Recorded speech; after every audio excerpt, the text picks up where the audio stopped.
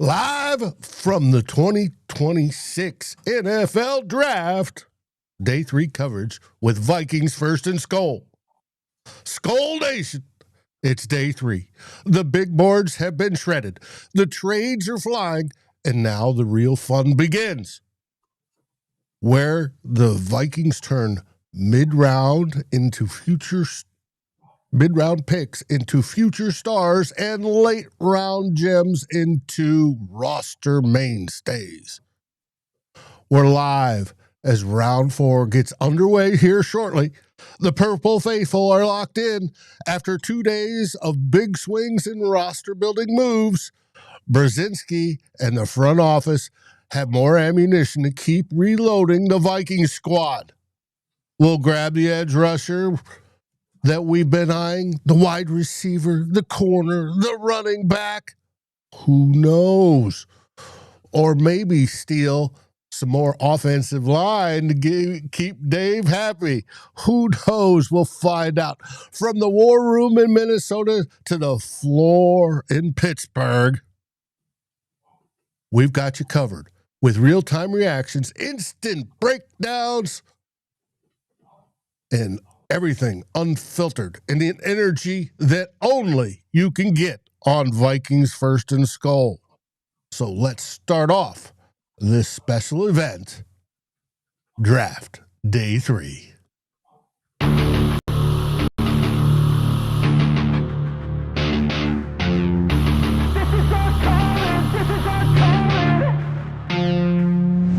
Let's go, it's time to be the GOAT. It's time to enter God mode, man, let's get it going. I wanna be the greatest, energy is overflowing. I know I'm stoking the fire, my desire's taking over. Not tired, I'm inspired, rewired. I know just what is required. My brain knows how to decipher the messages, looking brighter. Already paid up the pipe, but my game is getting much tighter. I feel my body on fire. And we're here. Tyler joins us this morning. Did you get any sleep last night? No, not really. I've got my C4. I've got a lot of writing to do. We're going to have some fun today, and we're going to have some guests. We're going to talk about different draft classes. We're going to talk plenty about the Vikings as well. A very, for lack of a better term, variety show here today.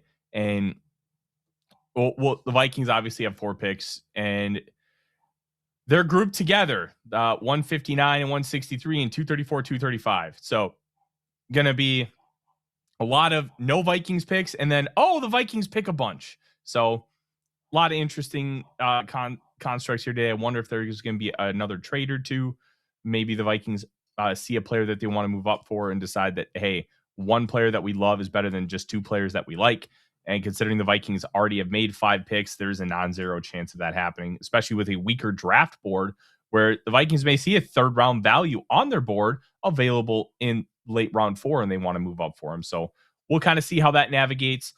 There's also the possibility where they could trade like 159, 163 for something like 140 and 190 so they can still have the same quantity of picks. We'll see how they navigate the draft board, but overall, it's a very meat and potatoes draft. It does not feel very sexy. 3 guys in the trenches, which I know Dave probably had a nice little post-game beverage after last night's stream. But overall, there are still plenty of needs left on this team. Secondary has only been addressed 1 time, which really should not be that big of a surprise. I was a proponent of taking a couple guys on day 2 because I really thought that's where the sweet spot was. But they decided to go a different direction and take Jake Golday, Dominique Orange, Caleb Tiernan, and then they finally got their secondary guy in Jacoby Thomas, which was a significant quote unquote reach on the consensus board, which we'll have a conversation about kind of that, because it's eerily similar to how the Vikings targeted Mekhi Blackman, whether fair or foul. A lot of interesting elements about this whole NFL draft process. And we'll also talk about the Jonathan Greenard trade on how I think it was absolute horse crap.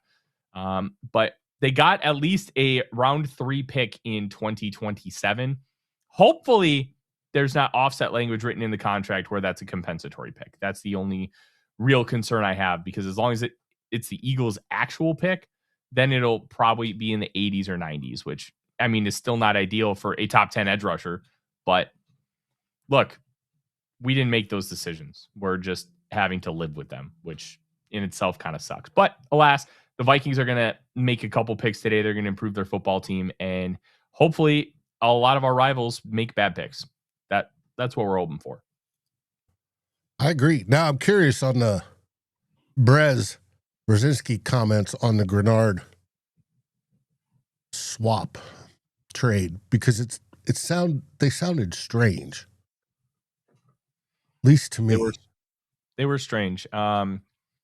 It sounds like Brzezinski's just talking out of his ass, and let me kind of explain why. So they were asked explicitly about the trade, and Kevin Seifert described it as a somber mood.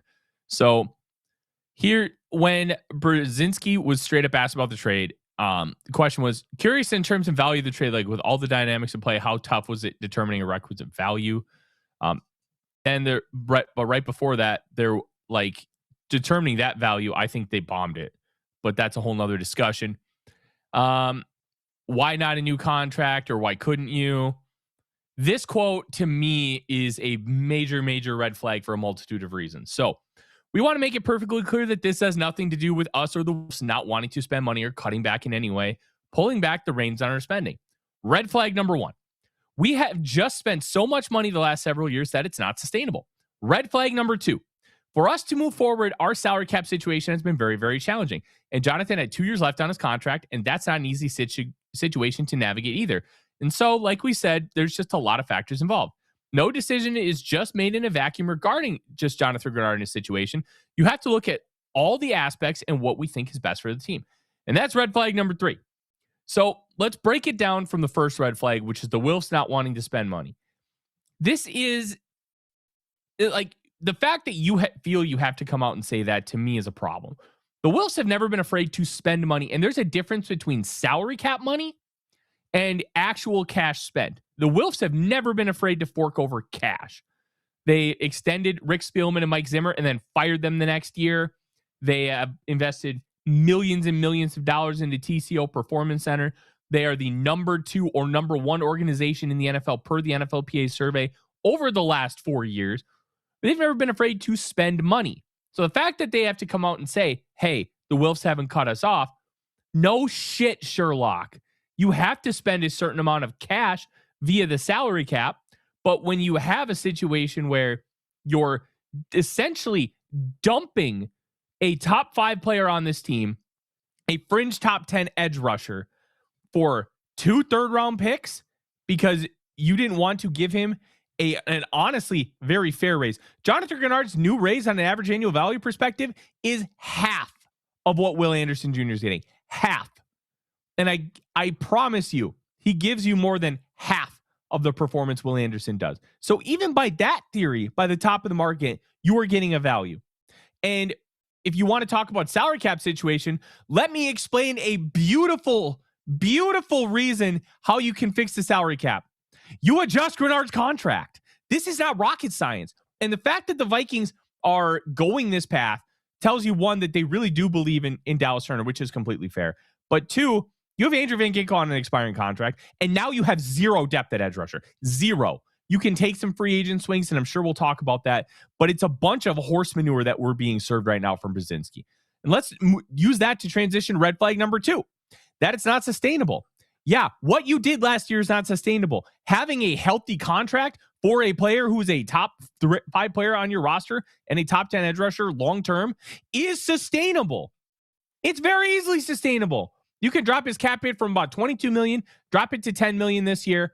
You can keep his cap hit next year the same. And then guess what? You had 2 relatively decent cap hits in 28 and 29. But guess what? Those cap situations are going to be significantly different than right now, meaning his contract will be cheaper than what it would have been in 2026. At the end of the day, we're being fed a bunch of crap. They could have easily made it work. They chose not to make it work. And you know what? All you have to do is say, hey, we just decided to go in a different direction. We really believe in Dallas Turner, and we thought it was best to move on rather than committing extra money. Just say that. But by going around and just talking yourself in circles and having the conversation about, oh, it's a salary cap situation. Oh, the Wilfs aren't taking money away from us. You are just trying to divert the attention from the reality that you don't believe Greenard is worth the money. Just fucking say it. And you know what? You're wrong. I vehemently believe that you're wrong that Jonathan Greenard isn't worth that money. Because guess what? 6th in all-pro voting in 2024. And last year, even though he had issues finishing, he was incredibly disruptive and explosive. We're just being fed a bunch of shit, and it sucks. Greenard is way worth the contract that the Eagles gave him. And guess what? We talked about it time and time and time again. He was worth it for the Vikings to give it to him. It's inconceivable how they are just putting themselves into this hole. Look, if you didn't want to pay him, just say, we don't want to pay him. I think you're just wrong, and I completely disagree. But at the end of the day, I can be like, okay, this is how you're going to prioritize the future of this roster. You just don't see him as a long-term piece, but you see Dallas Turner as one. I think you're wrong, but you know what? I can at least understand the vision because you're going to prioritize that money to other people. But damn, just a bunch of horse hockey. And I just wish that they would just be like, yeah, we decided to move in a different direction. Just say what it actually is and don't feed us this crap about salary cap help. You're fine about the salary cap help. You're completely fine with it. Like, you have a relatively healthy salary cap. I know they had to take a couple hits this year, but you have a healthy salary cap. Now it's even healthier. Like, come on. Oh, by the way, Jermon McCoy to the Raiders. So his fall is done. Okay. Let's see if they've got a good orthopedic surgeon that can rebuild his knee. It's interesting that I figured he would go really high because, look, at the top of the 4th round, and that's the thing with injuries. Like, the Caleb Banks thing, and we talked about it with SKOL Doc yesterday. High recommend you go check it out. It's at the 2 hour and 46 minute mark on our YouTube channel.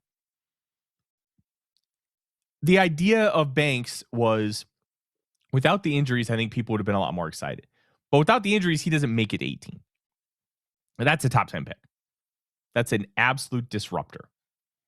And the injuries end up causing the fall. Now, McCoy, what's tough is teams that may not have been looking at Jermon McCoy were now likely scrambling yesterday and last night, trying to get all the medical information to see if it's a position where they can make it a priority.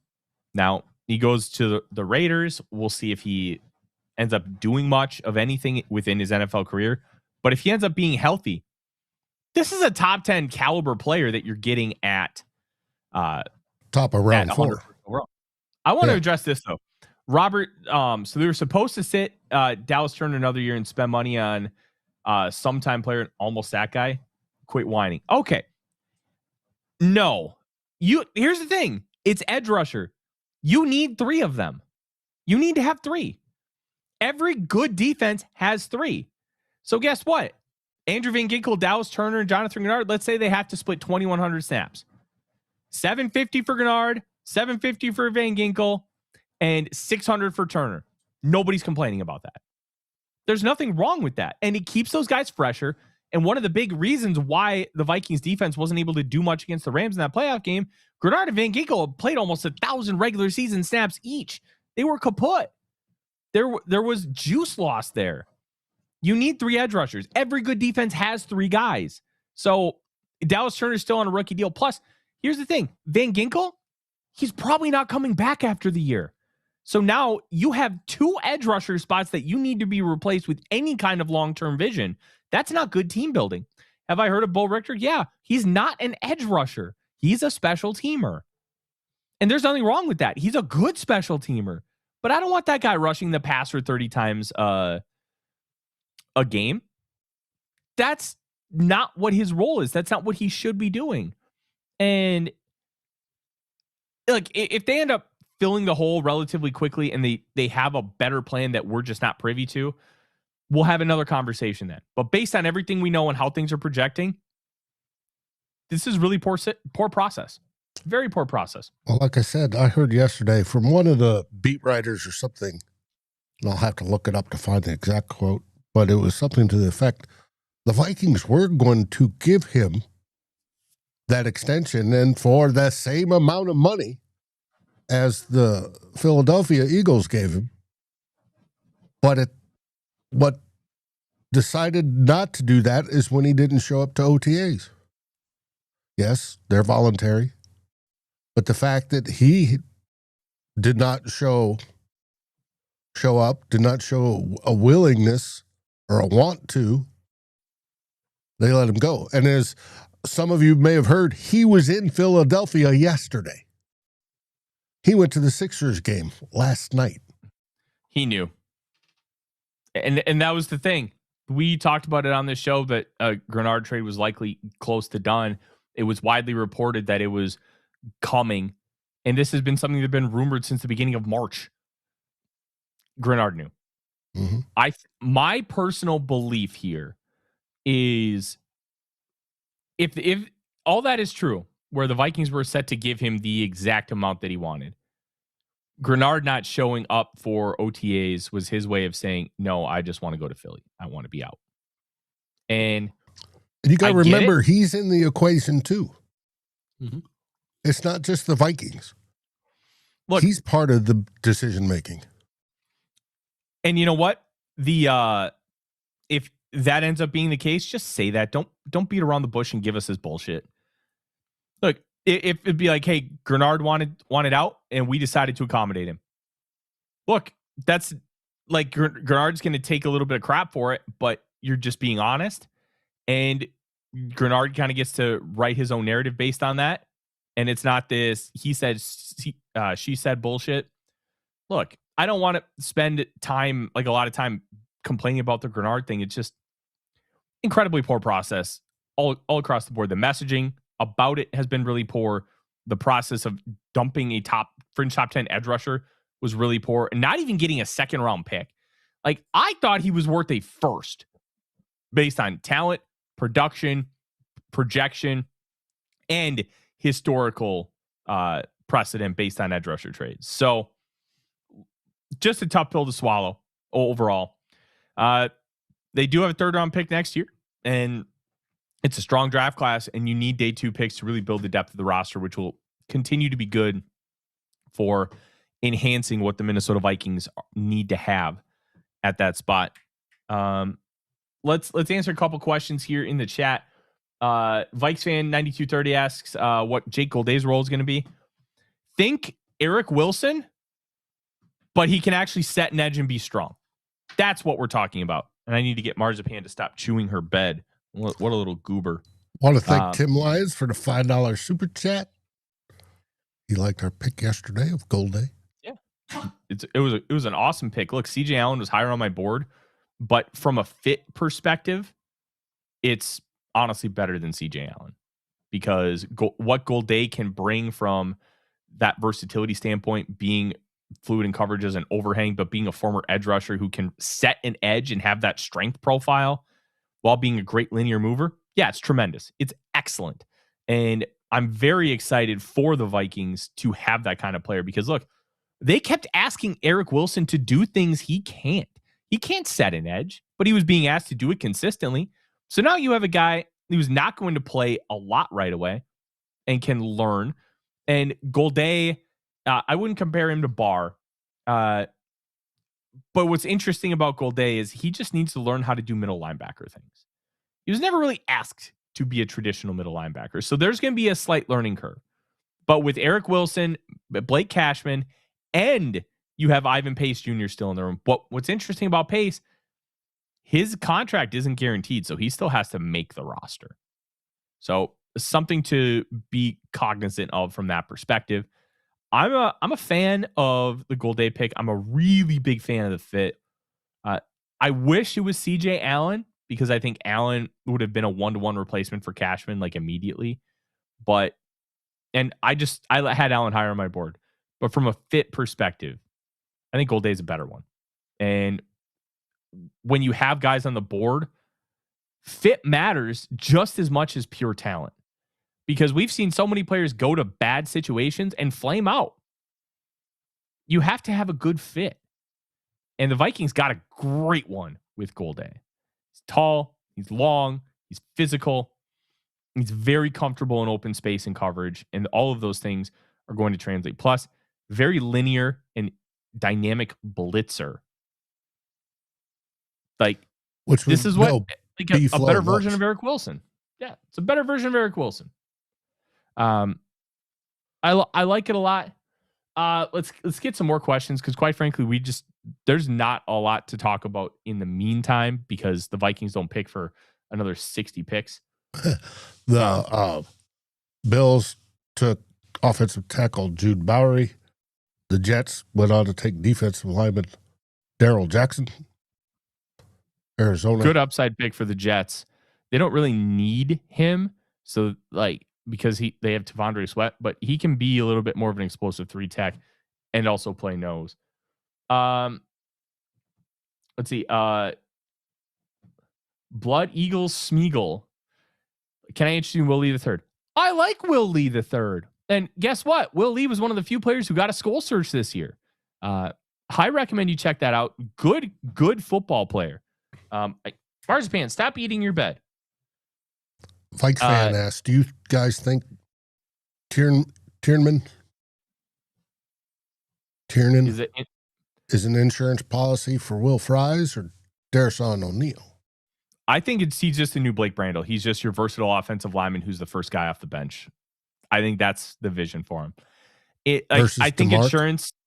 I don't think insurance is the right word, because my vibe by saying that is he's like a future starter for one of those guys. I don't think that's why they took him. I think they took him because he's a versatile chess piece who can play 4 positions, and having a 6th offensive lineman is incredibly valuable. Now, technically that is an insurance policy, but it's not what I think the question was trying to say. So I like the pick. I don't love the pick. It was a great value pick, because on the consensus board, he was 67th overall. So surplus value on the consensus board. I love that. He's a weird profile, incredibly explosive athlete, but a little stiff in the hips, and 32.25-inch arms at 6'7". Not exactly great, but I do like where the Vikings were thinking. And my understanding is they wanted Jennings Dunker, which I'm glad they didn't take Jennings Dunker. That dude can't move. Tiernan can move. The short arms is a problem, but with good technique, you can kind of overcome some of that. I mean, just look at Joe Thomas. So it looks like short arms, Caleb, small hands. Yeah. But very explosive athlete, like 85th percentile and higher broad and vertical jump. Like, good player. Looks like Caleb Proctor, my guy, goes to the Arizona Cardinals. The Vikings weren't going to take another defensive tackle, but I really wanted them to. I wanted Caleb Proctor in the building, because I think he could be like a long-term, like, hey, now you have your nose tackle. Now you bring Proctor into the building, and he's your designated pass rusher. T. Lions, do you think the Cardinals draft back Brissett decided he better get his ass to work? He's not showing up for voluntary OTAs because he wants more money guaranteed, because he's going to be a starter. Average starters, like guys in his position, if you're brought in to be the starter, you're getting at least $20 million. He's only projected to get 9, and only 1.5 of it's guaranteed. Like, I understand he's just, you don't get opportunities when you're an NFL player to make big time money. I respect Jacoby Brissett for being like, hey, let's remedy the situation. You're expecting me to start. I want to be paid closer to a requisite starter. I bet he'd be fine. Like, hey, we'll give you a $6 million raise. We'll guarantee all 6 of it. So he's $7.5 million guaranteed, 15 total. Like, that's not even unfair. So we'll see how the Cardinals end up playing it. Too Evil asks, have the Vikings made any bad picks so far? Bad picks? I'd say the Jacoby Thomas one right now is the one I question the most. I don't love the value per the consensus board. I think the fit works really well with Brian Flores. Overall, I would change that one. There were guys on the board that I really liked. I would have taken the shot on Jermod McCoy personally, but overall, I don't think they've made any bad picks per se. Ones I would change, but nothing that I would say is like, okay, that's egregious. What are you doing? Kind of bad. I've seen a couple of those. The Bears taking Xavier Thomas, bad. There have been a couple other ones that have been questionable. Kalen Black, the running back from Indiana, going to the Niners in the 90s. I don't love that either. So there were some where it's like, really? But alas. I gotta love my big round bellies. And people talk about, they've complained for years that we don't have the depth on the offensive line or the defensive line. Mm-hmm. And they're addressing it, which I think is cool. And it's not just for this year, because we have a starting offensive line that, if healthy, is going to be great. It's for future years. And you need to get these guys in and start training them now to bring them up. Offensive line is a slow developing position, just like tight end. Defensive line generally is a slower developing position. Unless you're getting first rounders, no, that's what it is. So I think what they're doing is building a long-term base, a foundation. And I think that's a good route that they've taken. And you got the linebacker as well. I think it's good. The only one I question is the corner/safety. But I haven't seen his tape, so I can't give a educated opinion on it. I asked people who had really dove into his tape. And here's what I was told. Run fast, hit hard. That's what you're getting in Jacoby Thomas. Had another conversation this morning. This person had a 7th round grade on him. Thought he was very stiff-hipped. Much more of a linear player, a really good blitzer. I mean, that kind of sounds like a Brian Flores player. Hey, point, shoot, attack. So, as long as he's got the smarts for it. He was very productive in this past year for the Miami Hurricanes, who made the national championship game. We'll see what that translates to in the NFL. Yeah, it is the technically not for long league. I just got some. You figure, well, the average NFL career is just right around 3 years, and then if you get 10 years, you got a very good productive career out of it. There are some guys that go over that. Yes, we know. But 10 is usually I'm done point. I think C.J. Ham went 10. Now the question is, are we going to pick up a running back / fullback today? I think the fullback position in this offense is dead. And one of my big reasons for that is I think the idea of having the fullback in this offense was more about the idea of just utilizing the asset that you have rather than wanting to prioritize the asset. They didn't want to make CJ Ham a priority on offense. They used him because they had him. Now that they don't have him, I think you're going to see a more idealized version of what Kevin O'Connell wants. Would not shock me if they took a tight end to be more of an H back, but that's going to be a tight end, not a traditional style fullback. So I think the fullback position, as we've known it for years, is dead in Minnesota. Will they take a running back? I'm not convinced they will. I'm in the firm belief to punt on this running back class. I would take Jonah Coleman. That's the one guy I would take. I've said it before. He ranked in my top 50, but I didn't want to take him top 50. Like the way kind of my brain worked with that situation was, look, I think he's really good, but I don't think he's that long-term guy overall. And when you have a player like Jonah Coleman, I think he would be a really nice asset, but I wanted to take that asset at 82.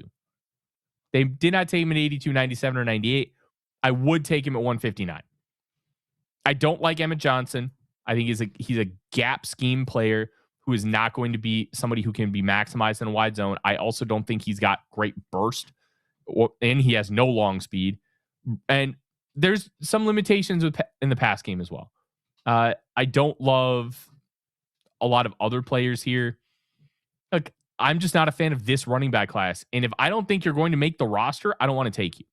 I'll get a guy or two in undrafted free agency, but I don't want to force it, because if I don't think you're going to make the roster over Xavier Scott, like, are we sure that it's a good use of the asset when I can take a guy at another position that will make the roster? That's kind of how I'm thinking here. So other people disagree with me on the idea of what this running back class looks like. And that's completely fair. It's a very subjective thing. That's why have confidence in your beliefs of who the prospect is, but also be willing to defer to the consensus, because if you're way far off, you just might be wrong. And I've always conceded that when we had the conversations, endless ones, about Dylan Tiedemann. I was very low on him. I'm probably off, but I watched a lot of tape and I didn't see what others did. So I'm like, hey, I'm just going to have to be low. So yeah, that's kind of the idea here. Overall, I'm very intrigued to see what the Vikings do. I would expect wide receiver, corner, the other two positions, I'm not 100% sure on what they'll do. Center and I guess running back or tight end both make sense. Adding another safety also could make sense. Having an edge rusher makes sense. The Vikings have really played the board. And I believe them when they talk about, hey, we're just playing the board. They've done a really good job of that. So I'm fascinated, Dave. Some interesting players still on the board. Marzipan. Well, players that have gone off the board are Brennan Thompson, wide receiver to the Chargers. Mm-hmm. And then Fabici Lewu, interior O-lineman. Ass kicker. They are establishing the run in Houston. To Houston. And then San Francisco, the pick is in, but we're waiting on hearing who it is. Oh, you want to talk about a ticked off fan base? The Niners. It's funny. I saw a tweet from a Niners fan yesterday that was very funny. The Niners heard that there was intel that they were going to pick DeJon Stribling at 58, so they took him at 33. It's very funny when you consider the history of the 49ers draft. They overdraft a running back seemingly every single year. This year was Kalen Black. Marzi, stop biting it. Marzipan decided, hey, let's chew a hole. If I can show it. Yep, there it is. In her bed. Nice little hole in her bed. Well, this is Odie's bed, technically.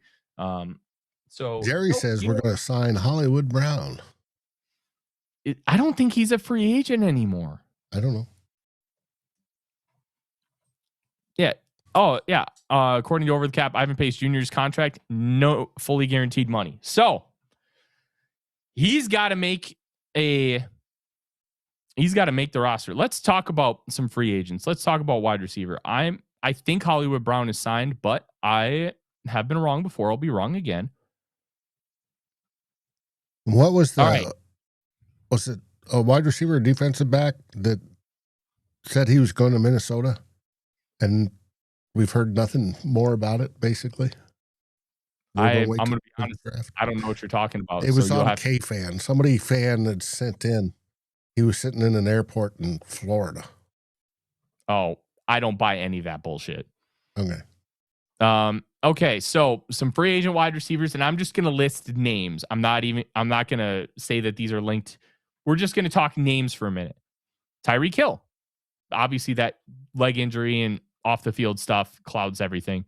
Deebo Samuel, Stephon Diggs, Curtis Samuel, Jawan Jennings, DeAndre Hopkins, Adam Thielen, obviously retired. Noah Brown, Keenan Allen, basically kaput. Josh Reynolds, Kadero Hodge, Tim Patrick, Zay Jones, Hunter Renfrow, Braxton Berrios, Sterling Shepard, Juju Smith-Schuster. Like, we're not talking about a really like expansive list of players who can come in and be a difference maker. Vikes Strapbrain says get Elijah Surratt. I'm very hesitant on the Vikings taking an X because they've never shown they want to prioritize X. They did bring in 3 players with top 30 visits that played X. But are we sure? Are we sure that that's actually the direction they want to go? Because top 30 visits can be smokescreens. So I'm hesitant until they actually do it. A couple things here. Didn't DeAndre Hopkins mention reunion with Murray? Yeah, but that was like a social media thing. Players say things, oh, I would love to play with that guy, or I would love to play with him again. That doesn't necessarily mean much. So that's one of those things where I always recommend, hey, just put your media literacy hat on, and there's a conversation there. Norse Force, how is Eric Gentry still available? Because he's a linebacker that's 228 pounds with no play strength. I love Eric Gentry. Everybody who watches us knows I love Eric Gentry. And I think he's a positionless player in a modern NFL game where you can utilize him in a very interesting way, short and long term. So you can use him in a spot where like you can just put him in the middle of the zone. He's got really good movement skills and that length with over 35-inch arms. He can be a zone defender. I love that idea. I love how they can maximize what he can be. And that in itself it's fun. I think he goes around 6, round 7 because sometimes the positionless guys just get overlooked. Is that fair? Your mileage may vary, but for a Brian Flores defense, I like it a lot. I really do.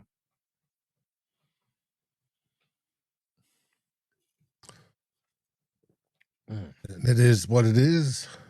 Mm-hmm. Now, wide receiver 3, besides possible free agents that you mentioned, we have Ty Felton. They love him a lot more than we do. Well, he's obviously he's a decent special teamer. That we do know. Yeah. He's a very good special teamer, but that's not why they that's not why they took him. Selected Grayson Halton.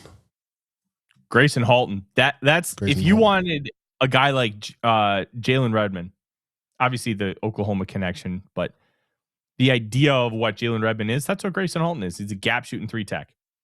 And that to me is would be an interesting addition. The Vikings decided to beef up and focus a little bit more on, I don't know if they're focusing more on stopping the run, but Caleb Banks, the idea with him is he can be a gap shooter at his size. And then you have Jalen Redmond, who already is. Levi Drake Rodriguez, Tyrion Ingram Dawkins, Elijah Williams, like that's your core group now.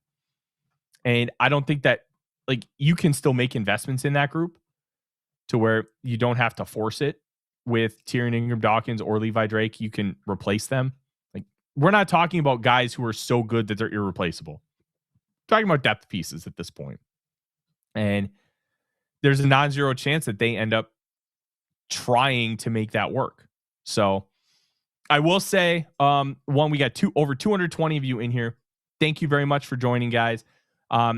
If you are not a member on the YouTube channel, I want to highly recommend that you become one because you get special access in the Discord to a couple channels, including one that I call Rumor Mill. Whenever I hear things, I put it there with the understanding that, hey, this is just a rumor. This is what I'm hearing. And it gives you an opportunity to kind of have a little bit of inside information per se. So I'd highly recommend you go check that out. I'm actually going to put something in there about the Jonathan Greenard trade right now, but I'm not putting it out here into the YouTube universe. So become a member, sign up for the Discord, link your YouTube account, which is pretty easy to do.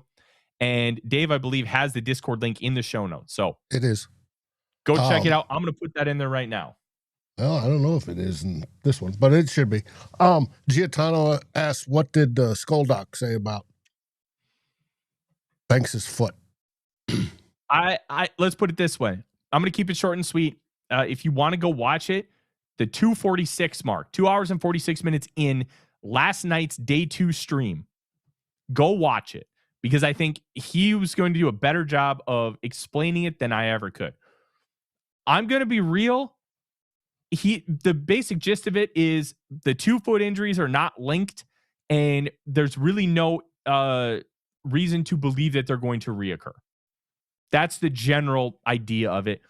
But the context, think gives you a lot more information, and I think you should get that direct from him, because I'm not a doctor and I'm not going to be able to relay it to you well enough. You did learn the word metatarsal, though, yesterday. Oh, I knew the word metatarsal, and this is a metacarpal. But now it's basically Banks is going to be good. No issues. Once he's fully healed on the one now. Is there a membership tier where Dave takes bourbon shots? You know what? If you can prove that you become a member here today, we'll get. If we can get 5 people to be a member, Dave and I will each rip a shot on live air. How's that? I'll do one with Dave. I'll go down to my little bourbon corner. I'll get a nice bottle, and we'll both rip a shot live. 5 members. That's all I'm asking. Just 5.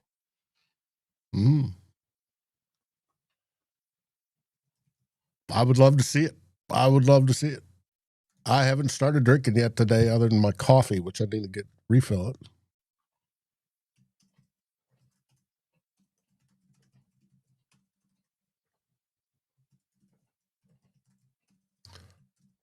But Giatano, I'll go check out yesterday's show. Of course, after this show, if you want, at the 2 hour plus mark, and you'll get SKOL Doc, and he gets into it in detail. What the injuries were as they were described to him. He hasn't seen any x-rays or CT scans, and how they are repaired and how they should heal.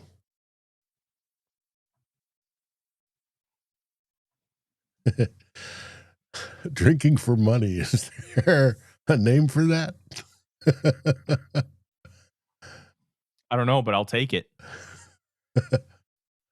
All right. Tim's disappointed. Cincinnati trade to Pickaway. Did they? Yeah, we'll see what they get. We'll see what the trade is. It's weird to see Cincinnati trade any of their draft picks. They never do that. Yeah, coffee's good. Iced coffee for me. Learned to drink it when I was a teenager in New England. Vikes fan asked if the Vikings feel okay with Brandel at center. I'm gonna be honest. I think they do. I think they're very comfortable with it, and I would actually recommend that Vikings fans get comfortable with it too. You may not like it. You may think that it's bad process, and I think both of those are fair criticisms. But they're comfortable with it. They've told you with their actions. Yeah, Blake Brandel's just our center now. He's the starting center, and his biggest flaw was just snapping the football last year. He was okay. And with all the injuries on the offensive line, if you just fix Brandel snapping, I think you're in a good spot. I really do. I think you're in a good spot. Like some of these Jets straight up for Cade Klubnik? Damn. I was not expecting Cade Klubnik to go in the 4th, but here we are. Klubnik's an interesting player.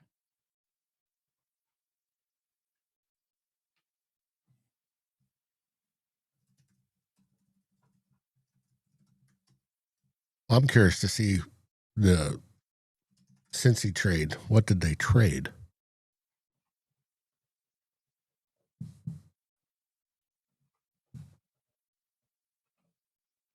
Broncos select sure. Boise State offensive lineman Cage Casey.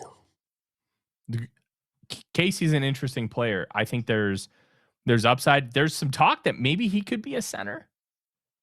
We'll see. we'll see what that looks like. We'll see how how his career projects, but like Casey's a kind of player where I would have been okay with taking him instead of Tiernan. I think I'm fine with the Tiernan pick, but yeah, he's an interesting player that I think can play 4 spots, maybe 5. And in the 4th round, like you want depth. Oh, yeah, 110 and 199 for 128, 140. That's a good trade. Like the player you're going to get at 199 is going to stink compared to the player 140, and 110 to 128 is not going to be a ton different. I like that move a lot. Yeah, but he's a fan. He wants players picked. I got that. I do like Scott Snyder saying, can a defense see Murray over the trenches? Yeah, we're going big. That seems to be the theme this year. We're going big across the O-line and the defensive line for that matter. We're building up the trenches, which I'm all for. Mm-hmm. No, 100%. It's never a bad idea to add pieces to the trenches. I just prefer to do it in smarter ways. Like taking a swing tackle in round 1, like there were some people like, oh, the Vikings just need offensive line help. If there's no plan for that guy to be a starter, then it's a bad pick. But once you get to round 2, be like, hey, we need depth in the offensive line really bad. This player's really good, and having a 6th guy is going to be that important to us. I can understand it a little more. Round 3, I think it's a great value because it's okay to take a guy that you see as a long-term valuable backup in round 3, where I don't like that in the first 2 rounds very much. I want you to have a plan to be a starter quickly, whether in year 1 or year 2, if you're going to be taken in the top 64. Right. And a lot of O-line starters come out of the 2nd round.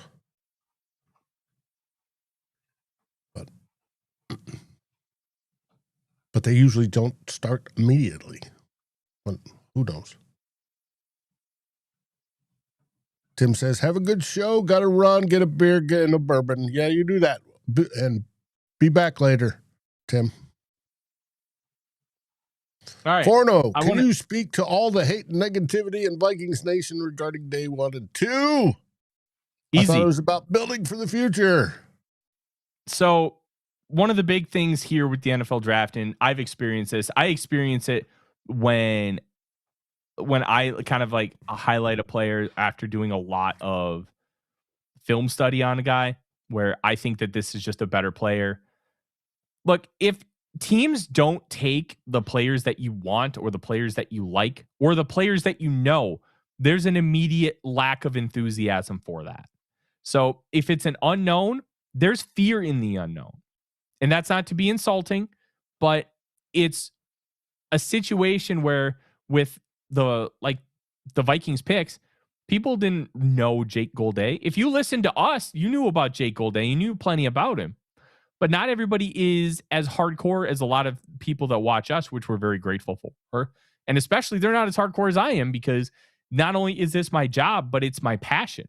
I love this. So when you take a guy like Caleb Banks and the first thing you hear is injury concerns, there's an immediate, oh man, this sucks. There's an immediate frustration with that. I think that is a big factor in a lot of the opinions here. Jake Golday, not a sexy name, not a sexy position, but he's going to be a great fit.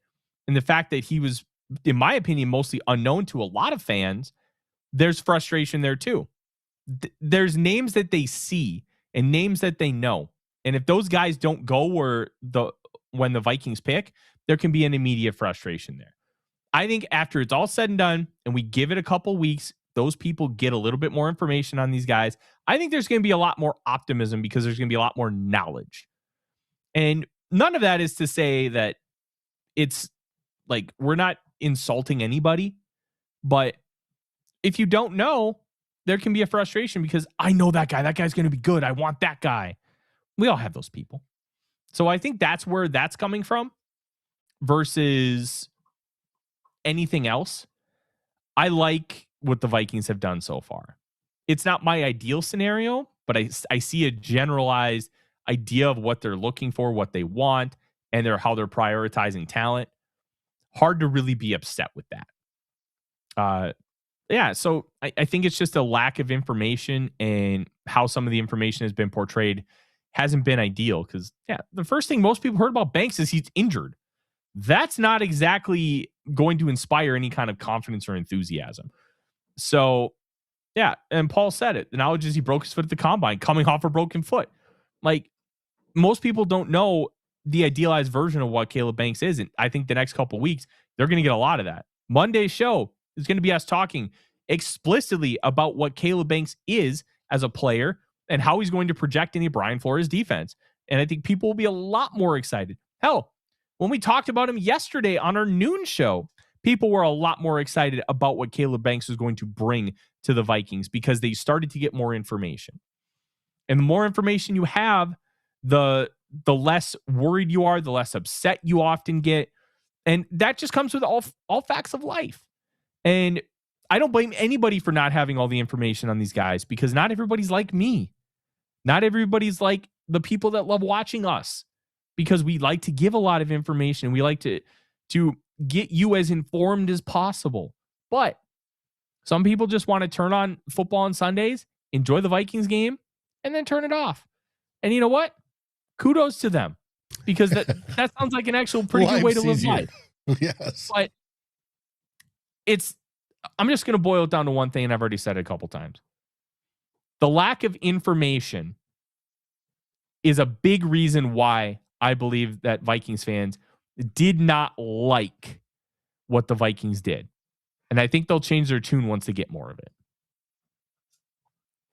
Well, I do believe for those that are into it and they're mocking all the time, the mocks give you a false picture of reality of what's going to happen and what the Vikings are actually thinking. Now, I did want to ask you, Tyler, about why does it seem we got, other than the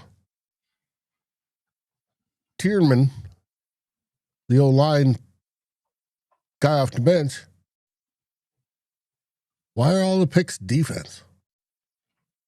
The idea that Rob Brzezinski presented was, look, we didn't want to take all defense. It's just how the board fell, and we took advantage of the board. And quite frankly, that was the idea behind having Kwesi Adofo-Mensah, is just maximizing the market, maximizing the board, and taking the players that you just think are really good. And the fact that the Vikings had so many needs, it allowed them to kind of prioritize different positions. I was told explicitly that if he was available at pick 49, the Vikings would have taken Jeremy Bernard, the wide receiver out of Alabama. Now, I'm going to be honest.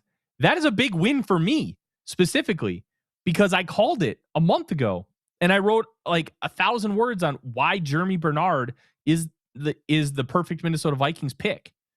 The fact that they didn't get him kind of stinks. It is what it is. But overall, they just took players that they thought were really good and good value. Caleb Banks. They were fine with the foot. That's a top 10 value pick. Top 10 pick. That kind of talent is rare. And why people shoot the moon on unicorns so often? Because you just don't have them. They don't exist. Unicorns are so hard to find. Look, I can find a starting caliber corner easily. Guess what I can't find? Guy at 6'6", 327 who can move like that. And they're comfortable with the foot prognosis. So, okay. Like, if Banks wasn't there and Kenyon Sadiq was, they would have taken Sadiq. They're looking for people who can maximize this offense and defense, but they're also looking for special kind of players at the top. They're looking for elite difference makers. And I'm also going to take another victory lap. They weren't in on Dylan Thieneman. And Forness says the players we drafted all love football, and that was one of their prerequisites for drafting them. Because we've heard stories of players that they get drafted and it's just a job. They don't really like the sport. They're just getting paid because they are good at it. But these guys want people that love the game. If you love it, you invest more. You can, you see what's happening better. It's all wrapped up. Yeah. So it's interesting, but the Vikings got players at positions of need, and they took good values.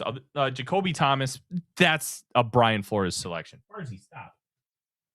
Marzipan keeps trying to chew on that hole, and I'm trying to get her to stop. Very fun to do on a live show, let me tell you. The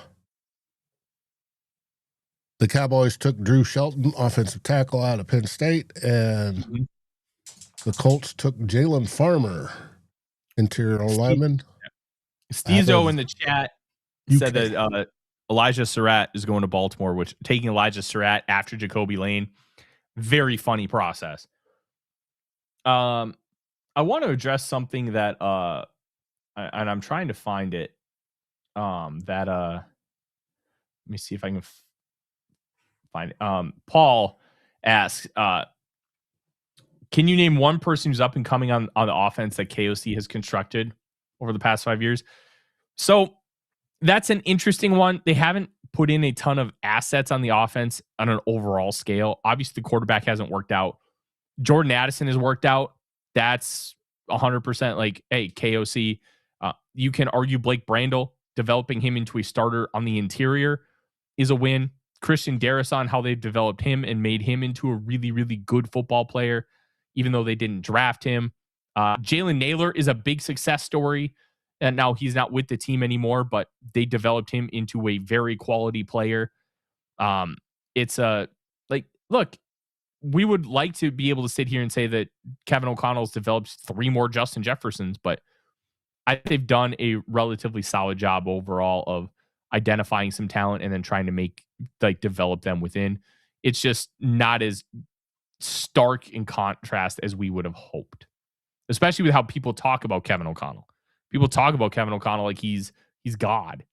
He's not. He's a very good coach, but I think he's done a little bit more in developing these players than he's been given credit for. Because remember, even if Kevin Moore, cornerback, good player, very good player, going to fit really well in that defense. But just because O'Connell's regime did not draft certain players like Jefferson, like Christian Darrisaw, doesn't mean that they didn't have a hand of developing those players, which they did. They had a big hand in developing those guys. So overall, I think there's something there. Stezo says Keontae Scott off the board for Tampa. That's a guy I would have liked at 98. But alas. Dave, I'm going to step aside for a second. I'm going to go get Marzipan that blanket so she'll stop chewing on this damn thing. So I'll be back momentarily. Sounds good. Chargers come up to jump the Lions. Gotta love that.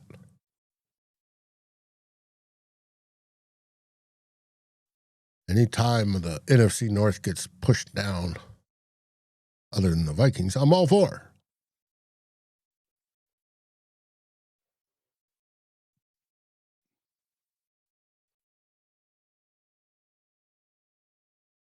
Baltimore did take Elijah Surratt, wide receiver from Indiana.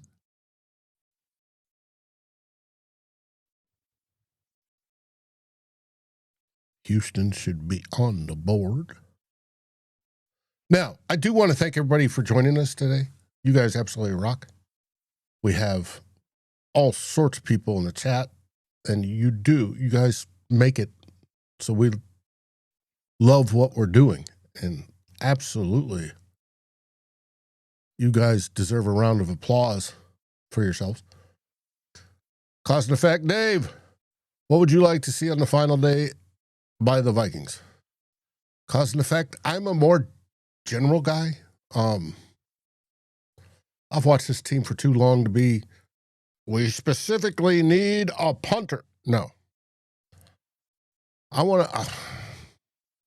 There are positions we obviously do need, and there's more positions than we have draft picks. And by need, as in to fill in depth, we've got starters on both sides. The offense and defense are filled out. But I would like to find, hopefully, that rare starter in the 5th round. Now, how I feel about day 3 picks is you're hoping for good special teamers that can maybe develop and be something someday. But would it be nice to find a Stefan Diggs type? Oh, yeah, it would. But they're rare. I hope we can do it. But I don't know if the board has those guys. If they're the quality of the players. This draft seems weak overall. But that's just my opinion. And I want the Vikings to do everything and win. I want to win a Super Bowl before I die. And literally, I do. Yeah, we all do. John wants a real H-back. We'll see if they give you one.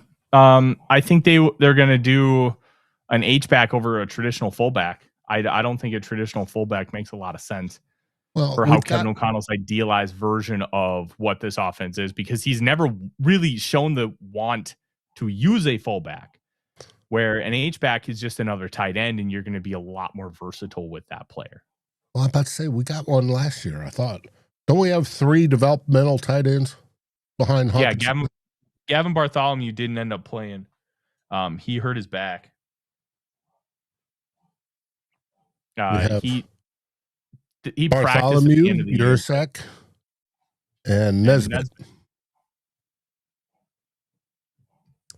And I thought originally one of those guys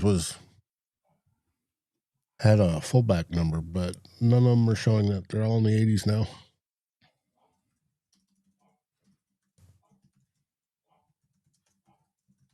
Trust me, I'd love somebody like Jimmy Kleinsasser, but hey. Jimbo says he heard tight end Cuevas might be good. I don't know a ton about Cuevas, but the one guy that I would look at is Nick Kwiatkowski from Indiana. That's a good ass football player. Marzi. Odie's borking in the next room. Marzipan is going berserk trying to eat a bed. I might just have to take the bet away from her. I think I'm going to do that. Norse Force, Redmond, Tyrion, Ingram Dawkins, and LDR are late round picks. Or undrafted. Yes, they are. Absolutely. And we have a special guest coming on. And actually, I'm going to stick him in my spot for now because I need to take a quick break and recycle coffee. As we welcome on Mr. A.J. Schulte. Hey, look. AJ, how you doing, sir? I'm doing great, man. How am I coming through? Am I sounding good? No, you sound like shit. Oh, damn. All right, I'm out. See y'all later. No, it's good to have you, man. Some interesting picks here to start the 4th round. Kind of just want overall takes from you on the draft, and then probably get some takes from you on the Vikings. We can talk about the kind of picks you're going on while I write about how evil the Vikings are for trading Jonathan Greenard, because I absolutely hate it. But yeah, what's your overall thoughts so far on this entire draft? Yesterday might have been the dumbest 3rd round I think I've ever seen in the NFL draft. Yes. I mean, that was the most bizarre. Like, I have never seen teams veer so into left field before. I mean, we kind of had a thought, right, that this draft was going to be away from consensus, because really after like the top 40 or 50 guys, it was just kind of everybody's ballpark, right? Whatever you pick your flavor was. But I think the run on tight ends really panicked a lot of GMs. And then you just had like Caleb Douglas at to Miami, there that early was like, Yeah. whoa, where'd that come from? But like it's the height, weight, speed, right? Like we just saw Brennan Thompson go. Brennan Thompson got drafted because he runs fast in a straight line, right? Like so teams are just kind of like taking their picks of flavors. You knew Eric DaCosta with the Ravens was going to take Jacoby Lane because apparently the only time he deviates from consensus is to draft a jump ball wide receiver, right? That can't really separate. Another one in Elijah Surratt. Yeah, like they have a type, you know. Yeah. And so I just kind of look at it. The Lions just took Jimmy Rolder, by the way. The Lions did? Actually, yeah, that's interesting. I don't like when they make good picks. I don't like that at all. Yeah, that's kind of fun. The Jags just traded up to take Wesley Williams. Wow. Oh, okay. You're gonna have to remind me of who Wesley Williams is, because that is not a familiar name in my brain. He's the Duke edge rusher. Okay. I liked not him. happy. I liked his game, and like I thought he had a really good combine, but that, well, you know what? Dane had him in the 4th round, so you know what? I'll give that to Dane, because I did not. I was like, yeah, this is a nice day 3 late rusher, but that's a surprise. That is a little bit of a surprise. I'm just trying to find. Yeah, I'm just mad about the Greenard trade. I'm still mad about the Greenard trade. Yeah, that. If it was to an AFC team, it would be more palatable, I think. But the fact that it went to the Eagles, everybody hates trading with the Eagles, yet every team still does it. And secondly, that's one of your main competitors to like make a Super Bowl. So like, I don't know. Like, again, if they had traded him to like the Ravens, right? If the Ravens were like, hey, we missed on Max Crosby, let's get a deal done, right? Like that easily more palatable, right? Or whoever in the AFC, because it's not a direct competitor with you. Mm-hmm. You don't have to worry about seeing Greenard in the playoffs unless you make the Super Bowl. And if you make the Super Bowl, then chances are everything else went right, so you don't really care. But the fact that now you have to play him and he goes to a division or conference rival, who is a consistent playoff threat, you've just only made the strong stronger in your own conference for a 3rd round pick this year and a 3rd round pick next year. Which, like, you know what, getting 2027 capital is a good idea in a vacuum, right? Like, you always want as many 2027 picks as you can get, because that draft class, I know everybody's like, oh, we say it every year, but like that draft class legitimately looks very strong. But like, I don't know, man. It's kind of a weird process. And then the fact that Greenard was at a Sixers game when he got traded is just like, yeah, okay. We knew where this was going. I mean, like you and I kind of had a feeling that he would get traded yesterday, but it just kind of stunk a little bit. It was a little on the nose, I think, for an NFL trade. Yeah, and I got some more information that on the trade that they actually got better value with this path than they would have gotten if they would have actually gone their preferred route, which is interesting in itself, because the preferred route would have given them Jeremy Bernard and Jake Golday, which I called Jeremy Bernard to the Vikings. Like, they would be a huge fan of him a month ago. I would love him in this offense, because like that's such a Vikings receiver. He's the same archetype as Justin Jefferson and Jordan Addison, but not nearly the twitchy athlete nor explosiveness, but the well-rounded element, being able to do everything. Plus, he weighs 200 pounds. That's something Jordan Addison will never have. Well, at least during his playing days. Maybe when he's in a car. Yeah. I love oh God. It would have been so crazy if Ruben Bain ended up getting selected to the Vikings. The Packers just took DDS. Oh, that is such a Packers pick. It's all of their picks are just like athletes. It's just they're bringing back the Raz meme of we're just gonna take all the elite athletes and hope somebody works. Dude, this is what they've done for 35 years. They've been doing this since Ron Wolf took over. Take the high upside athlete, and we'll figure it out. Sometimes it's gonna hit big. Sometimes you're gonna miss, but it works. Like they're consistent. Caden Weechen just got drafted. My freaking guy just went. Nick just said Weechen getting drafted this while. He went to Pittsburgh. Let's go, man. God, let's talk about the Steelers draft, AJ.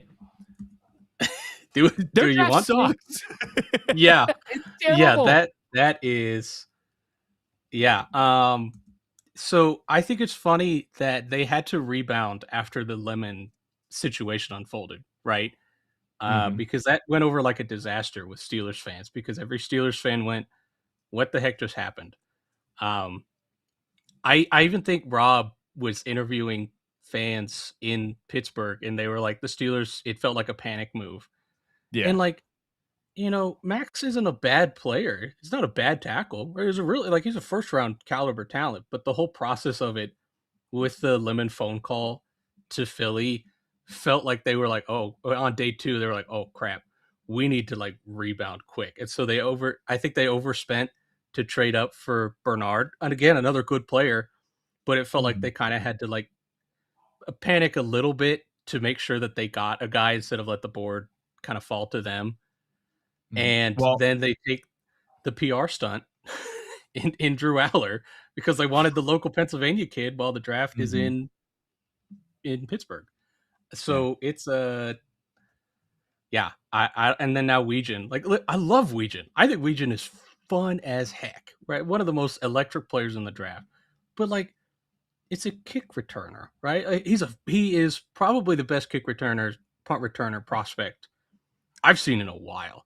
I liked him more than I liked Xavier Thomas, who the Bears drafted yesterday, right? Like, Weechen at the Shrine Bowl was like legitimately, I thought, the best wide receiver there. Like, just in drills, he looked great.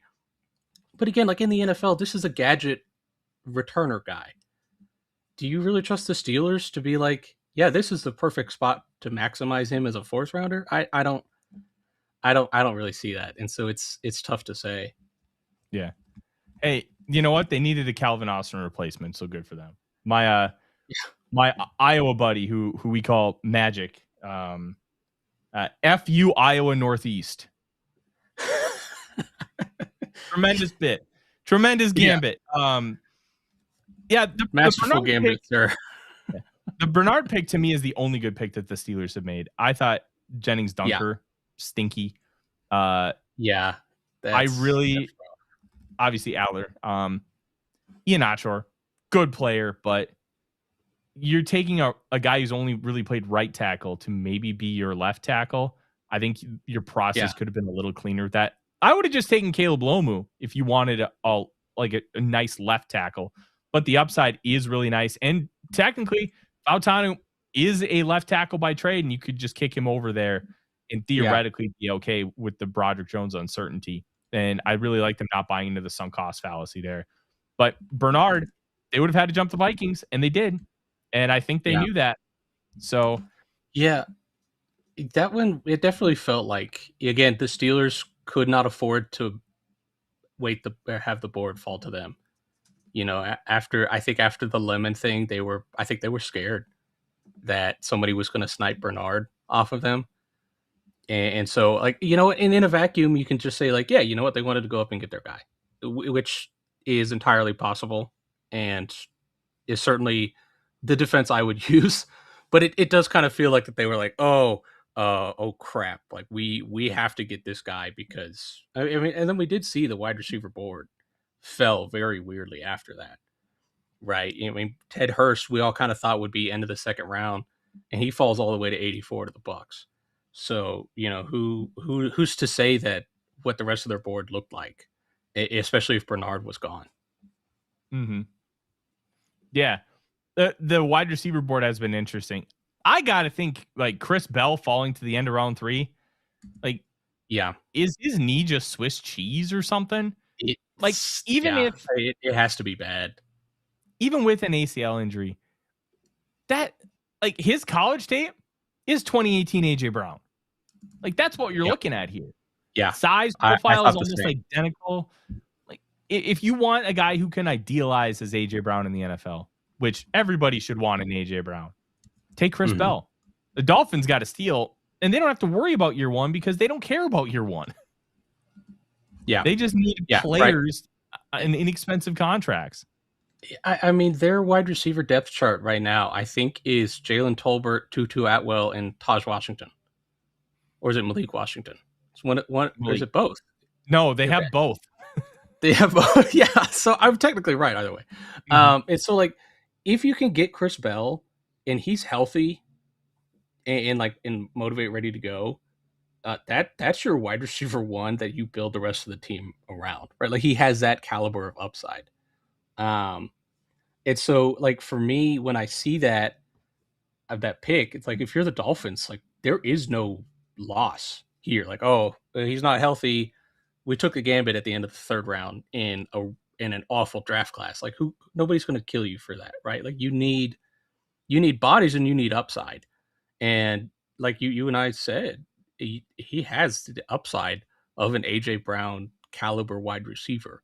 You know, but AJ Brown won very similarly with the Titans to how Chris Bell wins at Louisville. A lot of that yards after the catch, just strong athlete, tough to bring down in the open field, explosive mover. And so I think if you're Miami, you're like, hey man, everybody else overthought it. Like I would have taken Bell before Brazel personally. But I get, injury concerns are definitely a part of the factor into the equation, excuse me. So for me, like at the end of the third round there, especially because you had, again, Xavier Thomas to the Bears right then afterwards, like that was just very strange. And so I think Miami won with that pick. I think that's a home run. It's a massive home run. I think we should kind of pivot to the Vikings, obviously, AJ, because the Vikings themselves are in an interesting spot, and they've heard me talk about all these picks. I kind of want to hear your thoughts, starting with Caleb Banks. What do you think about what Caleb Banks brings to the Minnesota Vikings? And do you think, from a talent perspective, was it a good selection? Foot injury aside, we'll talk about that. Yeah, in a vacuum, right? A foot injury off the board, not an equation. Caleb Banks has the ability, has all the ability and talent to be a top 10 player in this draft class, right? Like we talked about this in our debate article on him pre-draft. The highs of Caleb Banks are as high as any prospect in this draft class, right? That LSU tape, I think, is one of the best 3 games of any individual prospect in this draft class. Just right, like I like Mendoza had the national championship game. I thought that film was superb. Caleb Downs in like every game was phenomenal, quite frankly. But like you had these guys who had these great individual performances that sold them and got them picked high. Caleb Banks, to me, has all the tools to be one of the most physically dominant defensive tackles in the NFL. He has some work to do, to be sure, just to have that technique match the talent. But like you just look at the sheer explosive movement skills at his size, that's rare, right? Like just everything that he brings to the table, as a pass rusher, as a run defender, you look with all of that is a appealing part of his game. And I did not think that Florida necessarily used him the best way for production, which is why that metric isn't really great, especially considering Florida rotated defensive coordinators, did a lot of different things with the fronts while he was there. So, and he was oftentimes like the 4th biggest guy in that room. Right. Which is crazy. Yeah. And so, like, that rotation factors into the production, which is why it's part of the metric for me, but there's always context for it, right? I loved just upside of this pick.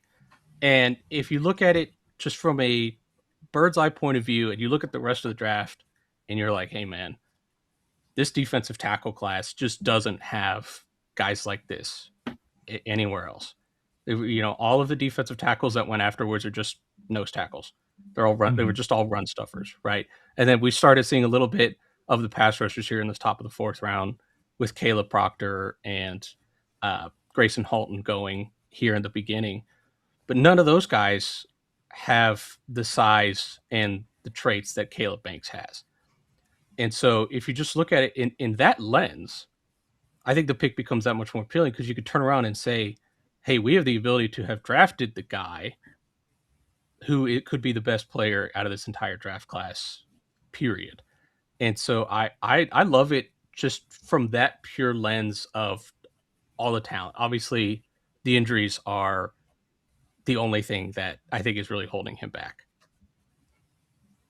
And as we saw last night, when we had the SKOL doc on, which AJ, you should go back and listen to that. 2 hours and 46 minutes into the show, we had a orthopedic foot surgeon talk explicitly about injuries and how they can, 1, manifested in the first place, 2, how they got repaired, and 3, what the prognosis is. And it's a pretty good listen that's informative about just the general idea of first the Jones fracture, which he had, and then the metatarsal. I think from a draft perspective, you could get a lot out of that. But the overall consensus from him was, without having actually seen the x-rays, just a professional, like outside looking in consult, he is not worried about a re-injury of the Jones fracture, which is fully healed.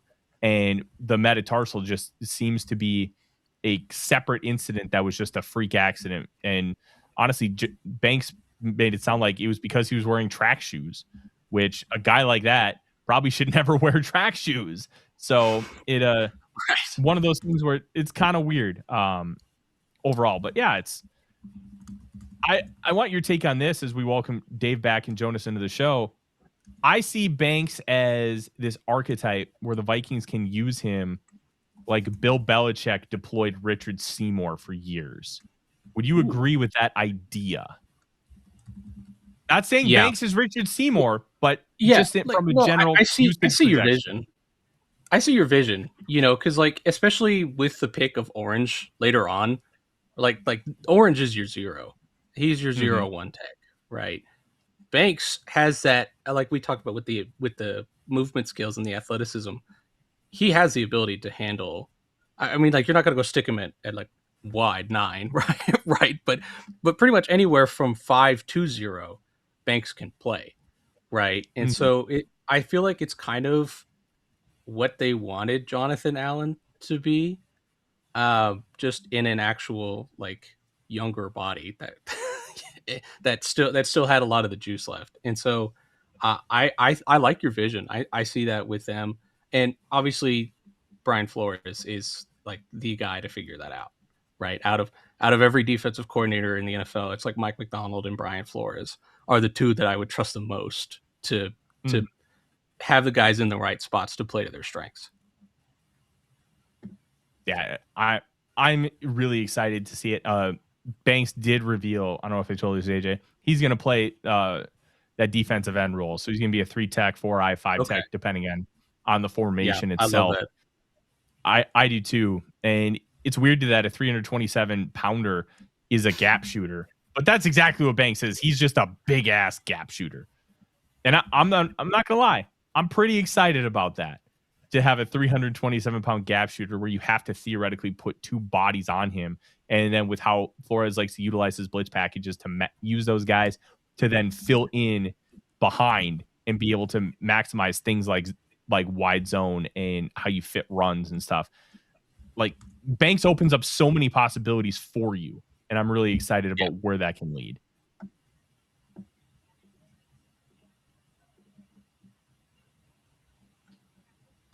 The Bears took Malik Muhammad. Oof. Overrated player.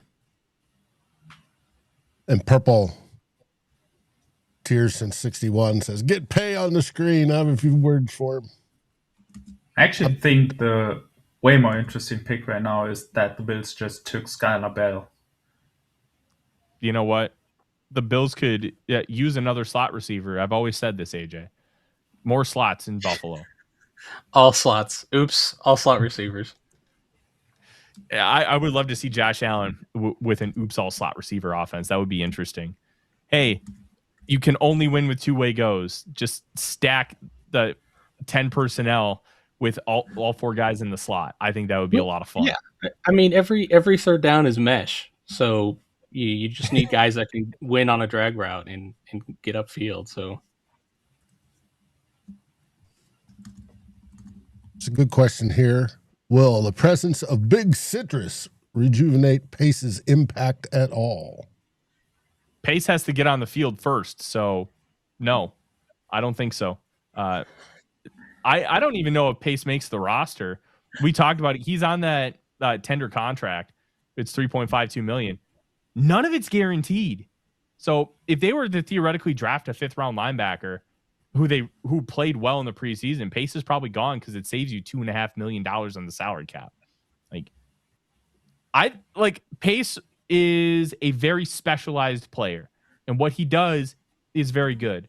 The problem is he never developed into a well-rounded weapon. He never developed into a guy that you can trust in coverage explicitly. He never developed into a guy who could really hold up at the point of attack, stack, and shed. He is a guy that you want to use as a blitzer, and you want to have him shoot gaps and penetrate the backfield and really try and stop the run. But he's just never developed any other aspect of his game, and that makes him a little too specialized. And with how this defense is kind of evolving and adapting, they used him when they had to, but then the second they didn't have to, they benched him. And Eric Wilson was a big reason for that.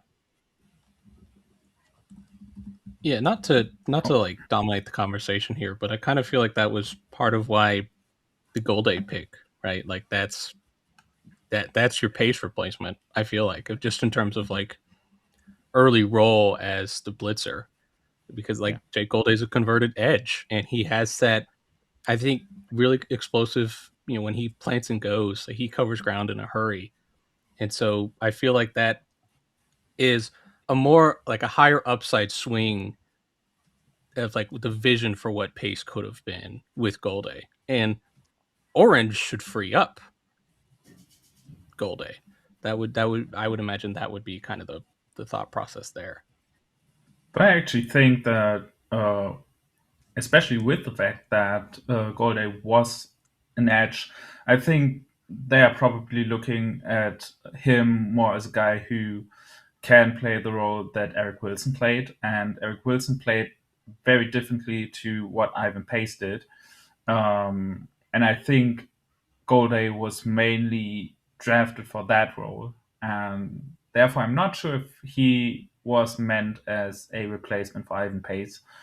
And if Pace gets back on the field through injury or whatever reason, I do think it helps him. I do think one of the big reasons why his play fell off so hard this season was the fact that the Vikings had a way smaller defensive line, so they had way more guys who were able to climb to the second level, and as Tyler said, he struggles to get off blocks.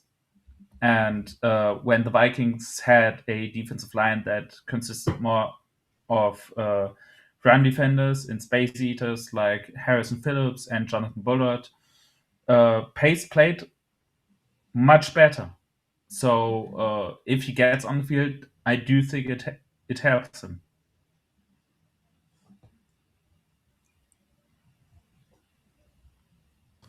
It should. I want to welcome everybody that's in the chat. You guys absolutely rock. We're running about 275 at the moment. Yeah, a lot of interesting spots. The Vikings are 32 picks away from being able to pick again. There are some interesting players still available that the Vikings should target. I like the idea of trading up for Charles Demings here. You need a corner. very experienced, 6'3", a little undersized at just under 190. Great ball skills. And the only reason he kept playing at Stephen F. Austin, to my knowledge, was because his credits wouldn't transfer. And he wanted to graduate college. That kind of rules. I like that. But you watch the film, like when he played high-end FCS competition, it was good. It was very good. And you're taking a guy in round 4, even if you have concerns about how it's going to translate to the next level, those concerns get a little alleviated when you're talking explicitly about a 4th round pick, not a 2nd or a 3rd. And you can take that risk where he's going to have time to develop because he's not going to be asked to play a ton. I think that would be a great upside pick. I would consider a move up here. Hopefully not giving up any capital in 2027 to do so. Like 159, 163 for, I don't know, like 130 and like a 6th. That kind of swap, which was similar to what the Bengals did with the Broncos earlier. Something like that, I think, would be really appealing to try and just get a player who can potentially be an impact. Like, I don't think there's a lot of impact type corners left on the board. Will Lee is still on the board. I liked him a lot. Like, AJ and I saw him very similar. He was described as a man cover corner. I think he's a cover 3 corner, which a zone corner is perfectly fine at this point. And he's talented. Like put him in zone and let's see what happens. Like Abney's an interesting one. Josh Josephs might be more of a DPR initially, but you're drafting him around 4 or 5. Who cares? Again, you need some edge depth now with Greenard gone. A lot of interesting players still available. Can I give you a hot take on Joshua Josephs? Yeah. Because I was talking with him with a buddy of mine who's been a scout for a while, and he thought that Josephs was the closest to Daniil Hunter that he's seen in terms of the dirt raw explosive movement skills that Hunter had, very similar to Joshua Josephs as a mover. And so, you bringing him up here for the Vikings it's just, I think, kind of an interesting fit. Interesting that he's close to Daniil Hunter because, like, the way they used Daniil Hunter here really wasn't a fit for how Flores wanted to attack. So bringing in another player with that similar archetype would be fascinating to see how Flores wanted to maneuver with it. The 49ers just took Carver Willis and Connor Lew to the Bengals, it looks like. Ooh. Bengals with a good draft, AJ. Panthers just took Will Lee, by the way. Shout out Eric Eager. Yeah. Eric knows what's up. Cool dude, by the way. Talk to him at his shrine. He's awesome, dude. He's an awesome guy. I think it's funny that the 49ers said yesterday that Connor Colby would be their starting left guard, and every 49ers fan went, he better not. And then they open up round 4 while they're going, we should probably take a guard here, right? So they did. Yeah, I really like what Cincinnati has done just in general. Like you said earlier, it was a good draft. So, but like, I do feel like they kind of got the Washington corners mixed up because I would have taken Pricelock over Davis. But I mean, in a vacuum, I think everything else, obviously Dexter Lawrence at 10, we could, debate till we're blue in the face, but everything else I think kind of checks out for them. And they're just kind of in a weird spot roster wise. So I think just getting as much talent and starting caliber talent as you can is worth it here. I think if there was a team to trade a 10th overall pick for Dexter Lawrence, I think the Bengals make the most sense out of anybody. They are so desperate to get any kind of help on the defensive line to where they had to spend the 10th overall pick to do it. You can look back and be like, oh, we should have just taken Caleb Banks there. Well, you're getting a certainty with Lawrence. And you got to have some kind of certainties with Joe Burrow. Burrow, there's a real world where he's gone after the year. You got to try and like almost recruit him at this point. Man, it would have been really cool if the Rams. Never mind. I'm not going to get into the Rams. Don't. Let's get into the Rams, AJ. I need your opinion. No. I'm okay. I'm okay. AJ, who do you write for? A to Z. I work with Tyler. Which team? I cover the Rams and the Patriots, NFL wise, and then NFL or college wise, I also cover Oklahoma, A&M, and Michigan. That's a diverse bunch of football teams. Yeah, it was really fun when they would all play at the same time during the season. I got lucky one week because OU and Michigan played each other, which was really easy. But A&M also played at the same time, so that wasn't fun. But yeah, it's kind of interesting because you just kind of all of those teams were in totally different spots as a unit last year. So you kind of had, like OU and A&M were super. A&M started the year hot. OU picked up at the end of the year. Michigan was just like clunky the whole year, and then the whole Sharon Moore thing and everything. But off season, I've kind of transitioned into more of the NFL stuff and NFL draft. Gotcha.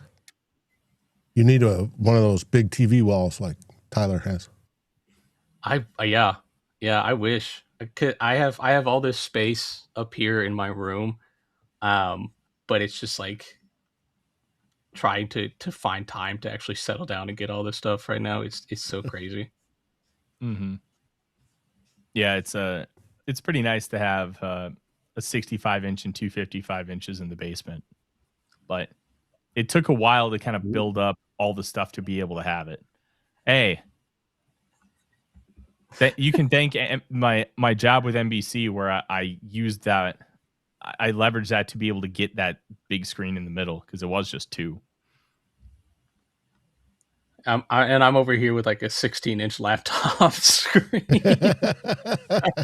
Hey, I've got the NFL draft on ESPN on my like 12-inch iPad, so that we're not like in front of me. I've thought about putting a TV, but I've got these panels, these soft panels that I had my cousin make for me that are like it's like a generalized wood frame and like 6 Walmart towels sewn together and then like one over the top.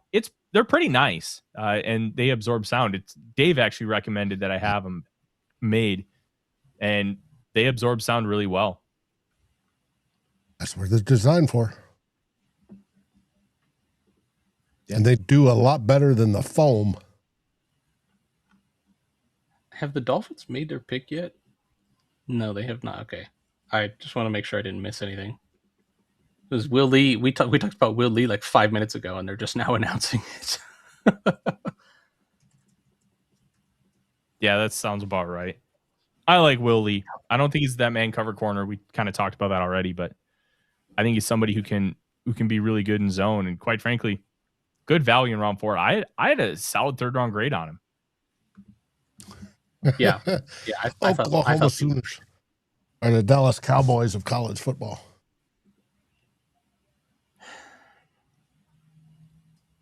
Yeah. I can't even deny it, right? Like you know what? Yeah.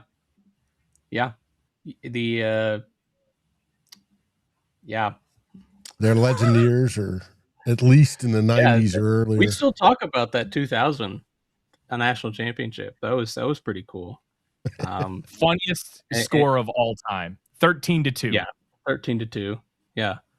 And then I still maintain that if they beat Georgia in the Rose Bowl, they wouldn't have won the national championship that year. But Lincoln Riley decided to call a squib kick for no reason. Too Evil asks, what's the Vikings' top need right now? Trey Moore to the Dolphins. I like that. A little high, but I like it. It depends who you ask him what the top need is. Wide receiver, I think a wide receiver and corner would probably be my 2 top needs. Then edge rusher after that, tight end and running back. Look, I think the Vikings need a future running back, but I don't think they're going to find it now in this class. So that might just be, hey, I've talked about a lot. You don't need to prioritize that position now prior prioritize other spots where you have good running back depth now, and then you can make it a top priority in 2027, which that's when you need him anyways. Unless you were going to get that guy. Jonathan Smith. Yeah, that's a good selection. Oh, that's nasty, man. I love that. That's so good. That's somebody I would have loved to have fallen to the Vikings. That's somebody I would have loved at 98, but alas. Yeah. I mean, small, but at this him point in that secondary, that's insane. Him next to Derwin, come on, man. Mm-hmm. Yeah. As far as like biggest name for the Vikings, I think it's just look at the board, kind of see where the board is sitting, and then just take a good player. Like center, it's Sam Hecht, who is like, from my understanding, has split opinions on league because he's not a super athlete. He's a big guy, and there's value to that. But when the Vikings are going to be running a lot of like wide zone concepts, having an athlete is probably somewhat of a priority. Like Garrett Bradbury, that's why they drafted him, because they wanted that center who could get up to the second level and be able to utilize those reach blocks, and having that maximized a lot of what Dalvin Cook could do. So I think that's the idea. But yeah, kind of see where the board comes and then make a decision there. I don't think the Vikings can technically make a wrong pick unless it's quarterback.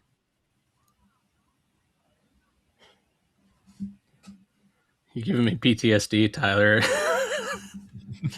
Can't make a wrong pick unless it's a quarterback. I wasn't that very familiar for a couple days ago. Look, if I wanted to bury you about Ty Simpson, I would just rail on you right now. But no, if they take a quarterback, the quarterback's not going to make the team. So I'm against taking a quarterback. Like I like Cole Payton a lot, but I just don't think the Vikings have a spot on the roster for him. I think Kevin O'Connell wants to keep vets because he's already had 2 of his 4 seasons where he's had to start at least 3 quarterbacks. Like there's a reason why the room is constructed the way it is. Two Evil asks, what should the Vikings avoid drafting at this point? Running back and quarterback. I don't like this running back class. I don't think I would have a hard time expecting any of these running backs to like feel confident that they're going to beat out Xavier Scott for running back 3. And in that case, I would punt on the position. Get a couple UDFAs, see what you got. But I don't think Emmett Johnson is moving the needle. I don't think, as much as I like Eli Heidenreich, I don't think he's moving the needle in the way that like the idea would be. I'm not a fan of this class. Did Claiborne go? Did I miss Claiborne? The Wake running back? Not yet. He hasn't gone yet. I would kind of like him in Minnesota. Again, I feel like I'm kind of dominating the conversation, so you can tell me to bugger off if you want me to. It's good conversation. That's all that matters. I feel like his movement skills, his athleticism, and the receiving ability would be a really nice compliment to just because I kind of feel like the Vikings need some juice at running back. And again, it kind of depends on what the offensive scheme is, because if they're going to be more like gap downhill, then probably not. I think he's more of an outside zone guy. Just off of to like truly maximize him, I think that'd be where he's at his best. Mm-hmm. But if they are kind of sticking to the bread and butter of wide zone, I feel like that would be my choice. If they were to take a running back, it would be him. Not the hometown kid in Emmett Johnson.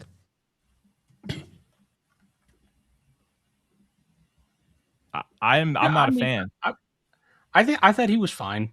You know, he could be a good part of a rotation for sure. I'm kind of with Tyler of the sense that he was more like he's a gap runner. I never saw like I think he was Dane's like 4th running back.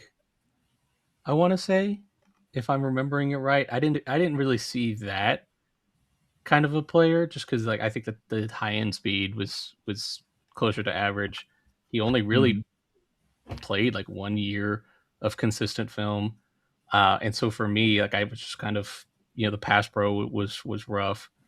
It was just kind of felt like a later day 3 guy than this is a top 5 running back in the class. if he's a top 5 running back in the class, that's a signal that it's not a good running back class. Yeah. And the fact that this class looked like this is telling. Mm-hmm. My biggest concern with adding a guy like Emmett Johnson, which, look, there is nothing that Vikings fans love more than a hometown story. But you bring in Frank Smith, which theoretically means you're going to start running a lot more outside and wide zone. He's a gap runner. I don't love the idea of adding a gap runner to an offense where you're going to run a lot more wide zone, because I just don't think he's going to be able to kind of manifest that like success in that kind of offense. So plus I just don't think his legs have very much juice. Yeah. And if you're like, getting him downfield would be the best thing for him, because I didn't really like his vision and processing to like cut back and find cutback lanes, because I feel like he was too feast or famine, kind of what I like to call the Saquon Barkley of he's always trying to find the home run instead of just taking what's there and being patient. He's always trying to, crease and just get upfield as quickly as he can. And if you're in a gap scheme where things are defined and you're supposed to just get vertical, that's one thing. But outside zone requires a lot more vision, a lot more processing, a lot more of the kind of ancillary traits than just physical pure speed. Mm-hmm. One little nugget that I just saw on Twitter, and I'm not sure if it has been mentioned here. Just how funny is it that if the Vikings linebacker room would be closed right now and the Vikings would trim it down to 4 linebackers right now, 3 or 4 Vikings linebackers on this roster would be former Bearcats. You have Golday, you have Pace, and you have Eric Wilson, all 3 Cincinnati Bearcats. That's like a coincidence that I don't think we see very often, at least not with colleges like that. You probably have that with like powerhouse schools like Ohio State. You're going to have a lot of guys from that college on a roster, but to have 3 Cincinnati Bearcats on the same position at the same time, that's kind of funny. It is. The Ravens took tight end Matthew Hibner. Good player. Corey's going to be so mad. Shout out Daft on Drafts Corey Kinnan. He loved Matthew Hibner. Yeah. And now he gets to deal with him on the Ravens. That's funny. Very funny. How crazy was that tight end run yesterday? I mean, there were so many tight ends that I think most people expected to go on day 3. But they kept flying off the board like crazy. Like it started with Burkirchner at 60, and then the floodgates just opened like crazy. Like it kind of feels like the league wanted to be like everybody's trying to catch up to what the Rams did with the heavy personnel stuff and getting blocking tight ends. And I feel like once that run started earlier than every other team kind of maybe thought, every other team started going, we got to get our guy like now. And so I think it just kind of snowballed after kind of like the Boer Kircher, because then immediately you had Klein and Claire and then Kaczmarek and Sam Roush start coming off the board. So it was, I think, a little earlier than a lot of people thought, but also I think Jeremy Fowler raised a good point this morning of how like blocking tight ends are getting almost $10 million a year in free agency, right? So teams are going to start drafting cheaper for that role, even if it is maybe a little earlier in a draft class like this, when you're just trying to find regular contributors on offense, quite frankly, after the top 40 guys. I think it's kind of interesting to me that it happened, but I also get it. It's also an interesting trend right now because we've seen it last season when more and more teams started to punish the nickel and dime packages that most teams put out there with 13 personnel. And we've seen it with many teams. And this is probably the reason that everybody right now is scrambling for blocking tight ends. So they can just do that and push teams into playing more base again. Yeah, and I feel like because when the league and college football started to go like air raid and everybody was super fast, super spread out, defenses got lighter as a result just to keep up. Mm-hmm. And so now offense is switching around and going, hey, you've got a 220-pound linebacker. Okay, here's my 258-pound tight end. Good luck handling him at the catch point or in the open field, right? Like you're going to have to tackle him with these smaller, lighter safeties and linebackers that we're seeing. And so I think it's just a counter evolution back to that. And with I think Tyler would agree with me here as linebacker talent in the NFL has fallen off significantly, right? Because all the elite athletes go play everywhere else, right? Nobody young plays linebacker anymore. But like now with that in mind, teams are going, I might play maybe like 8 very good to elite linebackers in coverage all year. So how can I find that one guy, isolate him, take him out of the game plan to where I'm on a Sam linebacker with my tight end 1? Or like Sean McVay, he'll motion Puka around and all of a sudden Puka's matched up with the spot dropping linebacker and it's a 13-yard crossing route and it's a first down, big play right away. Like just this kind of like chess match that's going on with these two teams. But with this new kind of meta with the tight ends, I feel like it'll be a while before defenses catch up. But the counter to that is the overhang, like Nick Emenwari, Kyle Hamilton, where these big safeties drop down and essentially just play linebacker, right? Like we've kind of started to see that become a little bit of the new meta as well. And so it's just kind of this cool little back and forth that we're seeing with offensive and defensive coordinators. Hell yeah, good stuff. This is why we have AJ on. AJ's a smart guy.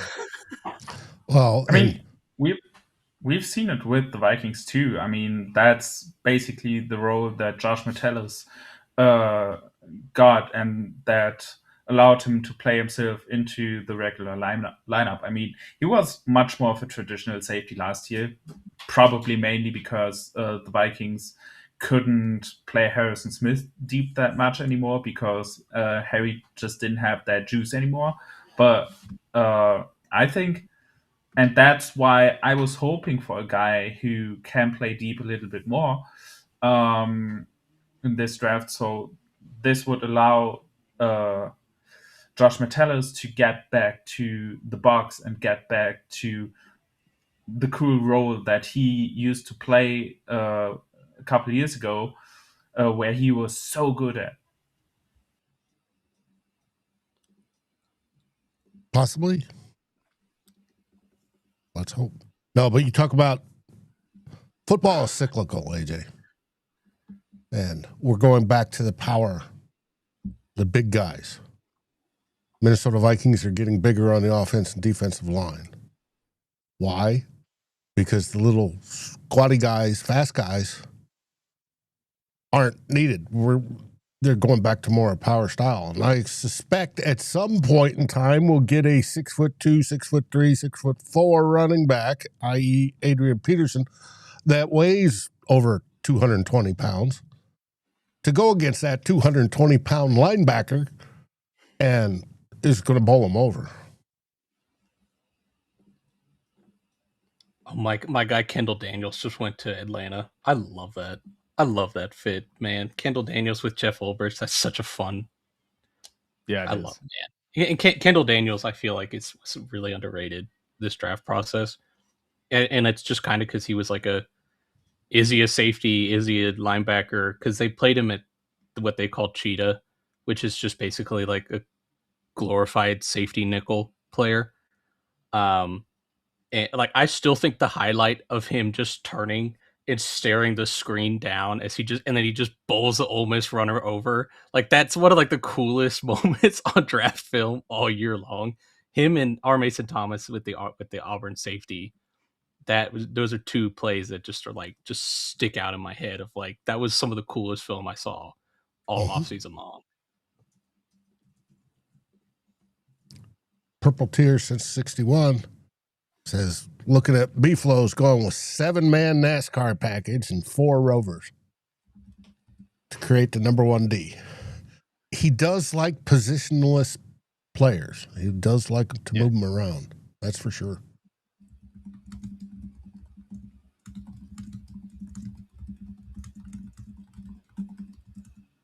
Especially when we don't have linebackers that are Urlacher size. Yeah, not that many of those anymore, unfortunately.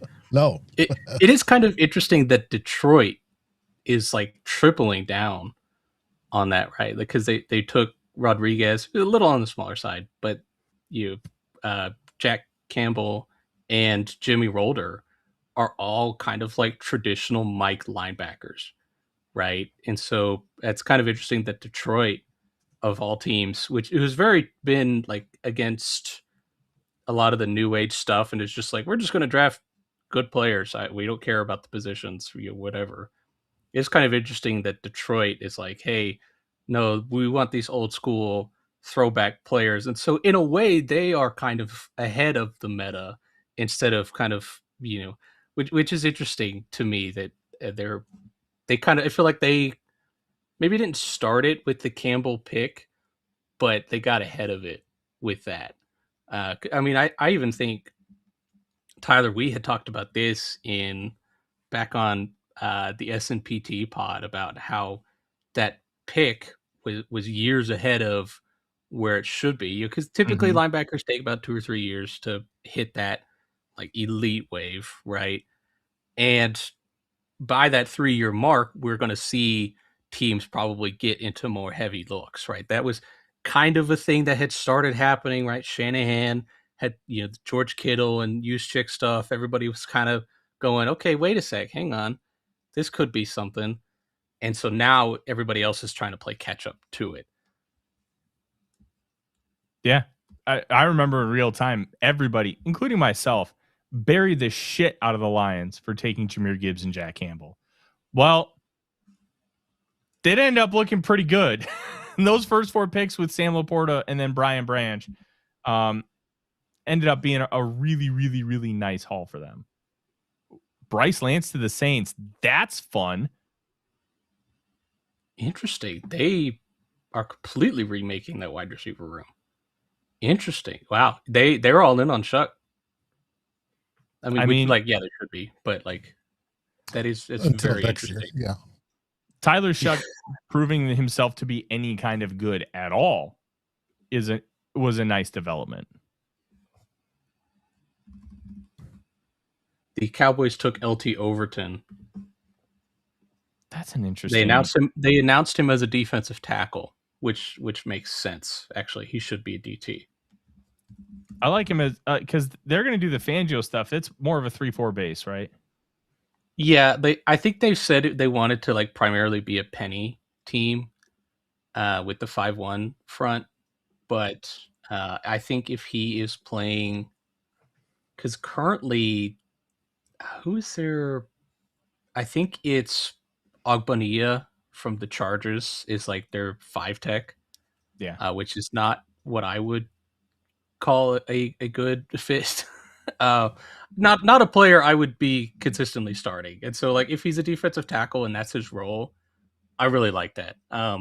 If he's like a big edge, I don't necessarily love that as much, but I feel like they're done at edge after Lawrence and Barham because you can walk Barham around the formation as well. And you still have Donovan Eze, Rashawn Gary, and obviously you spent the first rounder on Lawrence. So I feel like if he's a defensive tackle, that's fine.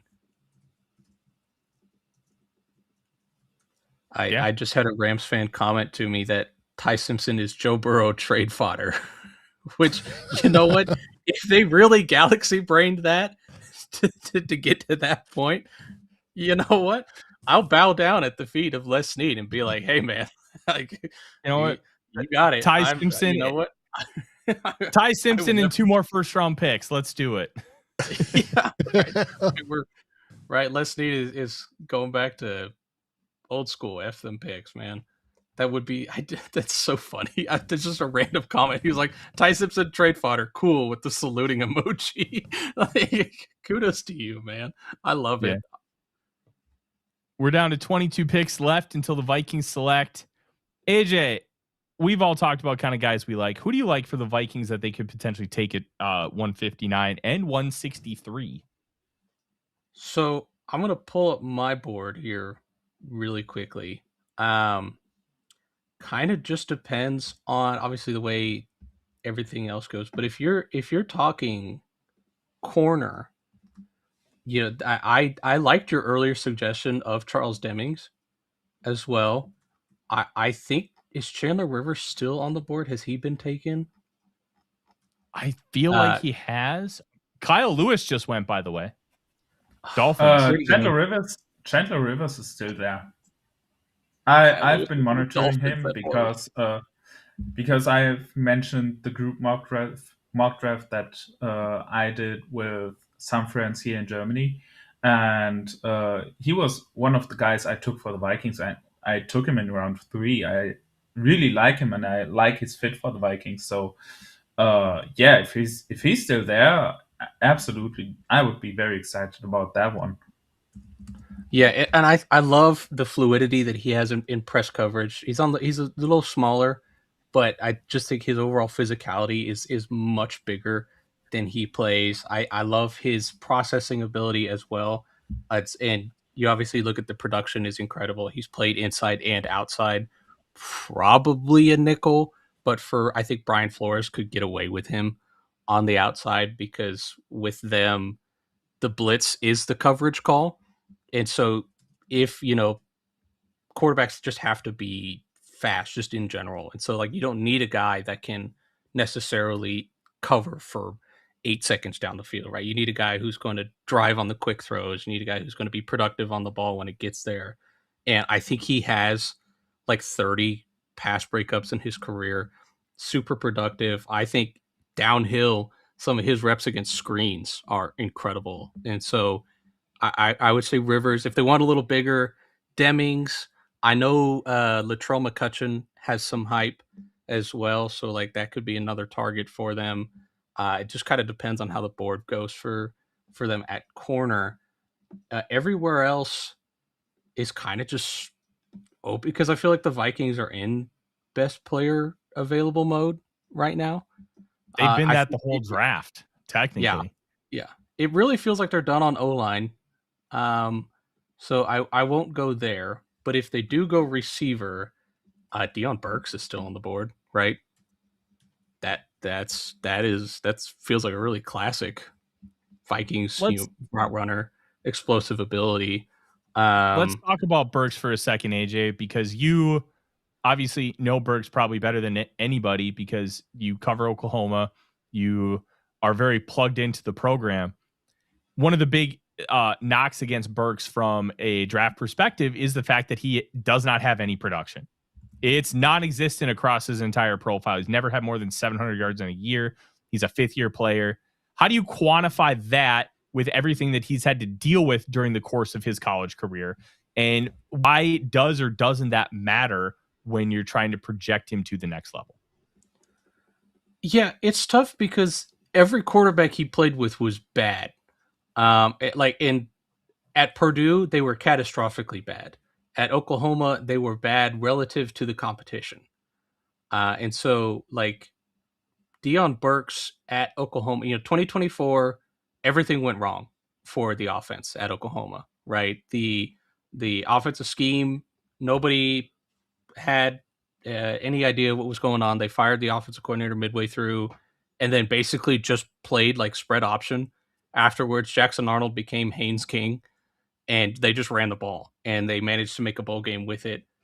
And then this year, they got Burks to come back for 2025, and where the issue that they ran into was that every team that they played in the SEC would focus their coverage entirely on Deion Burks, right? The whole game plan would be to take Deion Burks out of the equation. And so that it's Oklahoma would respond and be like, well, Isaiah Satania, right? Isaiah Satania popped off because Burks drew all the coverage. And the unfortunate part with that is that John Mateer did not have the, I think, awareness as a player, the accuracy as a quarterback, the ability to throw with anticipation and touch, which really left a lot on the field for Burks. Because even when he would get open, Mateer would be locked in elsewhere, right? He would just be like, I'm not even going over there. The opposite side of the field, forget about it. I'm over here. It just wouldn't go over there. And so, like, you can't really look at just the production without that context of everywhere he played. He did not have a quarterback that like knew how to function normally. John Mateer, I think, had his best game just as a Sooner in that second playoff game, or excuse me, in that second game against Alabama in the playoffs. And conversely, that was Burks' like best game of the year production wise, right? I'm of the opinion that Oklahoma doesn't make the playoffs without Burks because he freed everybody else up. It was his job. He basically became the sacrificial X, a very scouting term, but he's not an X receiver, right? And so I think if you get him into the NFL where he can be a 2 or a 3, you know, whether he's like a move flanker slot, kind of like how Puka and maybe a little bit to an extent of how Jordan Addison gets used, just like, you know, you move him on the outside. Oh, he sees press coverage. I'm going to motion him inward so he can kind of get off the line of scrimmage without having to win through the cornerback, right? Or if he's just in the slot and you're just like, hey, I'm going to just get him the ball out in space and let him work downfield. I think he could be a tremendous playmaker. Like, he has all the physicality, all the physical traits you look for. He's tough after the catch. He's explosive downfield. He's a great returner. We've seen that in his career. He can be a productive returner as well. So, like, him being on the board here, I think is ludicrous. I know a lot of OU fans are currently raging at the fact that he hasn't been drafted, and that's more so because they felt like they overpaid for him, and I think that's kind of ludicrous.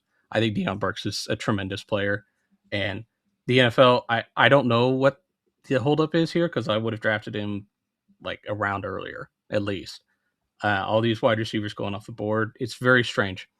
The meta that we're kind of seeing, because we talked about it at the beginning of the show with like Caleb Douglas and Jacoby Lane, where everybody else was like, I wouldn't draft those guys right here, but you guys did, because they're at this point, I assume it's just like a height, weight, speed league is just trying to get bigger across the board. I was gonna say, I wonder how much of it is just a size issue, because he's only like 5'8.5" and like 180 some pounds. A lot of people might just disqualify him until a certain point in the draft for those threshold reasons. Is that necessarily fair? Your mileage will vary because it all depends on what you're trying to draft the player for. Speaking of good players, Ephesians Prysock to the 49ers, that's a nice fit. How do the 49ers do this every year? We're like, the first 2 days, they're just like throwing darts, and then day 3, they just seem to find good players every time. Well, they got to make up for taking the token running back in round 3. Yeah. Did we think this is the part of the draft where John Lynch starts using AI or stops using AI to make the picks? Because he has admitted to that. So I'm really curious as to which part this is now. Yeah. Honestly, I think the running back pick is just made with AI. But let's actually think about this. Is there a single good running back pick that the 49ers have made in the last decade? Is the only one Elijah Mitchell? Because I think he was a 6th round pick like 8-9 years ago. Like, we're talking like long term, like Marshawn Lattimore, when they had those loaded teams, they're like, hey, let's take a shot on him at 63. LaMichael James, just a lot of really interesting players that just never work out. I thought that Guerrero would be really good. Me too. Evidently, looking at like off-season photos, he's apparently put on like a lot of weight, and a lot of fans have kind of turned on him. Carlos Hyde. I loved Carlos Hyde coming out 2014, but other than that, yeah, it kind of just feels like they just decide to just wing it and be like, yeah, why not? We'll do it again. It's the goofy meme. I'm gonna do it again. Yes, I was gonna use the goofy meme. The goofy meme is a perfect encapsulation of what this team is. Colby Young to the Bengals. Wow, Burks really slid to round 5. I don't get it. 6'4" 3/4, 218. Yeah, but he played at Georgia. How good of a receiver could he actually be? We're gonna ignore that Lad McConkey is very good because that's about the only good Georgia receiver this era that's been anything. 11 receptions for 149 yards and 2 touchdowns in 5 games in 24. Yes, that's a great reason to take him. Let's go, ESPN. Did you hear Daniel Jeremiah say that Genesis Smith was physical and tough? I was like, that's not what I would call Genesis Smith. Man, was he thinking he was watching Genesis Smith, but he was really watching Dalton Johnson? I think that he might have had a mix up. I've done it before. I flipped. I was on a show a couple years ago and I flipped 2 players and had like the complete opposites and was like afterwards going, "Oh, you idiot." Mm-hmm.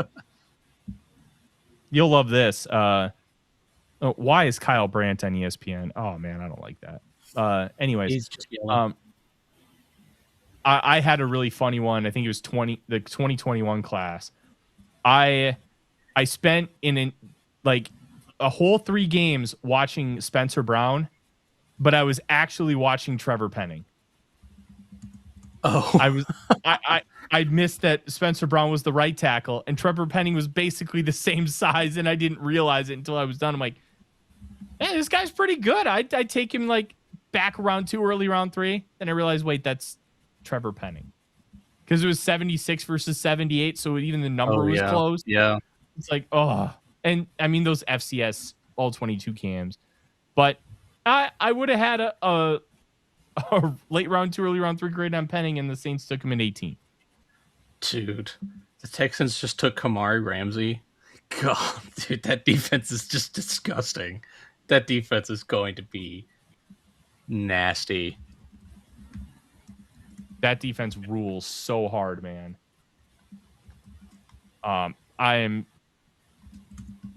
D'Amico Ryans, I don't know how they're going to be able to afford everybody, but who cares? That defense is so much fun. If Stroud is even average, I feel like that defense is going to just carry them to a Super Bowl, right? Like Mahomes is still hurt. He won't be 100%, right? The Bills are the Bills. They can't win in the playoffs. And like the Jaguars are still competitive, but the Jaguars also blew the game to Houston last year, right? That would scare the bejesus out of me. Yeah, I mean, you look at I think one of their biggest issues was that they were soft in the run game, and then on both sides of the ball. And Houston was like, "All right, we've had enough of that."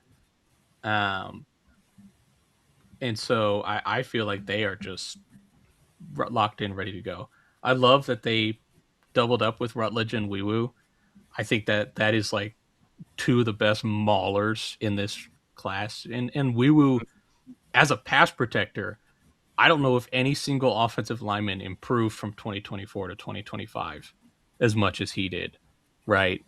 He went from, I thought he was just like one of the weaker links on OU's offensive line last year to he allowed 2 pressures in 2025. That's it. 0 sacks, 2 pressures, and none of them after week 4.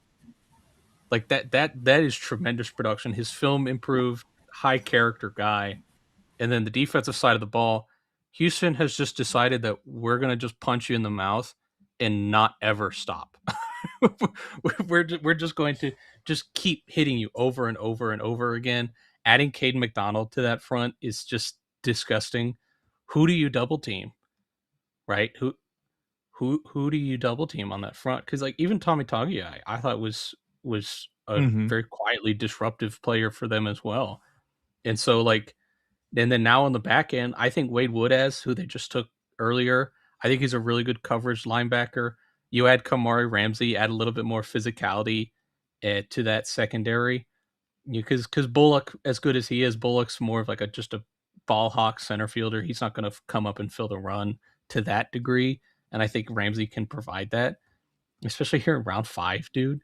That defense is just filthy. I mean, just gross. There's legitimate, like, good plus starters at every level, and that's a rarity in the NFL right now. Yeah, I will say, I can take a little bit of a victory lap because Kamari Lassiter on the outside, that dude has fit in like a glove in Houston.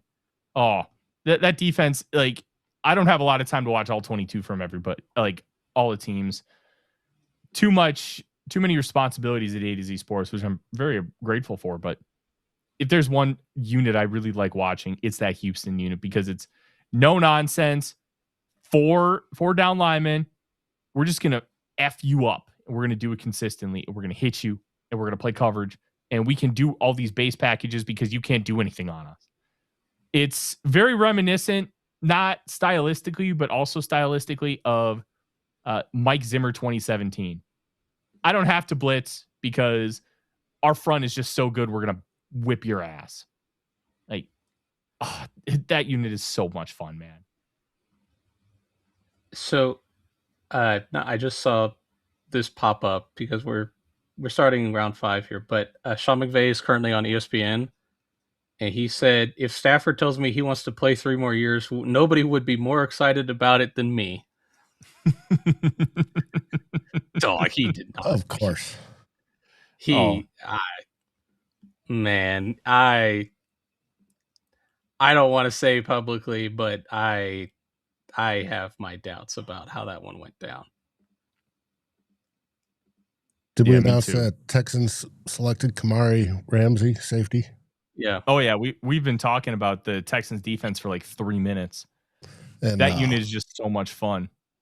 Titans select Fernando Carmona, interior O lineman. They got the guard.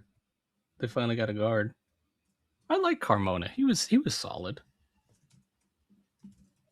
Cause he transferred from San Jose State, I think. I want to say. And I actually liked him coming out as a transfer target before he went to Arkansas. I think the Browns just selected Brailsford.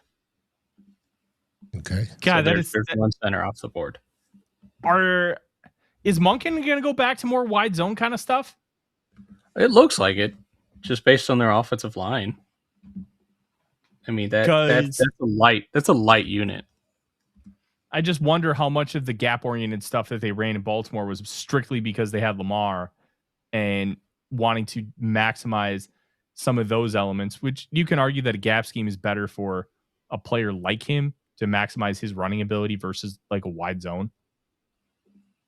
But Brailsford going over Hecht kind of tells you that they want athlete over just having that's kind of the tell for me. So, and Monken has been an outside zone guy, right? At Georgia, they ran it quite a bit. Baltimore, it was still one of their main things. Hecht not being there is kind of interesting. I wonder if it's like maybe he's like just a center only, and we've seen the league start to prioritize swing ability on the inside just because they're trying to minimize the amount of offensive line roster spots that they need. And so, like, I was talking about this with Mike Kay at the Shrine Bowl about how, like, he didn't think Cade Mays would have he thought Cade Mays would have a good market coming out into free agency because of that ability. We've kind of started to see the NFL adopt that. I think that's why Rutledge went as early as he did. Also, Wee-Woo could play guard, play center. I think that's also why we're seeing like Jalen Farmer fall, because Farmer only played right guard in college. Yesterday, the Rams took Keegan Trost. He's played 4 different spots. And they immediately were like, yeah, this is a swing tackle. You could talk about whether you wanted to take a swing tackle top 100 to get blue in the face, but like that was the number one thing that they talked about was like that's super valuable because like we want to ideally have only 8 offensive linemen active, and so we can go based on the matchup. We can go, hey, this game we want 4 tackles, or this game we want 4 guards, and so like having that swing ability, I think is really valuable. For a lot of these guys, just at both tackle, guard, and center. And so I think if you're seeing these like one spot only guys start to slip because of that. Cardinals took Reggie Virgil. Okay. Wide receiver at Texas Tech. That's absurd. Okay. Texas Tech has produced a lot of players this season. Yeah, but Virgil is not somebody I expect to translate well to the NFL level. Virgil, again, it's height, weight, speed. We just talked about this like 10 minutes ago. 6'2", 187, and he ran a 4. Oh, no, he ran a 4.5. Yeesh. Well, that was slower than on film, though. I don't get it, man. I thought it was... I thought both of those Texas Tech wide receivers, because the Rams met with them, so I went in depth to go watch both of them. I came away disliking Baron Morton even more than I originally did. But like Virgil can be like a decent like back shoulder guy, and Caleb Douglas is kind of the same. Both of those guys are like bottom of the wide receiver room though. But Virgil also has extensive special teams ability, which is a good part of his trait. But like these are your wide receiver 4.5s. Do you taking that? I mean, I guess in round 5 it's a little bit better because Arizona just needs guys, right? You just need as much talent as you can.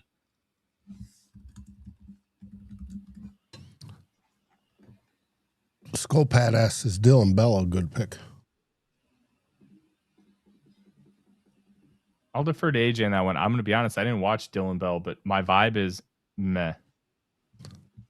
Carolina just picked Sam Heck, by the way. Did they? Ooh.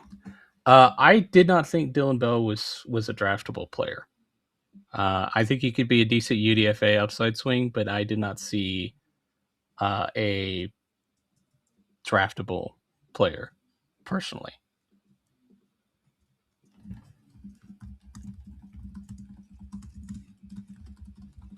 Loaded Guitars thinks the Vikings go offense their way out.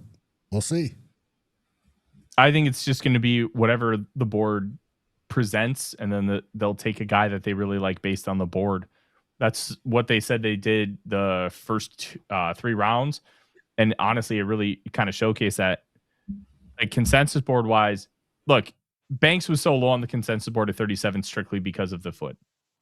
If the foot injuries didn't exist, Banks probably would have been, in my estimation, a top 15 player. But you take a look at Jake Golday, 1 spot off the consensus board. Dominique Orange was a surplus of, I think, 11 spots on the consensus board. And Caleb Tiernan was 30 spot surplus on this consensus board, ranking 67th. So they're kind of in line relative with consensus outside of the Caleb Banks and the Jacoby Thomas picks. But the Thomas pick feels like a Flores special because Mekhi Blackman was 183rd on the consensus board when he won 102nd. So that's almost the same value as taking the 177th player at 98. I'm team take good players. And one of my favorite players on the board right now, 2 of them are a corner. Keith Abney, Charles Demings. Would not hate taking both of them.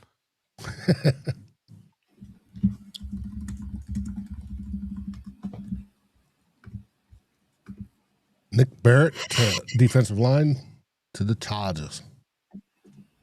That's a good player. I like that. A good space eater up front. He's a really good run defender.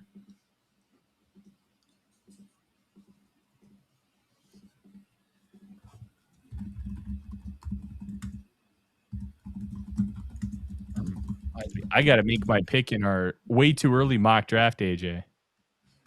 Oh yeah. I'm going to be honest with you. I have done like 4 players for next year, and all of them would have been off the board by the time I would have picked. So like I've pretty much only watched quarterbacks, mainly because I thought the Rams were drafting a quarterback in 2027, and they're not. So we'll see. But like I there's some intriguing talent next year though. Like I think Colin Simmons is going to be like a top 3 pick. Mm-hmm. Yeah. Well, let's the Vikings pick in based on the TV copy, 13 picks. Let's do a brief chatter about next year's draft class, AJ, because I think the quarterback class is something Vikings fans are going to be really interested in. Obviously, we know Arch Manning, we know Dante Moore. Julian Sayin is going to get a lot of hype, and he probably shouldn't. Lenora Sellers is going to get a lot of hype again, and it's not warranted because he's never reached his potential. I'm big on the Minnesota quarterback Drake Lindsay taking a massive step, but that's a huge projection. It's all traits based, but he's going into his second year as a starter, so we'll see. How do you feel about this quarterback class from an overall level? Like, are we just talking 2 top guys and a bunch of question marks, or is this potentially a class that could reach similar heights to the 2024 class? I think it absolutely can be like the 2024 class. I thought if Arch Manning had declared this year, oh, sorry, the Saints just traded for Tyree Wilson. I like that a lot. I thought if Arch Manning declared this year, at worst he goes second overall. And maybe he was like, hey, the Jets pick second overall, I'm not declaring. Like, no, I don't even want to risk that. Like, maybe that was the part of the thought process for why he didn't declare. But like, I thought he was more physically talented than Mendoza, and in a league that is entirely driven by upside at the position, I would have been really curious to see how that battle unfolded. Dante Moore, I also feel like would have gone second this year had he declared instead of coming back. Both of those guys in a normal draft class are top 5 picks. And so it's already looking like a better class next year than what we had this year, right? Sellers, I think he's a really interesting upside projection. I know you're like, there's going to be a lot of Anthony Richardson comparisons, just off of like how he plays as a football player. I wish he had transferred away because everything at South Carolina is a disaster, right? Like that. Nothing has gone right. They can't seem to get a coordinator hire right. The offensive line is a turnstile. But like a lot of his like process things are pretty good. And you see the physical talent, and you're kind of like, you know what? Had he declared this year, he probably goes in the top 10, right? Teams are so starved at quarterback. I wouldn't, I would not be shocked. Right? You couldn't have convinced me that the Cardinals wouldn't have taken him at 3rd. Right, over a running back. They seem convinced that they're going to pull this facade on with Jacoby Brissett and Carson Beck and Gardner Minshew, all basically being backups. They're each are going to play 6 games this year. It already looks like a really good class. I'm not sold on Sorsby. I think Sorsby is a psyop, to tell you the truth. I've never seen a 1st round caliber player with him. Saying I'm kind of with you. I think he's just a guy, just whatever. Mateer, maybe if Mateer is something, we heard some big time buzz about him. Going into the year, people thought he could be a potential top 50 selection last year, even into like October. When he broke his hand, people were like, yeah, no, this guy could still absolutely make his way into the 1st round. And then after he got hurt, it kind of unfolded from there. But, I wouldn't, if he rebounds next year, obviously Trinidad Chambliss is another guy at quarterback that I think everybody is really interested to see, another year, more sample size, how that works out. So there's a lot of talented names. I also like Damon Williams out of Washington. I think he's a really interesting dual threat caliber quarterback. So there are more names that I am at least interested in than I was at any point in this draft class. Like I have been on the record stating I would not have, if I were in the room, I would not have drafted a non-Mendoza quarterback this year. I didn't. The only one that you could have convinced me on was Aller and Talon Green off of just upside alone, right? Not like Cole Payton? No. I thought, I mean, like maybe, you know, I don't like lefties. Okay, that's completely fair. That's going to get clipped as a political thing, but I mean like left-handed quarterbacks, just to be clear. I mean left-handed quarterbacks, but like you could, just because you have to flip everything, and a lot of coaches don't even like it, right? Because they're like, I have to take the playbook and then reverse it, and the timing can get thrown off, especially if one's a backup and one's a starter. Like it just, there are so many things with it, and they just don't ever really seem to work anymore. You know, JP said the other day of like, you know, if you're 6'9", why are you not Nas Reed, right? Why aren't you that kind of athlete at 6'9"? And I'm over here going, if you're a talented left-handed thrower, why aren't you pitching in baseball? Because that's where you should go with it. Because like there's just no like lefty quarterbacks that really make it anymore. And you know, for the longest time it wasn't, and now it's almost getting like filtered out. Coaches are starting to like not like it anymore. So again, like interesting depth swing, sure, but I thought he was a better athlete than quarterback, which is like also the same thing with Talon Green as well. But Green at least had like, you know, SEC pedigree, had the just jaw-dropping athleticism. Like at worst, you know, you're sitting over here going, yeah, that guy can go play X receiver if I really wanted to, right? So I'm kind of interested in next year's quarterback class, going back to that. But this year, I wouldn't have taken any of them. By the way, Joshua Joseph just went off the board. The Commanders just took him. So, man, that's a heck of a defensive front. Sonny Styles, you add Chenal, Leo Chenal, the best off-ball defensive tackle in the NFL.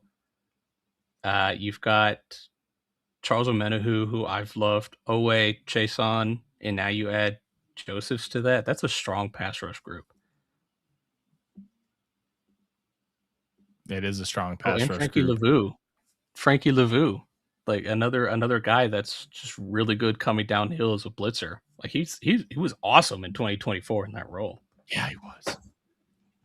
He was sick in that role. Let's see. What did the Reef say? Oh, Reef's just telling me in our group chat to eat shit. No big deal. That's typical of Reef. On brand. All right, let's reset. I'm going through my top 100, and there's a decent amount of players still left in my top 100. I'm a little surprised.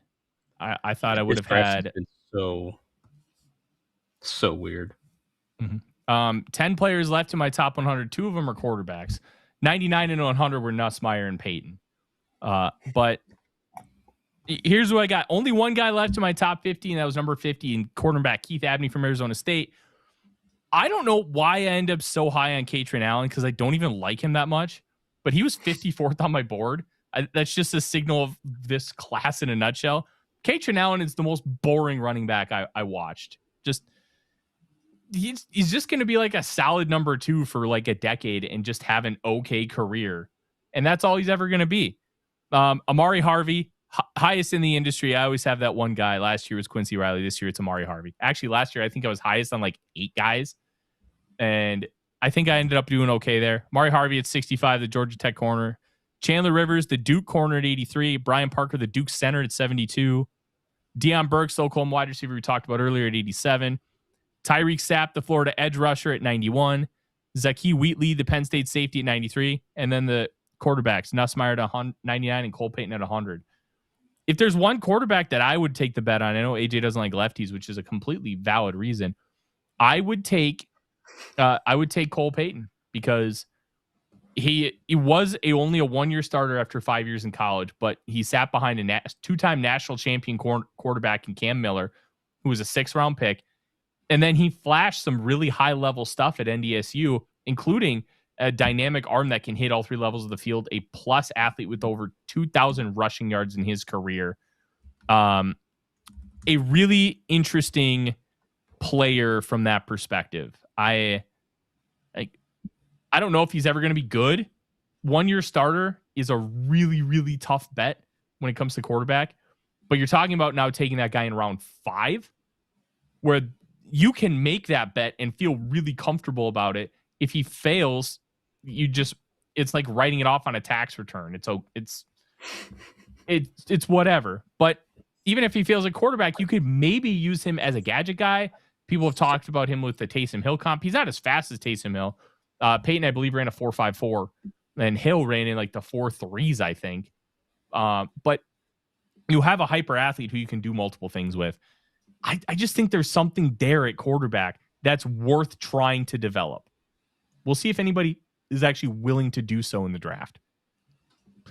Yeah, but our last 5th round quarterback didn't turn out. I still think if he doesn't get concussed, it works out a lot better than it actually did. He was starting to cook a little bit against the Falcons. But alas, Jaron Hall, the only member of the All-Forno team the Vikings have ever taken. Justin asked about bring back Stephon Diggs. Look, Diggs, still a very good player, but he's got I can't remember what the exact charge is, but I think it's a domestic violence charge that he's currently dealing with in New England. Or it's New York. I can't remember. But the fact that he has that hanging over him, however you feel about adding a player with that kind of charge is irrelevant. But it's one of those things where you're not going to add a player until there's a resolution. So Diggs is probably going to stay a free agent until that gets solved. Yeah, I would also like to point out, because I cover the Patriots, and so I did a lot of work with them. Stephon Diggs fell off a cliff in the playoffs. Like that athleticism died very quickly. During that whole playoff run to the Super Bowl, Mac Hollins was the only wide receiver on the Patriots who could get open, and that's saying something, right? Like, I think there's a reason, both on and off the field, that the Patriots were like, yeah, all right, sayonara, get out of here. But Diggs he wasn't that guy anymore, and that was even after fully returning from injury. It was a very noticeable drop off late in the year, and we tend to see that with older players just in general. The older they get, they start to the wear and tear does start to get to them quicker than younger guys, and so that usually just happens. But for him especially, it was a noticeable drop off in that playoff run, and that's part of why the offense as a whole really struggled to get going, was because all season long Diggs looked revitalized, but then it got to that week 17, week 18 mark, and things just started to just dip. And then he had the stuff off the field that happened, I think, either right before the playoffs or just in that general time frame, and it just too much of a headache, I think. And I think with the age and on-field ability, that's a thing, something I would avoid just personally, just because I'm not really that big of a fan. But Tyler, Justin Jefferson is now on the Browns, and I mean Justin Jefferson, the linebacker. Good try. I wish Jefferson was a little more explosive. If anybody has time, go watch Justin Jefferson's JUCO highlight film that he has. I think it's on Huddle. Just watch the first 5 plays and tell me that's not the funnest player you've ever seen in your life. The first 5 plays on his JUCO film. I know there's over 400 people watching right now. We're incredibly grateful for that. Thank you guys so much for joining. Like and subscribe. And if you become a member, if we get 5 people, Dave and I will rip shots live on stream. So you won't want to miss that. Dave will have to shoot his whiskey instead of sip it. But Justin Jefferson in that JUCO film, AJ, is just bonkers. He just shoots gaps and hits with reckless abandon. It's awesome. Yeah, and I actually like Jefferson, his Alabama film right? Like for what he was, like they kind of had him in a weird role as like a non-traditional linebacker because he did a lot of like overhang nickel stuff. But I thought that his ability to process the game for like a 1-year starter in the SEC was really rare. And I loved his coverage upside, right? We talked about the ability to man up tight ends down the seam. Like, I think he has a ton of upside to do that. I loved his awareness spot dropping. I think he can even run up the pole as a pole runner in Tampa too. And so for Cleveland, like that, the coverage ability in that linebacker room is really rare, right? And with the way that they've built that defensive line of the defensive line is just shooting gaps constantly. And, you know, everybody's focused on Myles Garrett, but now there's so much talent throughout that room that you just by default of that, offensive linemen are going to have their hands full to keep those linebackers clean. So instead of taking like traditional run defenders, they've just added a whole bunch of fast, explosive athletes who can also, by the way, if a running back leaks out of the backfield, they can also handle him or handle a tight end. So I really like the way that the Browns have drafted.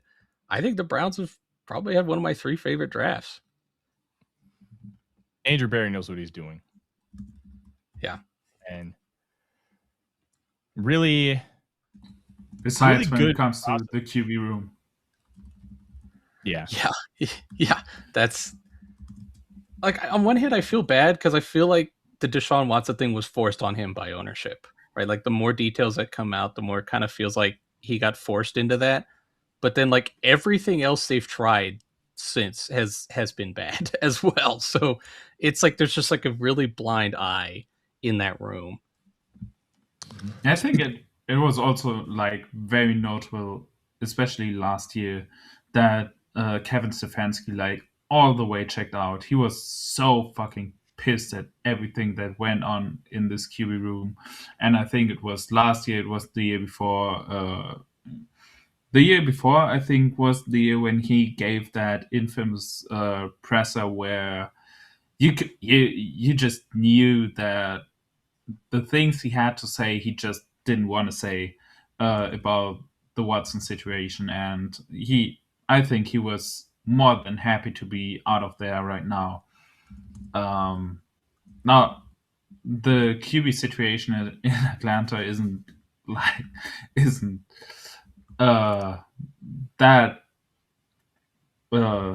great right now, but it's still probably way less complicated than the one he had to deal with in Cleveland. Like that's just the fact that the Broncos did the Wilson trade, and it probably wasn't the worst one in that time frame. It's just mind blowing.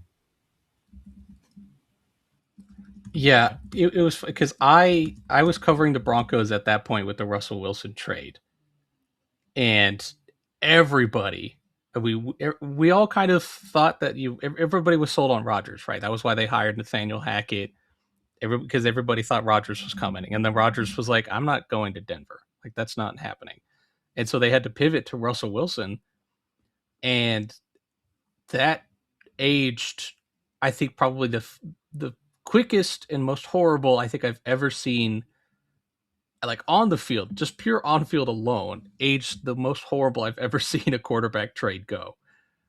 They were expecting the Matthew Stafford trade, and it did not go that way. Russell Wilson like just wasn't a fit for them, and at that point, like there were some start points of regression to keep in mind. Broncos fans did not particularly enjoy when I brought that up at Mile High. But like it was the fact that, like you said, like the Russell Wilson was the best aging one is definitely kind of telling, because what Watson, I mean, what a disaster. And they knew all this before it happened, and they still made it anyway. AJ, Jaden Duggar to the 49ers. Why did they do this to me? And they have Jaden Duggar's our guy. Yeager. I love Jaden Duggar. Yeager Burton to the Packers. Dude, I love Jaden Duggar. Yeah, Burton's a jag, but Duggar's got a lot of upside. I would have loved him on day 3. You know what?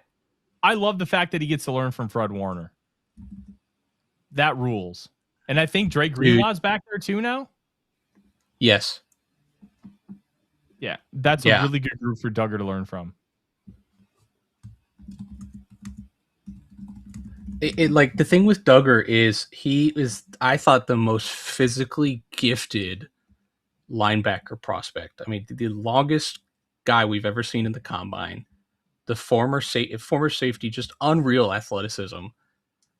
And what stood out to me on film was at Louisiana, he was the green dot. He was the guy making the shots on defense.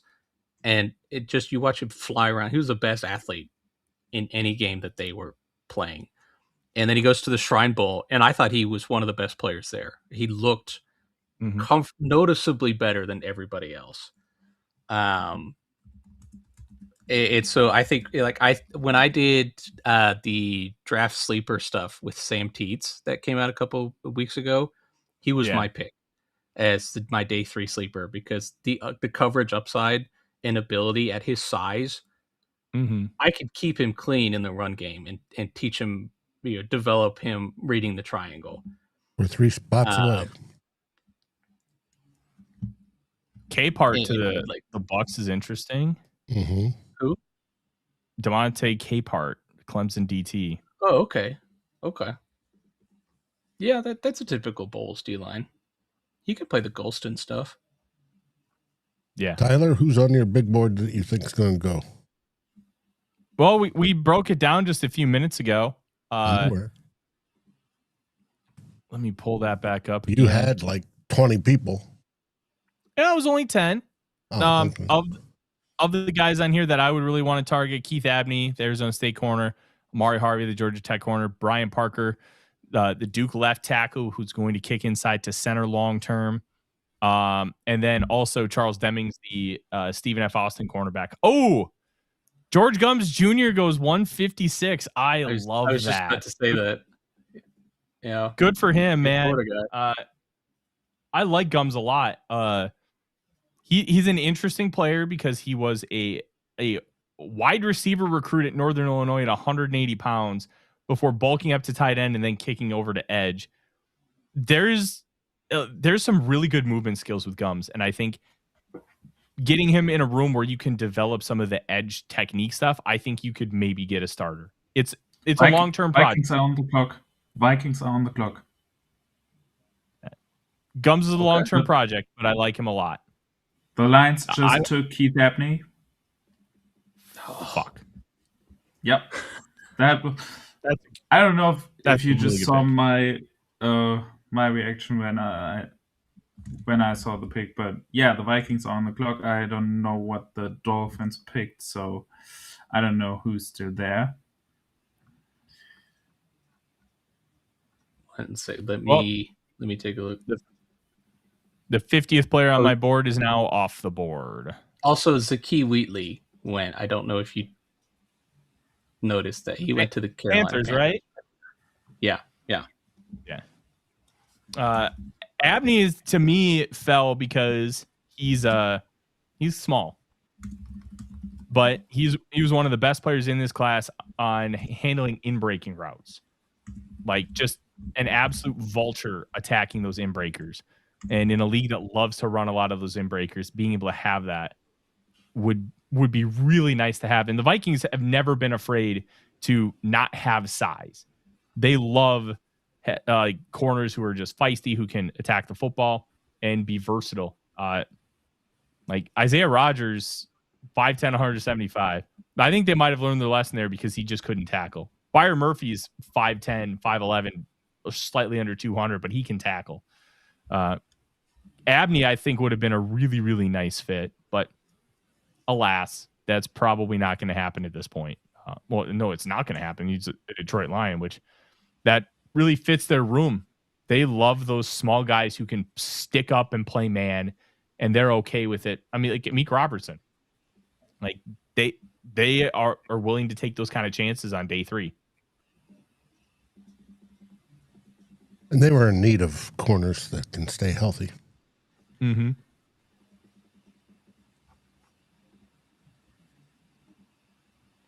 Have we selected yet, Jonas? I don't think so. I know that the Dolphins definitely they picked, but we don't know who yet. And I haven't seen that the Vikings pick is in. So The live I don't think the live tracker on NFL.com is that has the Vikings still on the clock. yeah. Same with This CBS. this is the pick the Vikings got in the trade with the Panthers to move down from 49 to 51. So Corey just broke the Buccaneers pick afterwards. So we know who the Vikings did not pick. The Dolphins selected Michael Taffy, Good player. so another safety off the board.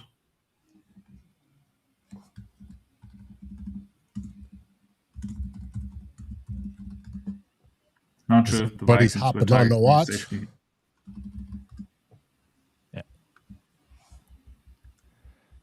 All right, let's do a quick reset. We've got almost 500 people in here. That is awesome. Thank you guys so much for joining. The Minnesota Vikings are on the clock. We are waiting to see who they select.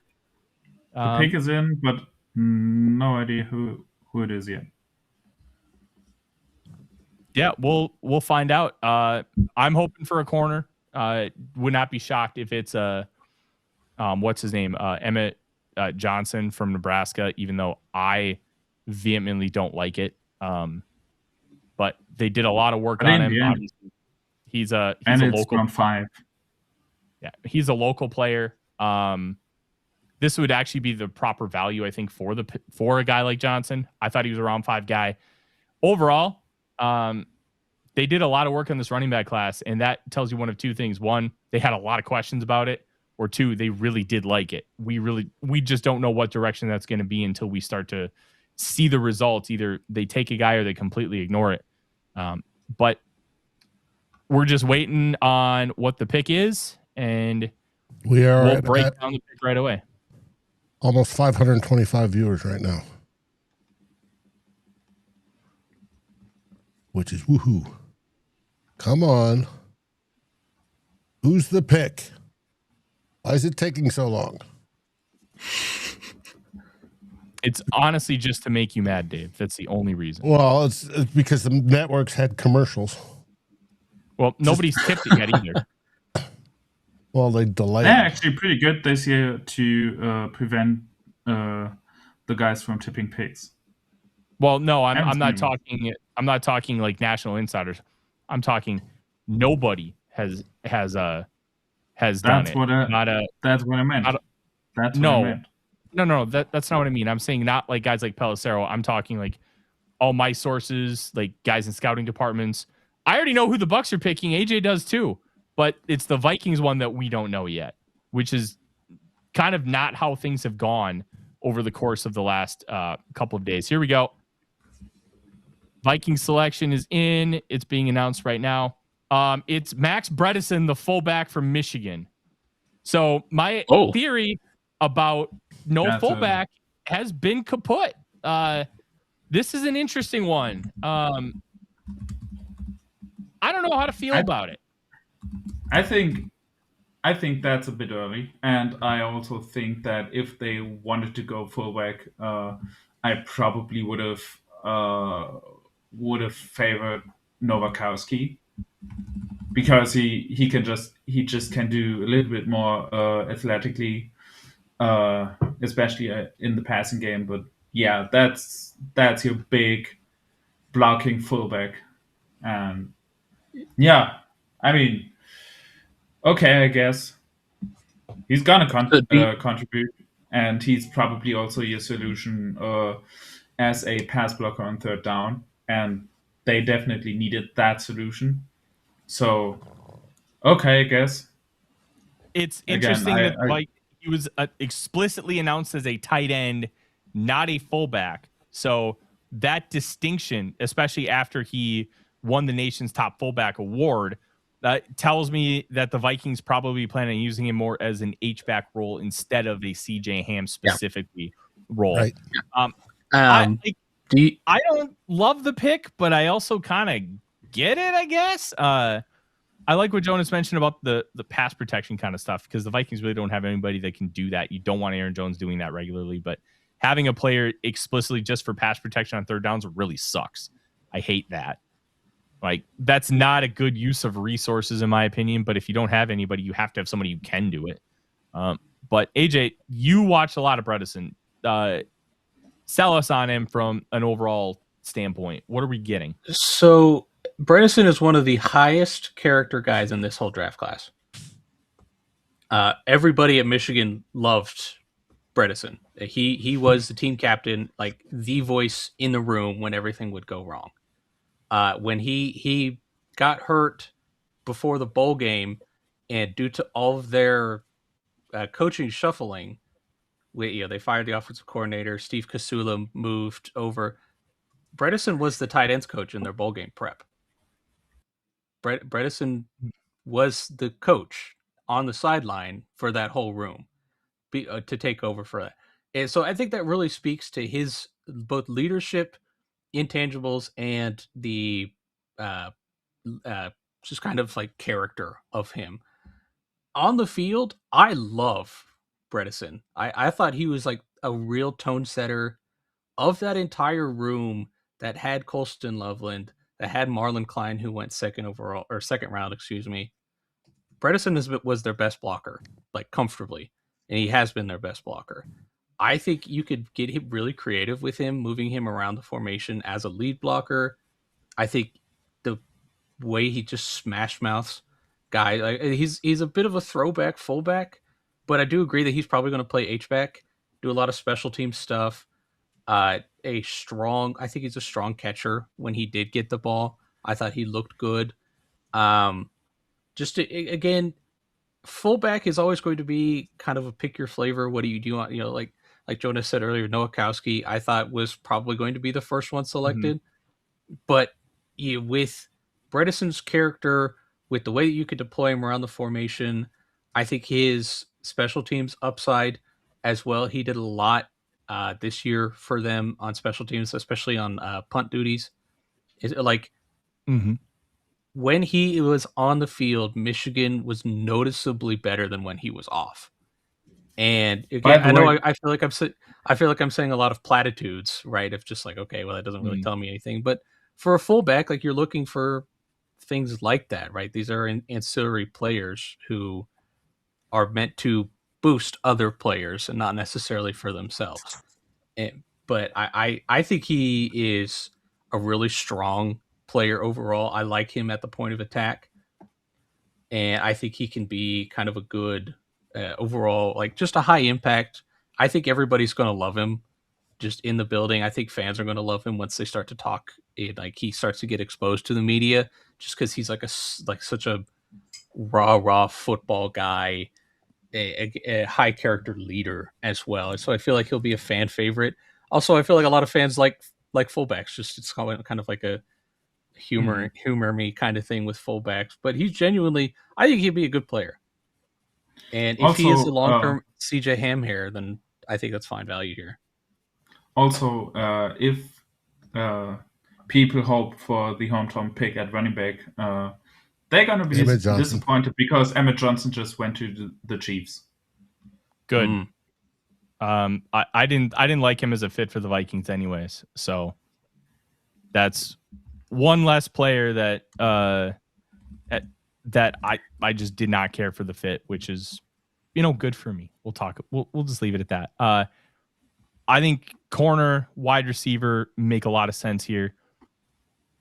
The one thing I'm interested with Bredesen is if they are specifically drafting him, not for what CJ Ham did offensively, but for what CJ Ham did on special teams, and almost using it as a one-to-one fit and hoping you can develop more from an offensive perspective. Which, sorry, I didn't mean to cut you off. I'm sorry. No, I just think that's an interesting concept. Like, this is where you'd want to draft guys on special teams anyways. Yeah.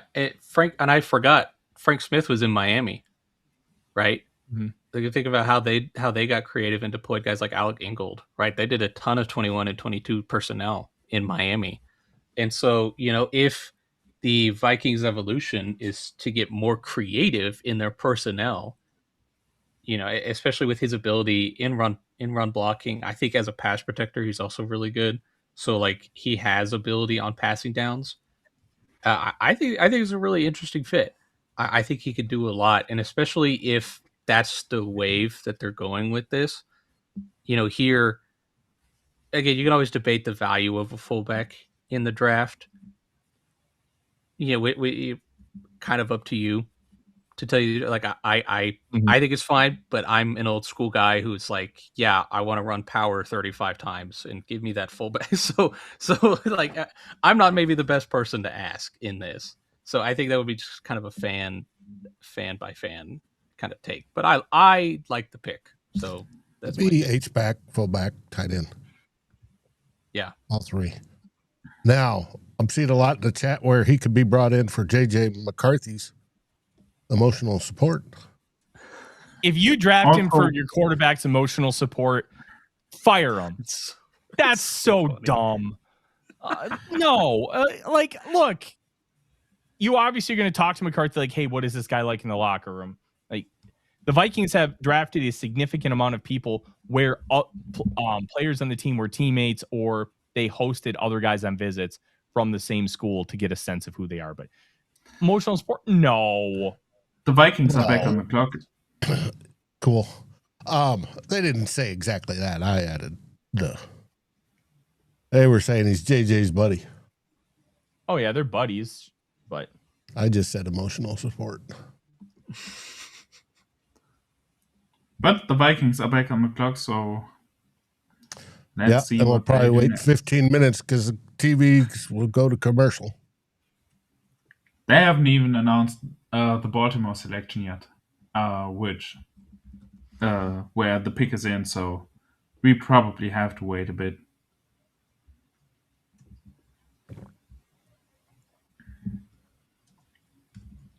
I really hope it's a cornerback. I think there's some really good players at corner right now.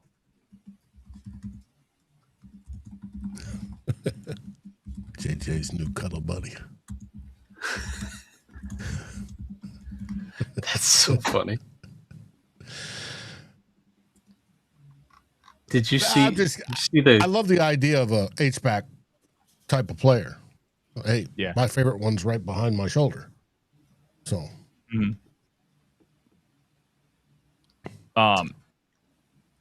interesting idea for the Vikings. Like Jalen Kilgore's still on the board. I didn't even realize that he was outside of my top 100.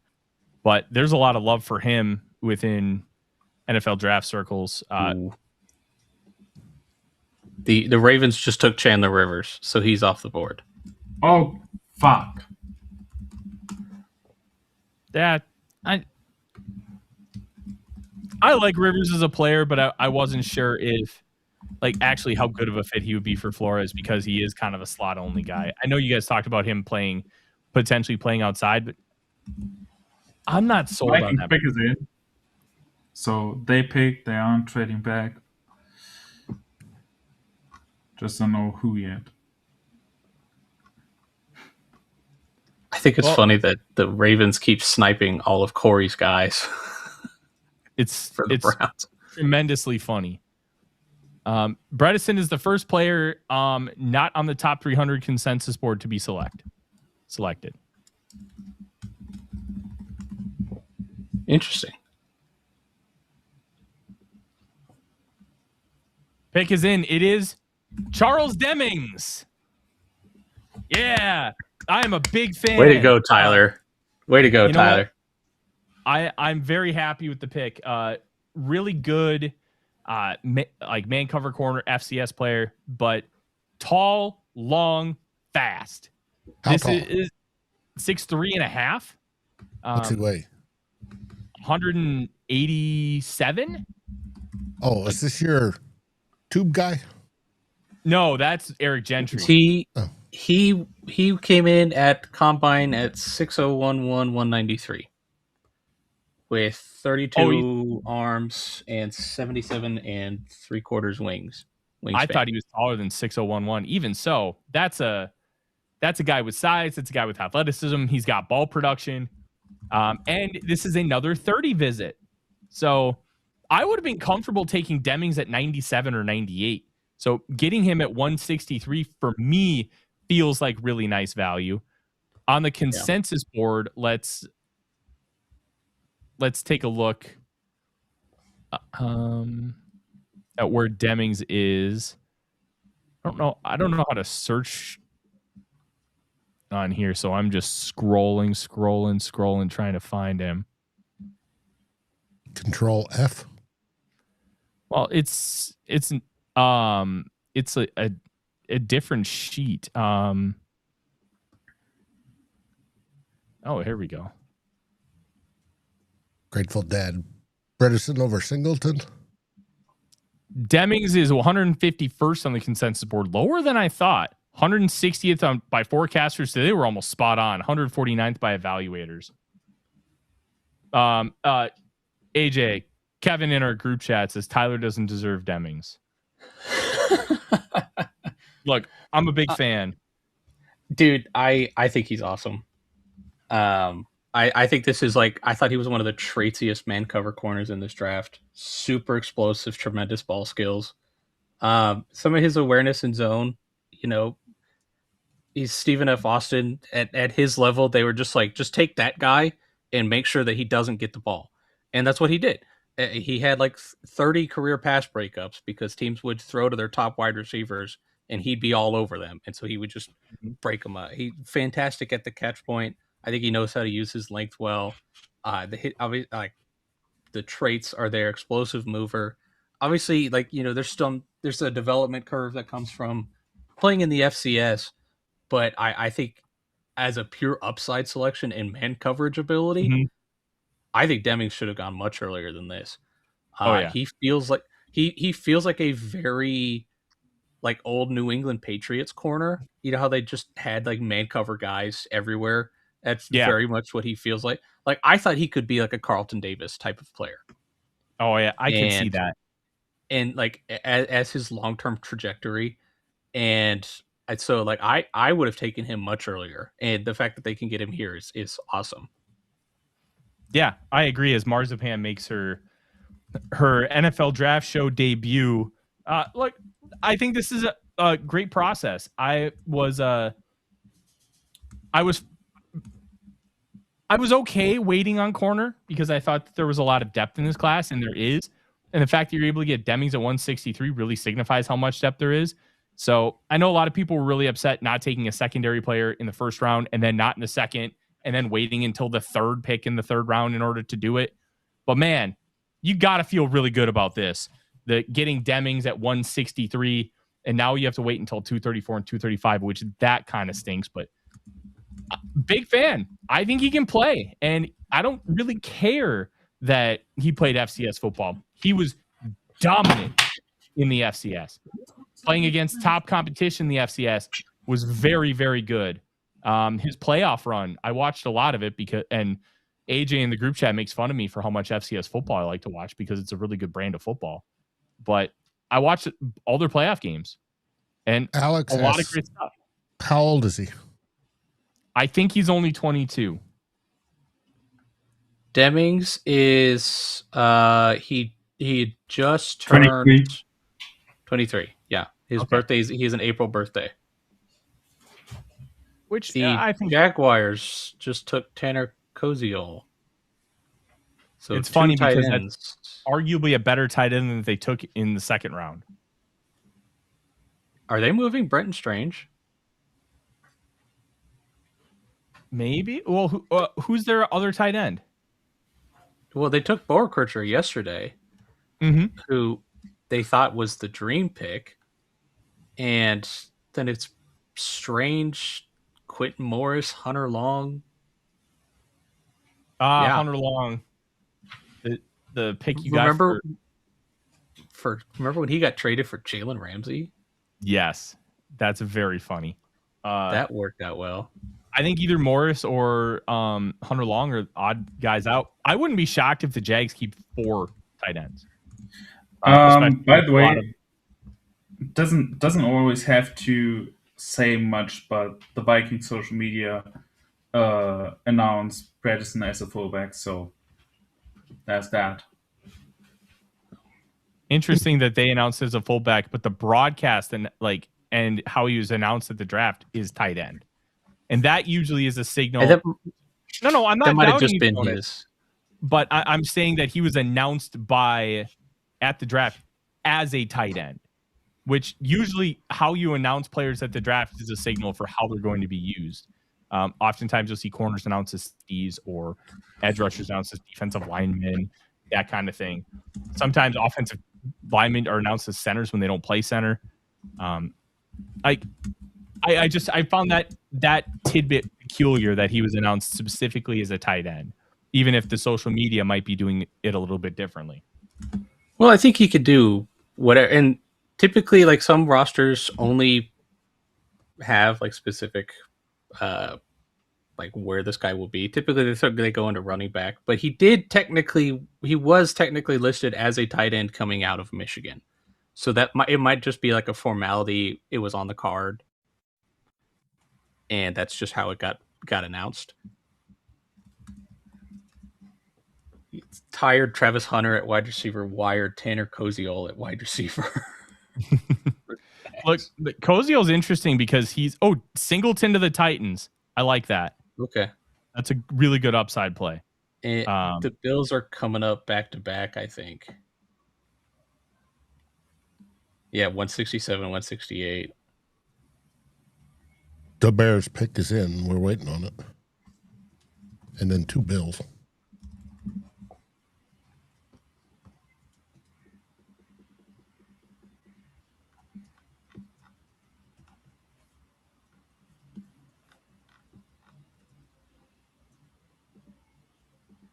I love how our fan base, half of it, or a good chunk, thinks this is the worst draft ever. Other people are happy with it. I remember Cause and Effect asked that question way early on during the stream. I really think it's due to lack of knowledge about the players.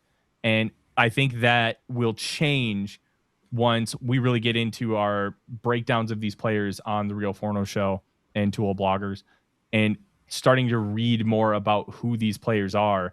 Because when you don't know who the players are, it can feel a little frustrating that, man, they really took this guy over the guy I knew and really liked. I think it's just a lack of information. Once they get that, they're going to feel a lot better about this class, because I really like where this class is at right now. If you would have swapped Jacoby Thomas and Charles Demings, I'd feel even better about it from a value perspective. So, like, I think Brett Coleman kind of summed it up best. Of April fans love when they take a wide receiver, and September fans are in agony when they take a wide receiver. And this draft class, the whole process, I think, is like a lot of it is like highlight reel stuff. Like, it's just kind of like to the average, and that's not like a diss. Obviously, like, there are millions of people who just don't have the time to do, be absolute freaks about this stuff. Like, so they just kind of pick it up peripherally through those highlight reels and things like that. But like, the way that we're seeing the league go is to these physical, like, we're more old school style of play. So you are seeing big defensive tackles get taken. You are seeing the fullbacks and the blocking tight ends, and the running backs not this year, but we saw it extensively last year. Like, you're seeing that type of mold. Even at wide receiver, all of the guys who are getting picked are big, like, height, weight, speed guys. And so, like, outside of Zachariah Branch, who went really early, you're starting to see that mold just kind of across the league. And so, like, that would be my word of comfort, is it's like, hey, you know what, you might be like, oh, they took a big defensive tackle, they took a nose tackle, they took a fullback, but like, this is the way that the game is trending back to. I would be much more comfortable with the Vikings being proactive than reactive, right? Yeah. Like, from my personal standpoint, 2 years ago, I thought the Rams needed a defensive tackle who could play the run.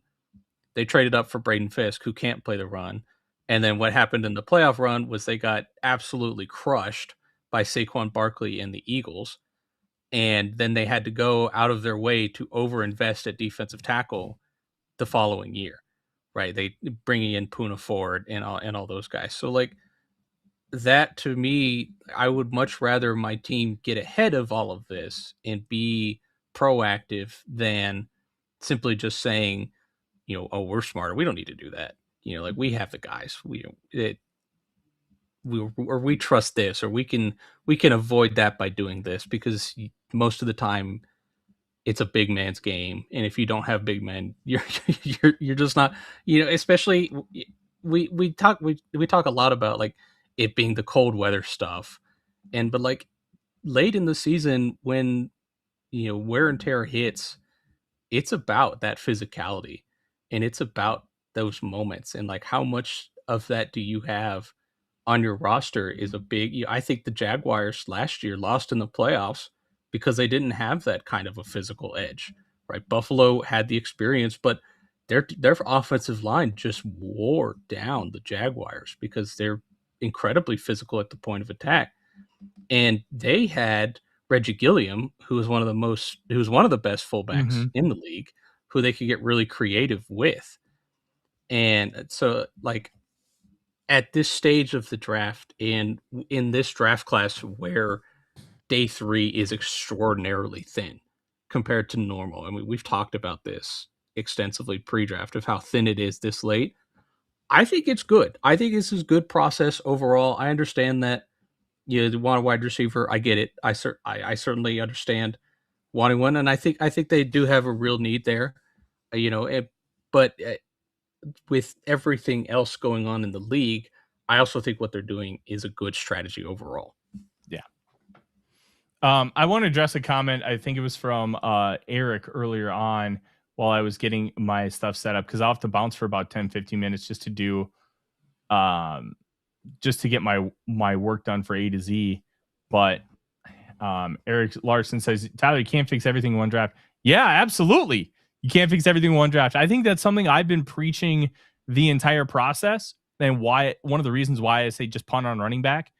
You can't fix everything. And the running back that you add now is not likely to be a starter or a 1B for you next year, which is what you need. Right now, you don't need a 1A or 1B. You have those guys in Aaron Jones and Jordan Mason. So next year, find your 1A or 1B and make that a priority addition. Like, you can't fix everything, but the depth that you're adding from a long-term perspective, I think it's been really good process overall. I'm a fan of how things have been approached by the Vikings and how they're going to continue to grow. And now you have inexpensive players at spots where they should be inexpensive. And you don't have to feel like you have to spend $2 million on a special teamer like Tavier Thomas. And those millions add up. Like $1 million here, $3 million there, $2 million here. All of a sudden, 3 players, you're at an extra $6 million. That can take you out of range for somebody like Travis Etienne, who they pursued, Jonathan Franklin Myers. Those millions add up, and they can impact you in other ways when it comes to salary cap math. So I'm a big fan of the fact that they're prioritizing this. I think I was just dead wrong on the fullback. I think AJ mentioning Frank Smith and Alec Ingold, that should have been a moment where I should have just realized it initially, but we really don't know how exactly Frank Smith's going to impact this running game. We can only guess. Too evil. I never said you could fix everything in one draft. If you only have 3 needs, you can. But this draft, I didn't think the Vikings were going to fix everything. I think their process has been good. But I'm going to bounce here for about 10, 15 minutes. I have to do, of all things, a couple of TikToks for work. But I will be back. And the Vikings don't pick till 2:34, where I hope they take wacky inflatable tube man Eric Gentry. Gotcha. About the running back stuff, I'm absolutely fine with them not addressing it this year, especially at the running back position, because they still have 2 serviceable starting guys like Aaron Jones, Jordan Mason. That's not a crazy duo. That's not exciting, but it's serviceable. They are both serviceable starting caliber running backs. So I'm perfectly fine with that. And if you look ahead, and drafting ahead is usually a good thing to do, but on the other hand, the running back position is probably the position besides like the specialists that has the quickest learning curve in the NFL. Like if a running back is good, he usually can play right away. You don't really have to have guys who sit like for a season and then go in. So that's not really something you have to do, and therefore I'm perfectly fine with them not addressing it. I much rather would have had another wide receiver, because wide receiver 3 is looking bleak right now. It's looking really bleak. And that's I'm way more puzzled about the fact that they haven't addressed the receiver class, especially after doing a lot of work on it. I don't know how they gonna fix that one.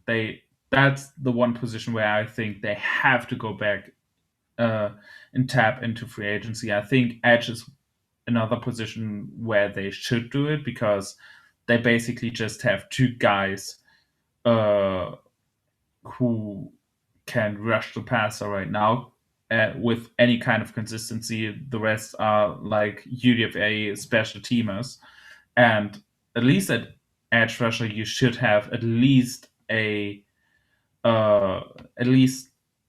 solid third guy who you can sub in once your top two guys need a breather. So those are the two positions where the Vikings should go back to the free agent market, and where I'm kind of surprised that they really did nothing at those two positions in the draft. You guys would probably know more than me, but on the edge rusher, are they planning on moving Ingram-Dawkins back to edge because he kind of did a lot of the hybrid stuff, or is he going to be a full-time, now that with Banks playing the other defensive end spot, there's kind of a surplus there. I wonder if he might go back to the edge, because he played both at Georgia, and so I wonder if that might be part of the equation, but I don't know what's going on in the building. I don't really think so. Like he'd probably have to trim down a lot, especially with Flores' defense. He's listed at 291, so that's like a big a big step. He would have to trim down a lot, and probably way more than he can during one off season. By the way, the guy I preferred as the Vikings fullback solution just went to the Steelers. They just drafted Riley Nowakowski, who is probably a lot more versatile as a pass catcher.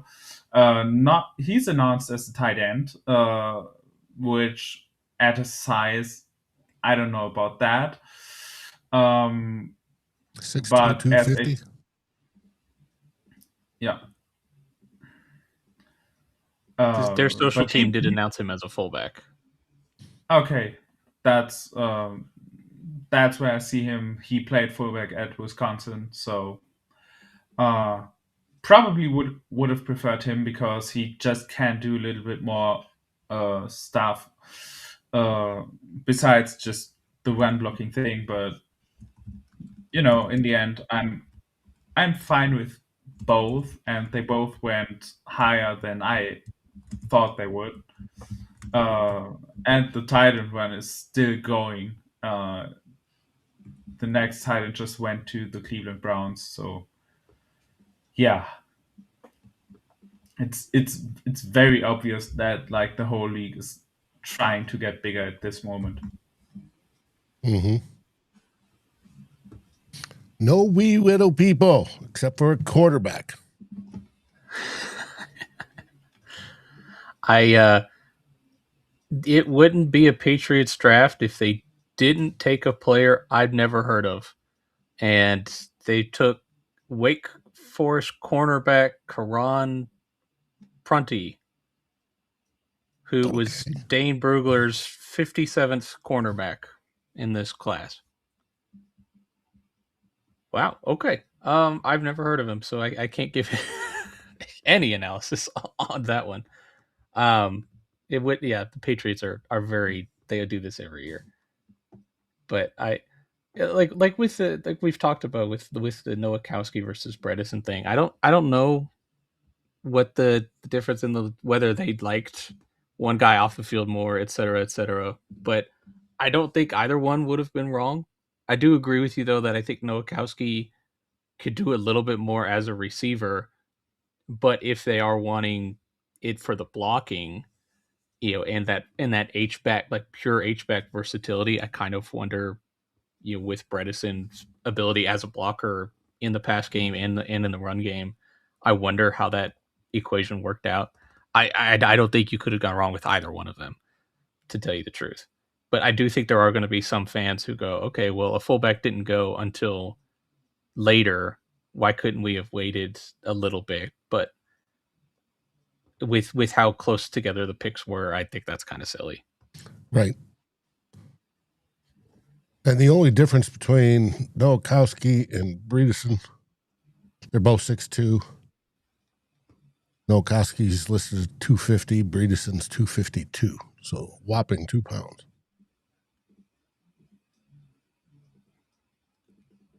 Yeah, it's kind of just pick your flavor at fullback every year, Mm-hmm. I do like if he is a Ingold type, if that's the mold they were looking for, I kind of feel like Nowakowski would have been a little bit just as the receiver chops. But again, if it's like that, like you currently plus or in the long term, the CJ Ham Air, saying that 5 times fast, I feel like Bredesen makes more sense just as a blocker, just for that specific role. Again, I feel like we're kind of just debating, right? Very equal players here. Grateful Dad asks, and why? Let's see. An injury is sure to come. You say Demings is a project at CB4. So why would that make a running back 3 project an issue? And for a fullback, come on, man. It's not hard to find a fullback. Well, we got 3 running backs already, and you're going to have to beat out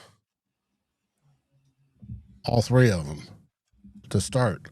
They only generally keep 3 or 4 max in the room, and with a fullback, it's generally the 4. Yeah. And corner is also significantly more valuable. And when you can get a project there that's worth the developmental upside swing, again, like we talked about, Demings could be like a CB2, CB3, like starting caliber upside in this scheme. Mm-hmm. That I think is more valuable short and in the long term than a guy who could be a running back 4 right now. And they might not even roster 4 pure running backs.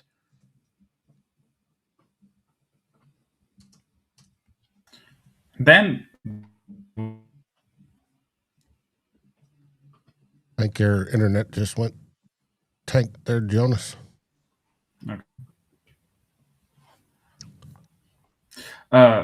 Then there's what I just it's with the development curve. Cornerback do have a steep development into the NFL. Like there are attempt right who usually go round 1 or 2, but it definitely takes more time for cornerbacks to get ready and get to their peak in the NFL. For running backs, they usually hit their peak almost like year 1, year 2. There's not much of learning curve for the running back position. I mean, there is, but it's not nearly as steep as with most positions. So it just doesn't make sense to draft guys for like 2 years from now, because you can easily do that in 2 years and probably have similar results.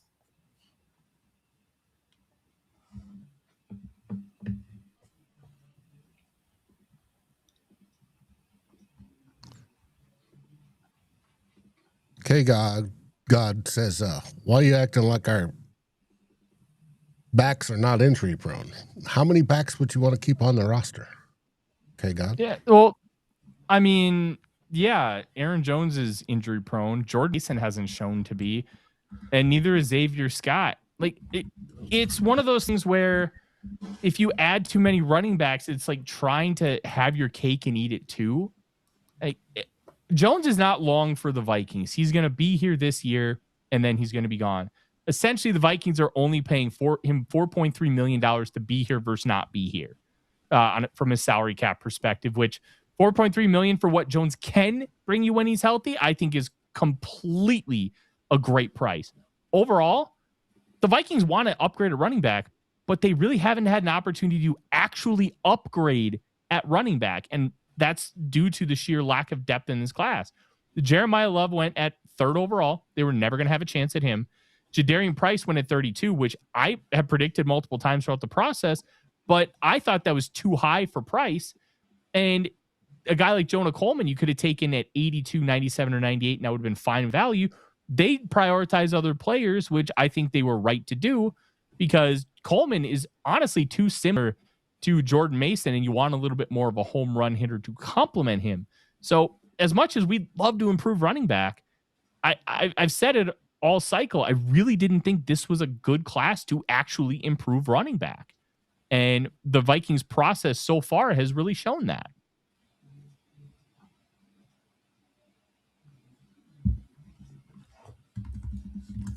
Yep. More picks coming off the board.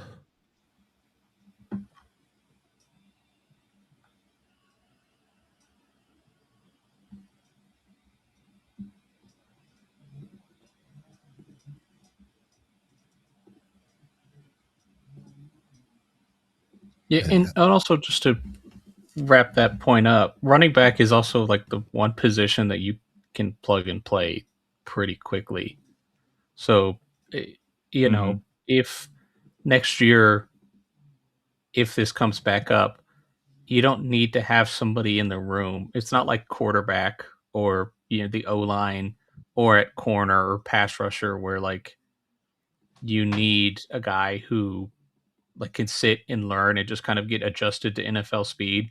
Running backs are by and large pretty plug and play across the board, especially for an offensive scheme as friendly as Kevin O'Connell's.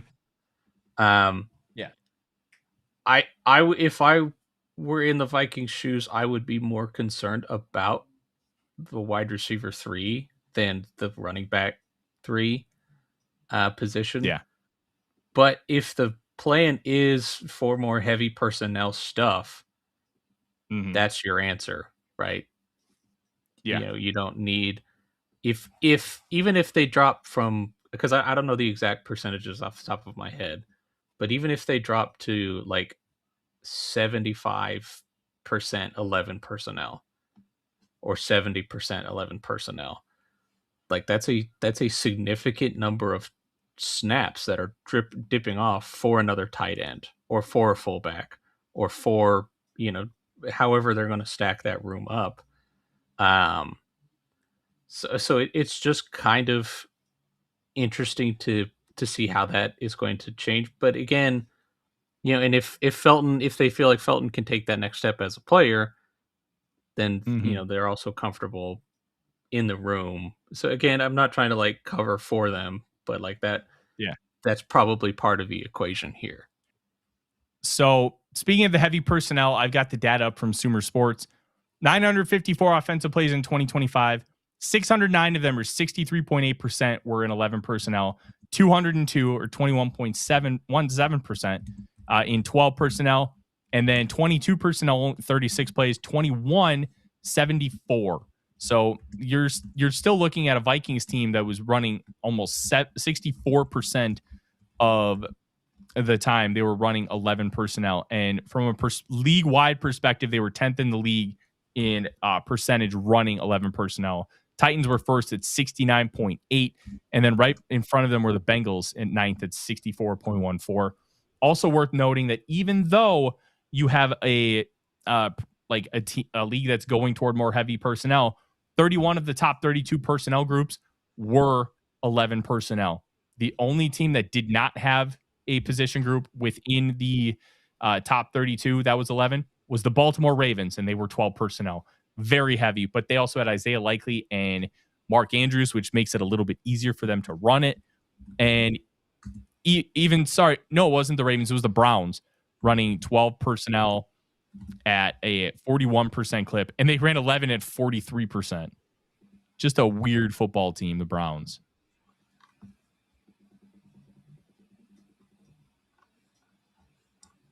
But yeah, the Ravens ran 12 personnel 35% of the time. And then they ran 11, 29.8% of the time. And then he ran a bunch of 22 as well. So just a weird football team. I'm very interested to see how the Vikings are going to end up approaching this from a long-term perspective as far as what the personnel groupings will be. Because you can make an argument, AJ, that they're going to use heavier personnel. You can make an argument that they're not. I don't really know what they're going to do here, but the Bredesen pick kind of signals that, hey, maybe they are looking for an Alec Ingold. Yeah.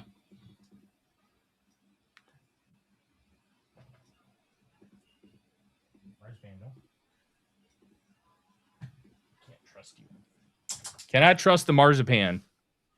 She's destroying her doggy bed.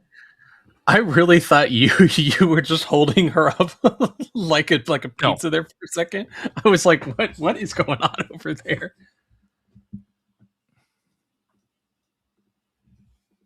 Interesting from Rob E., who appears to be watching the Bleacher Report stream as well, with Connor Rogers and Trevor Sikkema, two phenomenal human beings, by the way, and they're very good at their job. Commenting on how the league is just punting on this running back class with only 5 picked through 174 picks. I don't blame them, because this running back class really isn't that good. And if it's not that good, don't take them. At this spot, the only running back who I would like the Vikings to even think about is Eli Heidenreich from Navy. And he's very versatile player. Yeah, he's borderline slot receiver. He's done a lot of fullback stuff. He's done a lot of tailback, wingback. A well-versed player who can also do a bunch of special team stuff. Ran a 4.47, which I'm going to be honest, I didn't see that on film. I didn't think he was a 4.47 guy. So the fact that, one of the tough parts about service academy players is their service academy training is very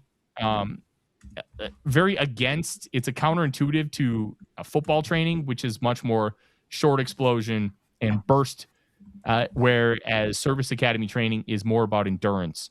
So the fact that he did get to a 4.47 maybe is a signal that there's a little more explosiveness in there than we saw on his college tape. And the versatile element would be the only reason why I'd be fascinated with him. Because I don't like this running back class. I don't think Damon Claiborne's that good. I don't think a lot of these guys are worth selecting with what the Vikings have. Yeah. I think that's a really big reason. I'd love Eli Heidenreich mainly because I just have a huge soft spot for gadget players who played wacky roles at college. I just want to see. If I could, I would draft a player like this every fucking year and see if we can get just somebody who can get used in some wacky ways in the offense. Just do some silly stuff with those guys. I just love that, and because of that, I would love to get him here. That's just one of my weaknesses. I would, if I was the GM, I would always every goddamn year draft a guy like that.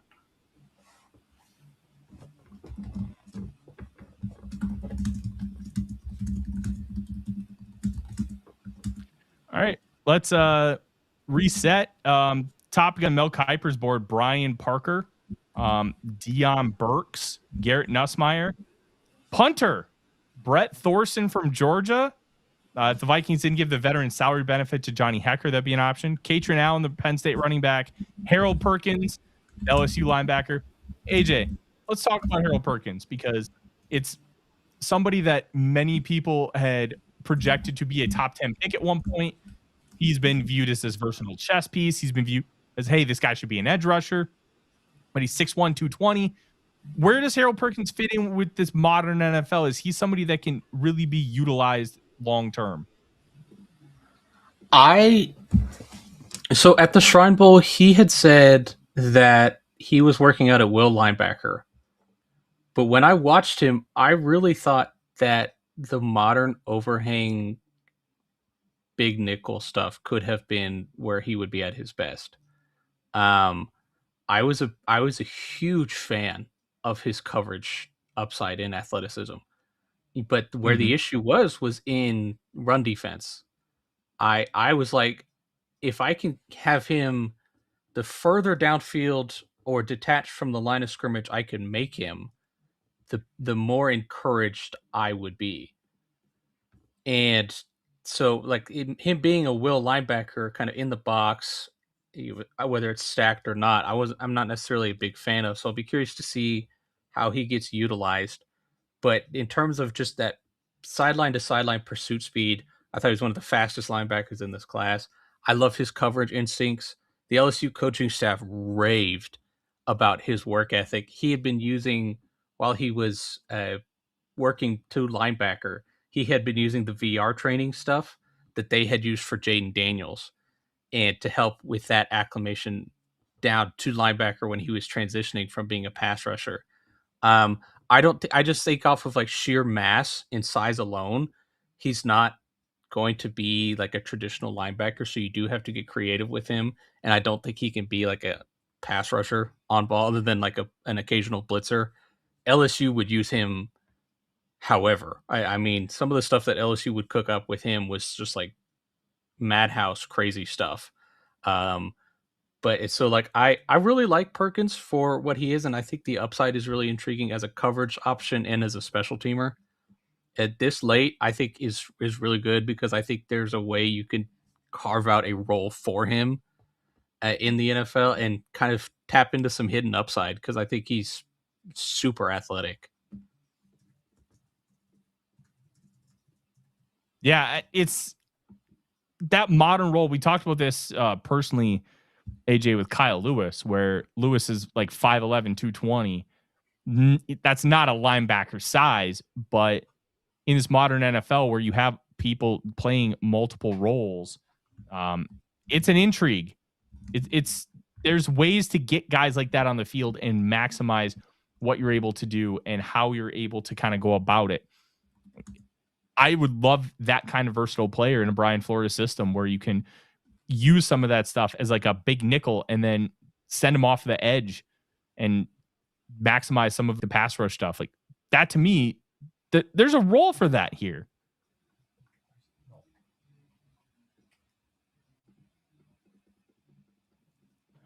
Well, Marzipan's getting a little agitated. She's been here almost 4 hours starting to chew on my chair. Oh, jeez. The Chiefs just took Cyrus Allen. That's a good pick. You know what? I like Cyrus Allen. That's a very good pick. Good for Allen going in round 5 after not even getting a combine invite, which never made any sense. Yeah.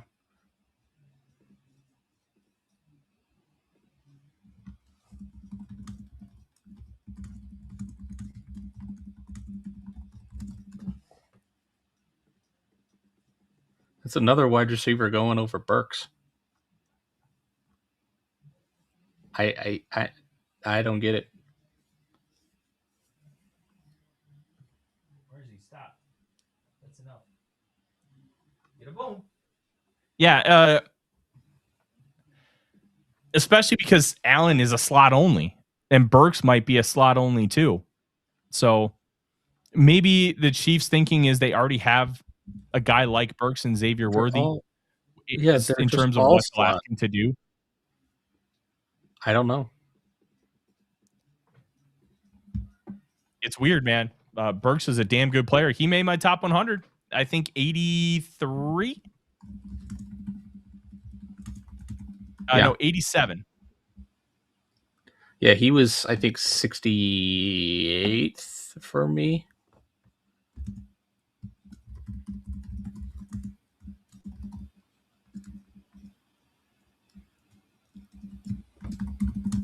I'm having some very angry Rams fans in my mentions currently yelling at me because I don't cope. They apparently the Ty Simpson rookie contract will come into play to help the Matthew Stafford contract work. I'm really not.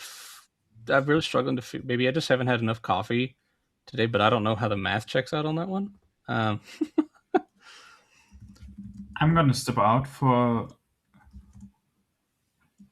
a little bit, but gonna return eventually. Sounds good.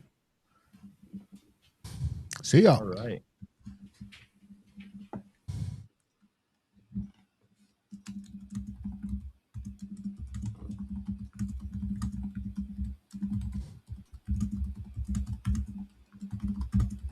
Now, I asked a question while I was out replacing air in my lungs that is this year's tight end class considered deep? Yeah. And Deep, not top heavy. Right, but is it what's next year's class look like in comparison? You guys have I have no idea. You've looked at quarterbacks and all sorts of other things that are going to be. It's just tight end. It feels like everybody. There is a name I'm forgetting. Hold on. Trades Green out of LSU. That kid's probably going in the first round.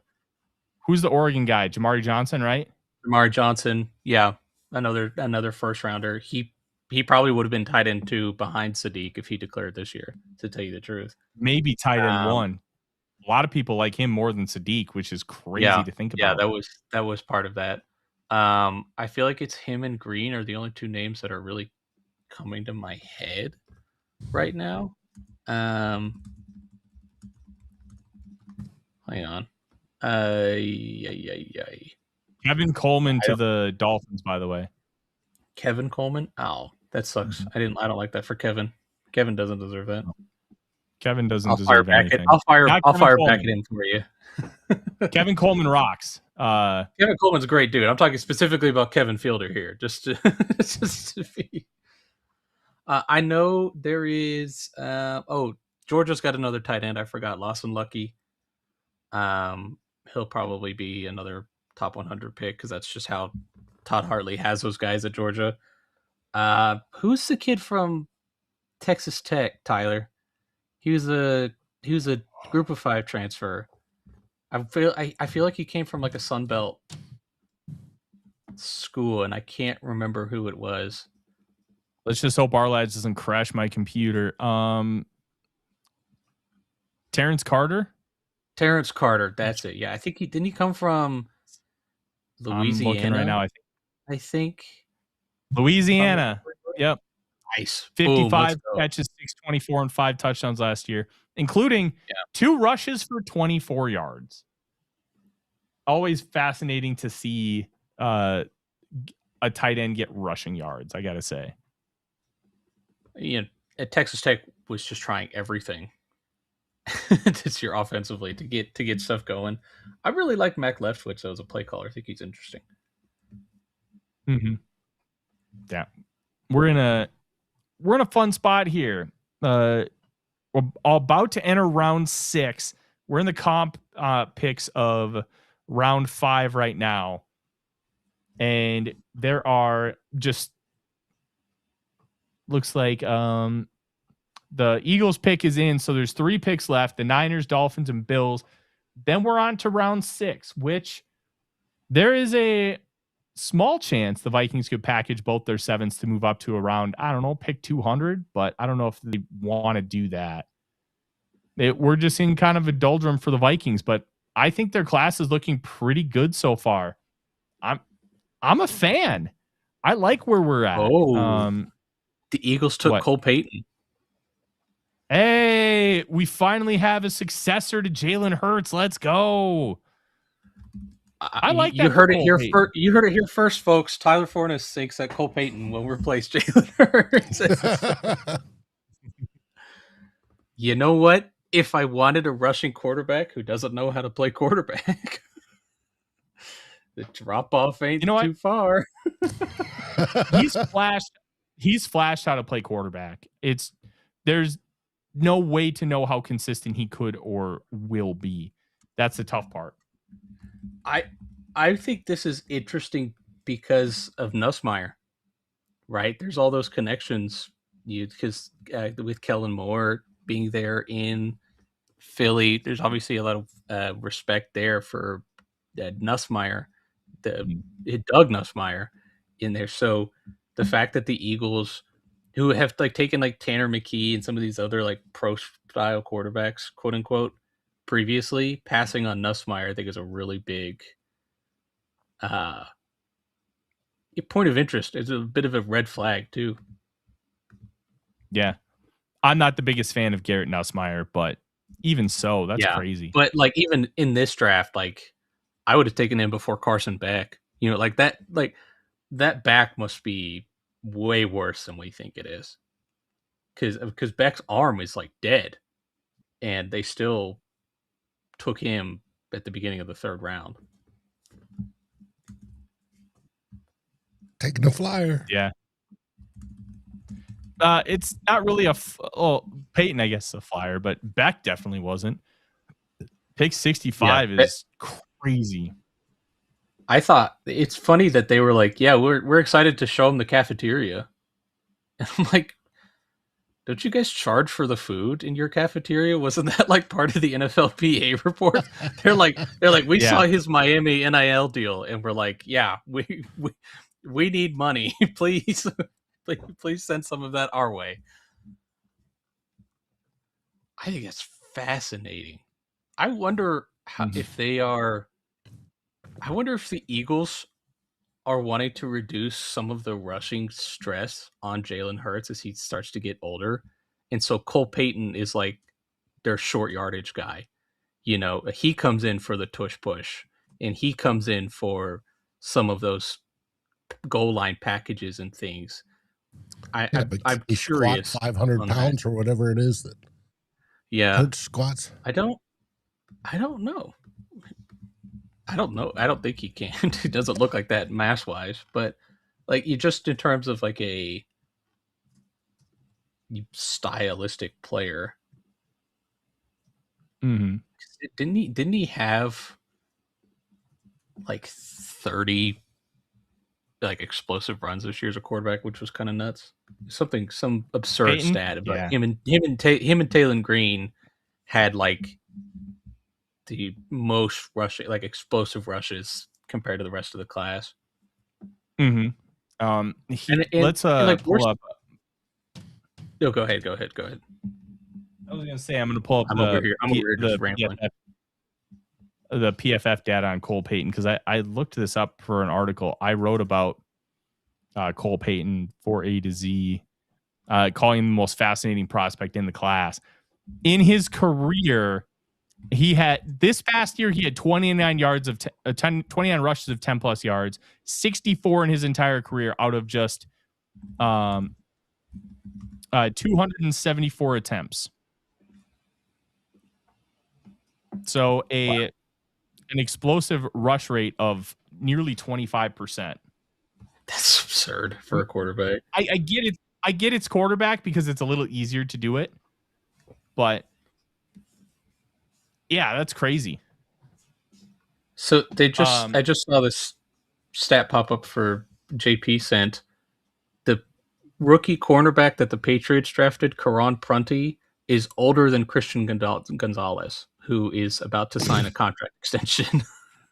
Dude, the NFL draft is so weird right now.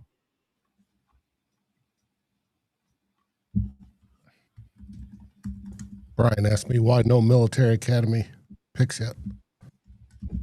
Because I thought Heidenreich would go by lost. Landon Robinson and Heidenreich are really the only two service academy players that are being considered. This would be about the range where I'd expect to start coming off. Yeah. I actually thought Heidenreich would come a little earlier. Robinson should have gone much earlier. I think the size stuff is overblown with him, to tell you the truth. Because any time from now, like once he got to day 3, I felt like he was going to outproduce his draft slot no matter what. Heidenreich is just, I feel like a lot of teams are like, I don't know where I'm going to play him. Right? I know there's a lot of split opinions on whether he's a running back, whether he's a wide receiver, and some teams just some teams are kind of for that and like, hey, we like that versatility. Other teams are like, if you're not good at either. Right. It's just kind of a risk there. And especially from a service academy where an offense is completely different than everything you're going to have to learn in the NFL. I understand what I would still take a flyer on him just because like I feel like what we've seen of him at the Shrine Bowl in this kind of an offense, in this environment, and all of the traits that he has shown on film are worth a swing. But I get in an NFL perspective, you're kind of like, the later I can worry, the less risk I take when I do take him.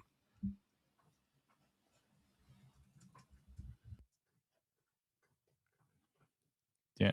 What's your view, AJ, and Landon Robinson? 5'11", nose tackle, but is going to project more as a 3 tech in the NFL. I thought he was the best player overall at the Shrine Bowl. Landon Robinson was completely unblockable, right? Because he was so small that he just had natural leverage on everybody, and he converts speed to power so well that he was constantly collapsing the pocket as a 5'10", 5'11", 290-pound guard or nose guard at Navy, but he's going to play 3 tech in the NFL. With his first step explosiveness and his craftiness as a pass rusher, he flashes so many different moves. He's really quick to segue into his counters. I think the way he stresses linemen with his quickness and ability to go hit you from any angle or even go through you, and that natural leverage that he has just being a smaller guy. Like if he's in a gap shooting type of scheme where he can just play 3 tech and tee off as a in sub packages and things like that, I think he can vastly outproduce his draft. I mean, the explosive traits with him are undeniable.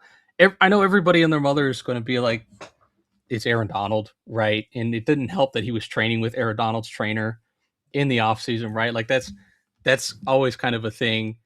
But I mean, and I don't want to make any comparisons like that. I do think he can be a good player, though. But Aaron Donald was like, even at his size, we were taking him 13th overall. Like we're making the case for Landon Robinson to be drafted with his size, right?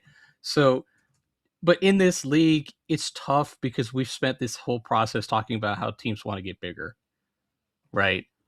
And even when you have a guy with these pass rush traits, there is the concern of, okay, how is this going to look if he's having to play against double teams, or in like if we have to rotate him in, is he going to be a complete liability in these looks? And is he, when we go to sub packages, is he a tell that we're doing this or that? So it's tough to say one way or the other, like how they're viewing him. Like my personal take is that teams always put guys in the, not always, but very frequently tend to put guys in the right spot to maximize them. And if you don't want him to take on double teams, you put him at a 3 tech. But again, when you're talking with all of these different traits and the translation over, it's tough to really say one way or the other how every team is viewing him. I would have taken him by now. Yeah. In this defensive tackle class, like the only other defensive tackles I think that are still on the board are all just like pure run stuffers. I'm trying to see Rayshon Benny. I would take Robinson over. Cameron Ball is another pure nose tackle, right? Like at this stage, it's all that. So for me, it's just kind of a team by team thing. That makes sense.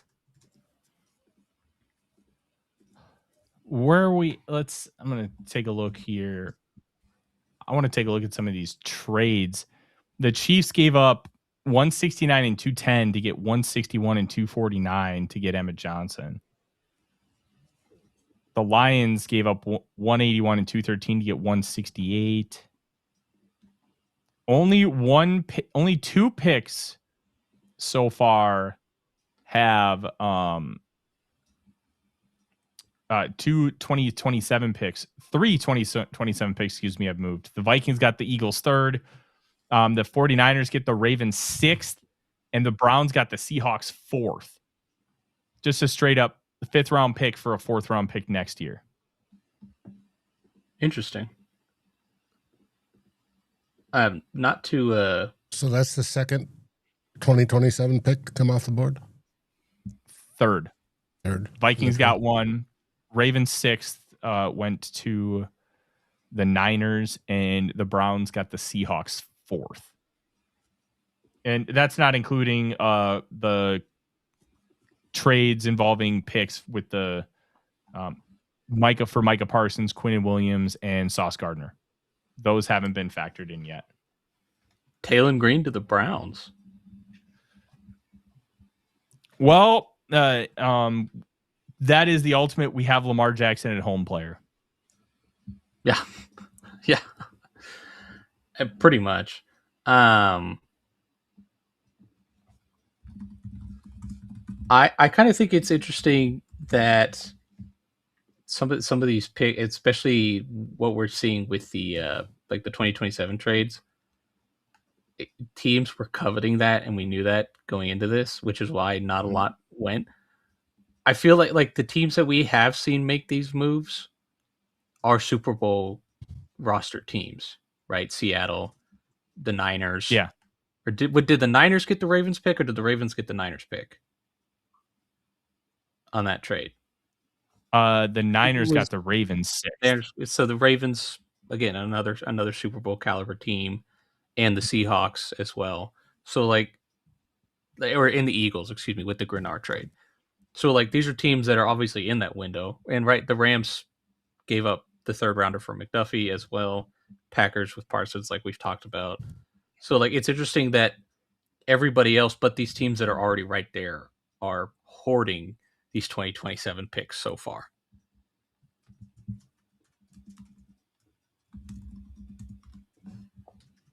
Yeah, the Vikings are currently set to have, I think, 9 picks. Look up Draft Pick Transactions, one of my favorite websites. They're Pro Sports Transactions, excuse me. They track every trade, and until they're certain on it, they always add the conditions. And the Vikings right now currently possess the Eagles' 3rd round pick. Oh shoot, the Vikings 4th went to the Panthers, but the Vikings get the Panthers 5th. They have the Chiefs 6th, the Jets 6th, and their own 6th. And the Eagles 7th. So you're looking at 9 picks right now. 1 in round 1, 1 in round 2, 2 in round 3, 2 in round 5, 3 in round 6, and 1 in round 7. Not bad. Not bad at all.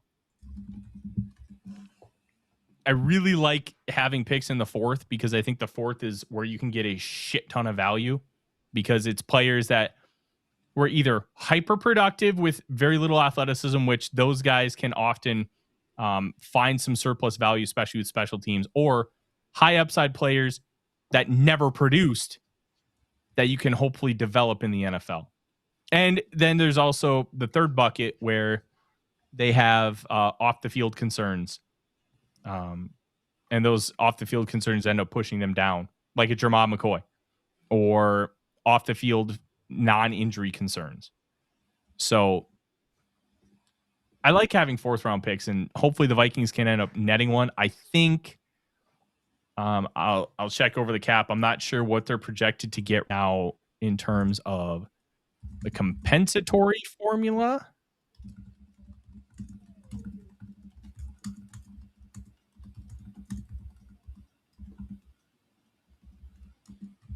Let's see. Comp picks right now. Looks like the Vikings aren't getting any. No, sorry. They're getting a 6th for Jalen Naylor. So 10 picks right now. James Pierre is costing them a 7th. There's a non-zero chance. Like if James Pierre doesn't play a ton of snaps, that could drop him down. Marzipan, no, honey. But yeah, you're looking at getting a 6th round pick for Jalen Naylor. That's not bad. On the other hand, the Packers are projected to get 2/4, a 5th, and a 6th. So that sucks. Did you say the Packers suck? Of course, always do. The interesting time, I just saw this. JJ McCarthy was at Bredesen's draft party. So emotional support. They're like fullback. They were in the same recruiting class. They got him a weighted blanket. That's what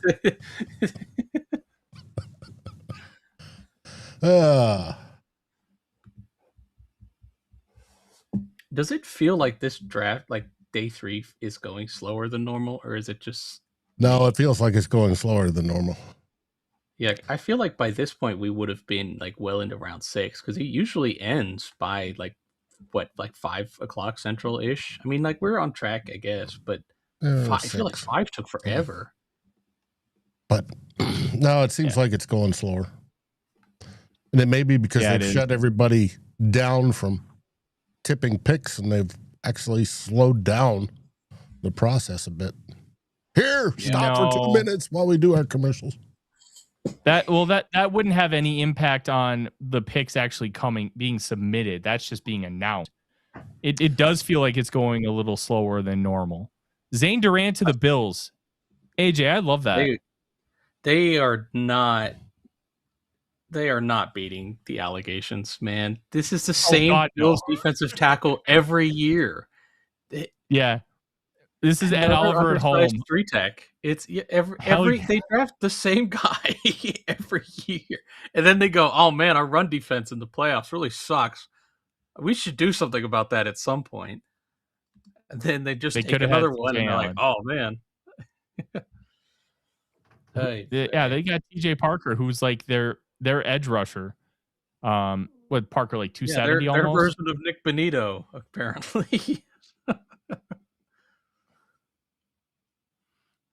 Just remarkable. I liked Durant. I thought he would have been a fun option for the Vikings if they moved back in round 4, because he really fits that slashing, penetrating type of style that Brian Flores loves to play. But I think getting him in at the end of round 5 is really good value, even if the Bills will never beat the allegations. The good value pick. Are we into round 6? Oh, no, the Browns pick is the first in round 6. So that was the last pick of round 5.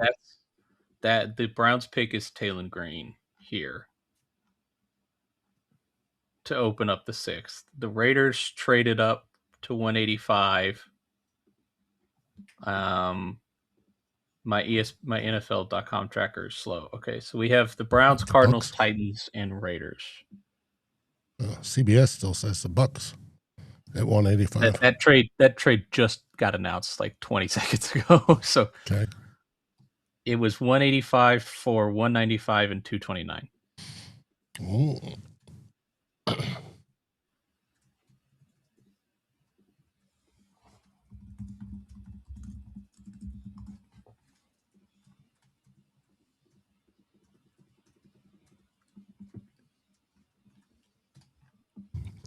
Jason, Cleveland takes a QB, really? Yeah. Very Let's funny. run the Terrell Pryor experiment again. I think that'd be fun. Man, if Terrell Pryor came out 10 years later, that dude would be like a Pro Bowler. I thought Terrell Pryor was going to be that dude at wide receiver. I really there was a couple of games where I was like, oh, it's on. Like he's figured it out, and then it just never. He had a 1,000-yard year and then just never did anything again. I don't understand that. Like just raw as sushi, 1,000-yard season at receiver, just bonkers. Yeah.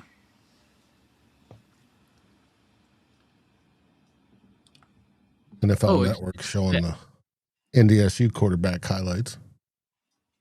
Cool. Good football player. I might have gotten the trade backwards.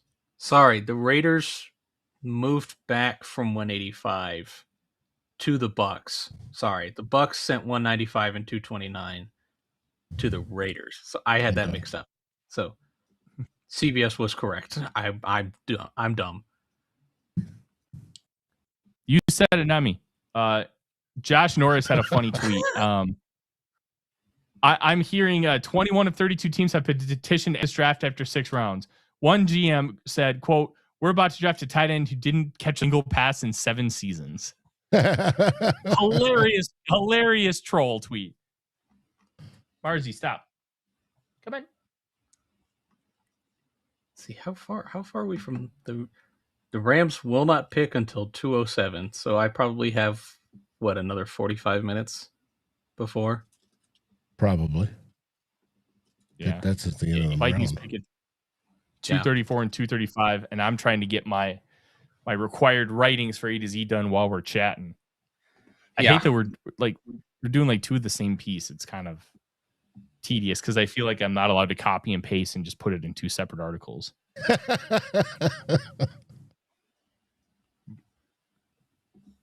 Yeah, because it's like, how is the analysis supposed to be different on the grade versus the final draft class wrap up piece? I know.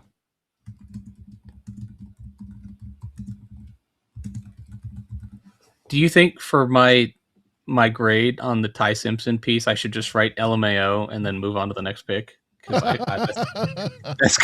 that's kind of where I'm at right now. I think with Ty Simpson, you're going to have to, you're going to have to write a little bit about that. Oh, boo. I don't. Become a Fox News or MSNBC politician, AJ, and just write spin. Just spin it. Listen, I have a political science degree. I'm great at it. I actually didn't know that about you. Yeah, that was my bachelor's. Was a political science degree from Kennesaw State. Go Owls. Hooty hoo. That was a Reef's degree too, if I remember correctly. Reef didn't graduate, fun fact. Oh. At least he was close. That we should make fun of him for that, AJ. No, it's Katie's degree. I didn't know that either. I thought Political Katie was science an and foreign affairs, and she's a bookkeeper. Shows how good that money went. Hey, you know what? Yeah, some companies just want to see that you have a degree. My degree was so valuable. I'm in sports journalism, so take that for what it's worth. My number 2 daughter got one in photography, and she's a wonderful photographer, and she runs software for an investment company here in St. Louis.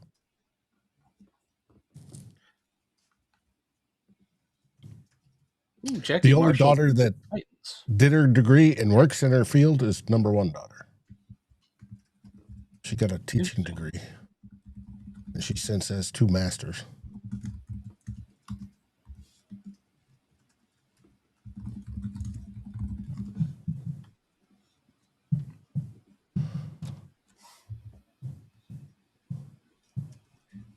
But it is what it is. I know in the military, if you wanted to be an infantry officer, you generally got a degree in physical fitness. Yeah.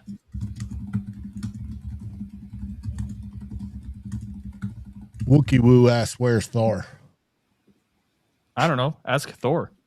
Yeah, we're just Thor's probably doing his own thing. I'm guessing he might be doing something with SKOL, but not here today.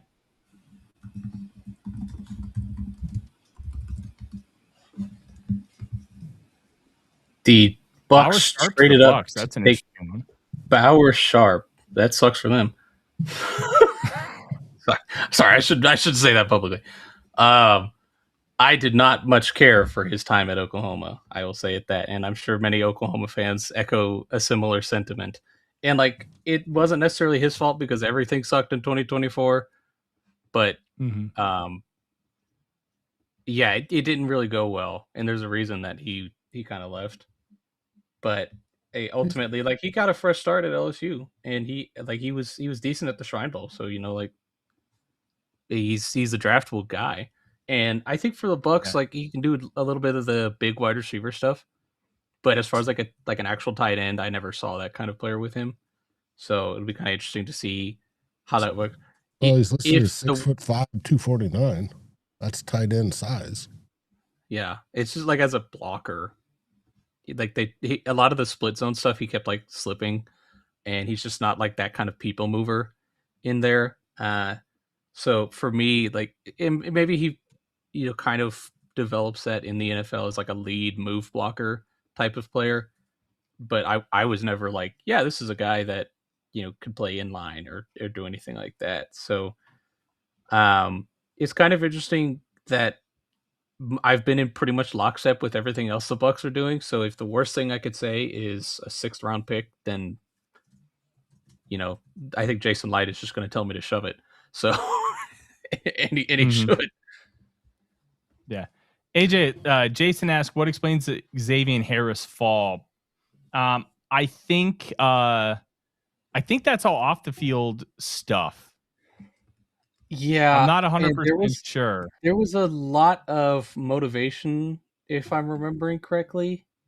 And I think he had a surgery on his foot pre or post combine, and then he's had like multiple arrests. Let me pull up Dane's thing real quick.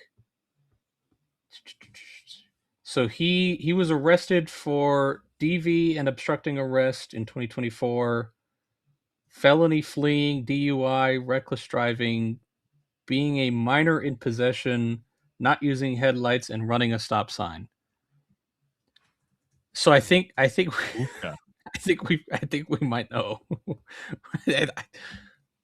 I don't know. I kind of feel like that's all we need to say is a litany of off the field concerns.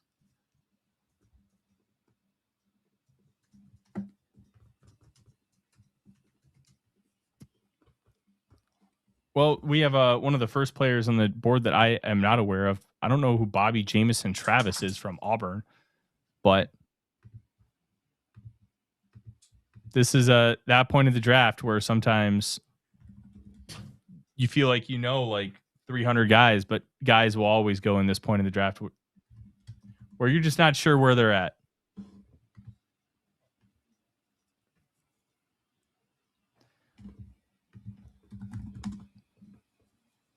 KFT yeah, doesn't get McCoy falling so far. Well, it's the knee. Yeah, McCoy. It's not like an ACL thing. It's a degenerative kind of thing. Yeah, and they are very worried that even before his rookie deal is up, he'll need another major surgery. Right, and if this surgery goes wrong, he's done. Yeah, and the fact that I've never heard of a bone plug before, that's a new one for me in scouting, and the fact that it is apparently like a major red flag as it like deteriorates. They were talking about this on the NFL Network broadcast. Like that is a major concern for them moving forward, just because like if that goes, everything else kind of goes with it. And so like if and like for in the top 100 where you want a guy who's going to be like a multi-year contributor, that's a major risk, right? Like personally, I know there were a lot of like Will Johnson comparisons to last year. Will Johnson's issues were more like frequent nagging things more than like a significantly major thing, right? And like you can manage nagging injuries, right? They're part of the equation, which is why he still fell to the second round. But that's a little bit easier to manage than his knee could just give out, and he might never get that athleticism back in that knee ever again if the surgery goes right, if the thing goes wrong. And the fact that the cartilage is also a concern in that knee apparently. But at the end of the degenerate part, I heard.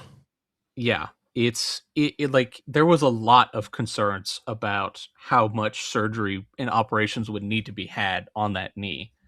And so like there's a huge risk with a guy that even in the top 100 you're expecting to be a multi-year contributor.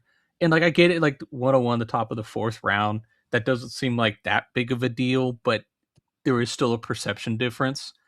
And I feel like it's still worth the upside, because if for a fourth round pick, I hate to say it like this, but even if he only plays like 3 years, if he plays 3 years at a high level, you're still going to be like, that's an okay return for a fourth round pick, right? And anything on top of that is gravy. And I hope he stays healthy, right? Because the league deserves a healthy Jermon McCoy. Jermon McCoy deserves to be healthy, right? He's a tremendous dude and person in his own right, and he can't control his knee being like this, right? And so I hate to reduce it to just like ruthless calculus like that of sheer return on investment, but that's kind of just the way that these front offices handled it, I feel like. And so with a fourth round pick, I think it's a little bit more manageable, but I can understand why a team in the third and second would be like, we're going to look elsewhere, even if the talent, I mean, I thought he was the best cover player in this entire draft class. On the field alone, he was better than Delane, who was the first cornerback taken. But obviously I don't see the medicals, so I don't know how that tracks, but it was pretty largely concerning for the rest of the league. And Giatano says bone plugs are not uncommon, but showing signs of degeneration, which is the uncommon part. And bone plugs are not. I had one in my mouth. I had a tooth removed and they stuck one in, a bone plug. And they asked, do you want it from a cadaver or do you want it taken from your hip? Oh. Because that was the choice. They could take a plug out of your hip. Interesting. And I said, no, give me a cadaver, because they said the hip would eventually start hurting and blah, blah, blah. And it's worked fine. Yeah. I've just never heard it in the draft process. I feel I hadn't either, but I've seen some images of surgically repaired tendons and stuff where they literally cut out a section of the bone, a wedge shape, and they attach it and stick it in there and do some screws and have it heal back up that way. And it's just like, whoa. Yeah. My ACL is still not surgically repaired. I probably have to do that sometime. But the Bengals drafted Brian Parker just now, which is interesting. He's because apparently going to play guard, because he's told teams that he's a center, and they just drafted a center a couple rounds earlier. Fignut says he's going to snort some Colonel Taylor tonight. I don't know if you want to snort it, but at least drink it. from what I gather, it's one of the best bourbons out there. Colonel Taylor, it's awesome. You can't find it up here. I would love to find a bottle. I love it, Colonel E.H. Taylor. That's really, really good stuff. Yeah, you're talking to somebody who doesn't drink, so yeah. I'd make fun of you for it, but that would be the kind of mean I don't want to be. I respect anybody who doesn't want to drink. I like beer. Part of it for me is a tolerance thing. Since my stomach surgery, I could have like a sip and I would be passed out. So yeah, that's not good. Yeah, I can have a 12-pack and still function.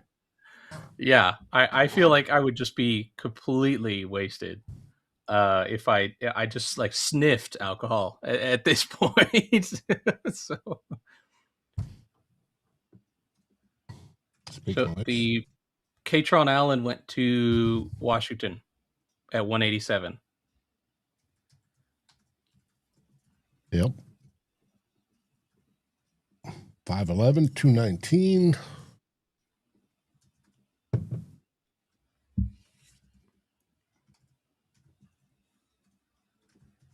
Has David Njoku signed anywhere? I don't think he has. I feel like that's got to be a post-draft signing. Him and like DJ Reader. DJ Reader is already quote unquote agreed to a deal with the Giants. With the Giants. And Jason Fitzgerald of Over the Cap mentioned that, hey, because he's already agreed to it, maybe they don't get that compensatory pick because it's intentionally circumventing the system. That's funny. That would actually be very Joe Sheen to have happen in this process. Mm-hmm. I like the Inez Cooper pick for the Jets. I like him as kind of a gap guard. I think he's really interesting. Tuna says Brandel will remain Viking center and Tiernan will be a utility tackle. Yes. Even if they move him to guard or center, he's at the point in the draft where it's going to take years to get him up to full-blown starter speed. Yeah, David Njoku is still a free agent, by the way. Okay. Yeah, he'll probably get signed pretty quickly. The thing that I like about with Tiernan is I thought he was very pro-ready from a technical standpoint. Where this gets kind of interesting is like because of the arm length, right? That's been a very big part of short his arms, concern. small hands. Yeah. It is all of that physically. Yeah, and so could he play center? That might be his best position. I thought he had enough ability to stay on the outside at tackle, like as like a Zach Tom for the Packers, who kind of makes up for the short arms with good athleticism, good movement skills, and good technique. And Zach Tom has improved tremendously, and I think Tiernan can also do that. Where this kind of gets interesting is like because he's on the taller end, playing inside. That's where like you don't see guys at his height inside. So it's a really interesting equation. But like if they are wanting that kind of key depth, that swing tackle, because with everything going on in the offensive line room, he can play guard, he could play tackle. You might be able to train him to play center as well. I don't think he did any work there pre-draft, but I could be wrong. For a team that has had as many offensive line issues as the Vikings have had. Again, we talked earlier about the versatility and that swing ability being a premium. It is. I feel like that's part of the pick and the part of the rationale there. No, without a doubt. If he can be the sixth man off the bench and fill in at just about any of those positions, that's valuable. Hugely valuable. And if there's a team that understands how to take a guy who's 6'7" and a left tackle and make them an interior player, the Vikings have already done that with Brandel. So they understand the path. And quite frankly, it's a good value per consensus. It's a 30-pick surplus. Like now you have somebody who can replace Walter Rouse, who unfortunately just has not shown that he can be a capable NFL offensive lineman. But now you have a little bit more depth. Ryan Van DeMark is your swing this year. Maybe Tiernan is your swing next year. I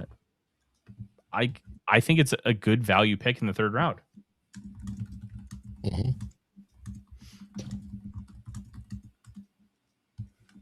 Trying to remember. Josh Cameron to the Jaguars. That freaking rules. I love Josh Cameron. Burks must have had a medical red flag at this point because Barryon Brown just got drafted and so did Josh Cameron, and nobody had them higher than Burks. Not a single soul. So, but there must have been a red flag medically. And Van DeMark only signed for this year. Interesting.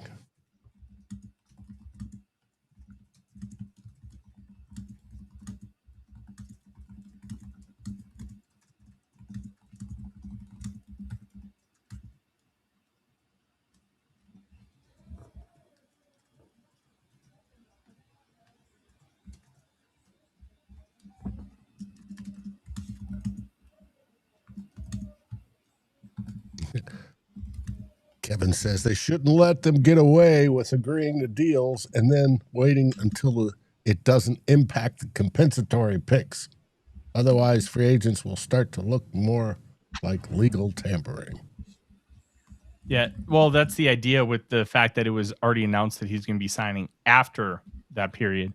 Teams do this all the time because after a certain point, after, like in free agency, after like 3 weeks, some of your higher profile free agents might just wait till after the draft anyways because they want to see what teams do. Like if a player thinks they're going to be wide receiver 2 and then that team takes, like the Browns, they take Conception in Boston in the first and second round, then they're going to feel duped because they're probably not going to get to play that much. So they wait for a good situation. So if you get a bunch of guys announced at like 305 right after the compensatory formula, that's a little fishy. But overall, a lot of players will like to wait once those first few waves are done if they don't get signed because they want to make sure that they're signing a spot where they get to play. That or a lot of them don't want to just go through a lot of the offseason. So. Yeah, the older ones. Yeah. Aaron Rodgers. Marsman. I know. Jason asks how many day one starters. Assuming health and all other things, I think Banks starts day one. I think Orange starts day one. I don't think fullback is a starting position, so I'm not going to say Bredesen starts day one, but I mean, I guess technically nobody's going to be ahead of him on the depth chart at fullback. So I think you got 2 day one starters, which I'm going to be honest is pretty good. Golday theoretically could start, but you don't need him to. And I think it's better that he won't start because you still have to teach him some things about playing off ball. Yep. But that's the weird thing. By year 2, he definitely could be. Yeah. Okay. Like the idea of Jake Golday in this defense is elite. Fantastic. I love it. Now, by the end of the season, he's basically a big version of Ivan Pace Jr. that can play coverage. Like he's a great linear mover, a great blitzer, and he's got enough power and strength in his profile to set an edge. So he can play Pace. Not by that much, by height, but not by weight. He's only 240. Pace is 237. Okay. But Pace is also 5'10", so he was built like Kirby Puckett. Jake Golday is 6'4", 240. But he's got a power profile to set an edge, which is something that Eric Wilson could not do. And that, I think, is going to be a big factor here moving forward because you got to be able to set an edge with how Brian Flores wants you to play at linebacker. I also think that this signing pretty much spells the end of Blake Cashman. So I think he'll be done after the year. But that's just me kind of trying to put 2 and 2 together.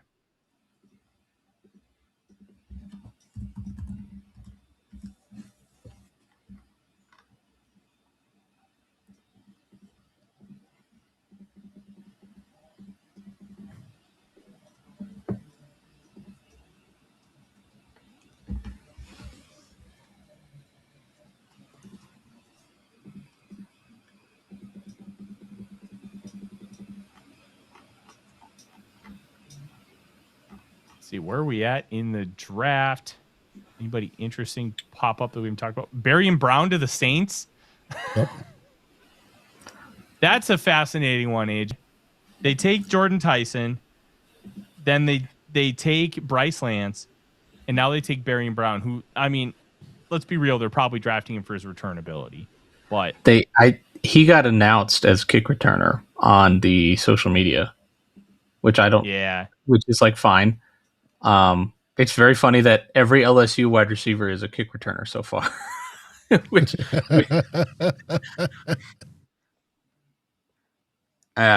like he, I kind of like Brown for what he is, you know, but again, there must have been some, because on-field ability, Deion Burks, at this point, there had to have been a medical red flag, and or he's telling teams don't draft me.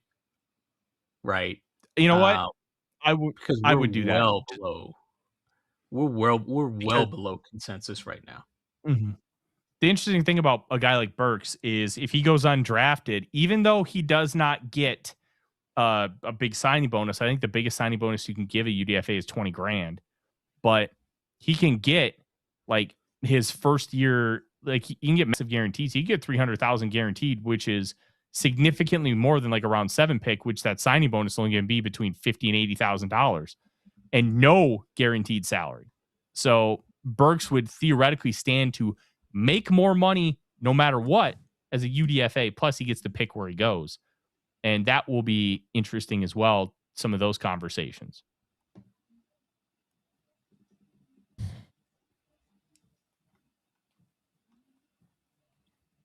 The Titans took Pat Coogan. He's probably starting at center at some point. To tell you the truth. Well, you don't believe in Austin Schlottman? I'm kidding. No. We know all about Austin Schlottman here. I don't. He's like he's discount Garrett Bradbury. That's why the Vikings had him as the backup for a couple of years, because you don't have to change anything with the offense other than he's just the worst version of Bradbury. But yeah, center is pretty much dried up. And yeah, I don't necessarily blame the Vikings for not taking one, but I am still a little surprised they didn't. Like you said at the beginning of the show, it's all on how the board fell. Yeah. Yeah, that's a big thing. You got point. The best one is Golban from Michigan State. And then it gets to a bunch of like nobodies. Unless I've missed Golban getting picked, which I don't think I have. But like I would like Golban as a scheme fit for Minnesota. But if isn't he more of a gap power guy and less of a zone guy? I think he can execute both. I think he's enough of an athlete. He can play, but he could do both. Okay, well that's good. But like if they don't care about center, then I doubt it will come up here.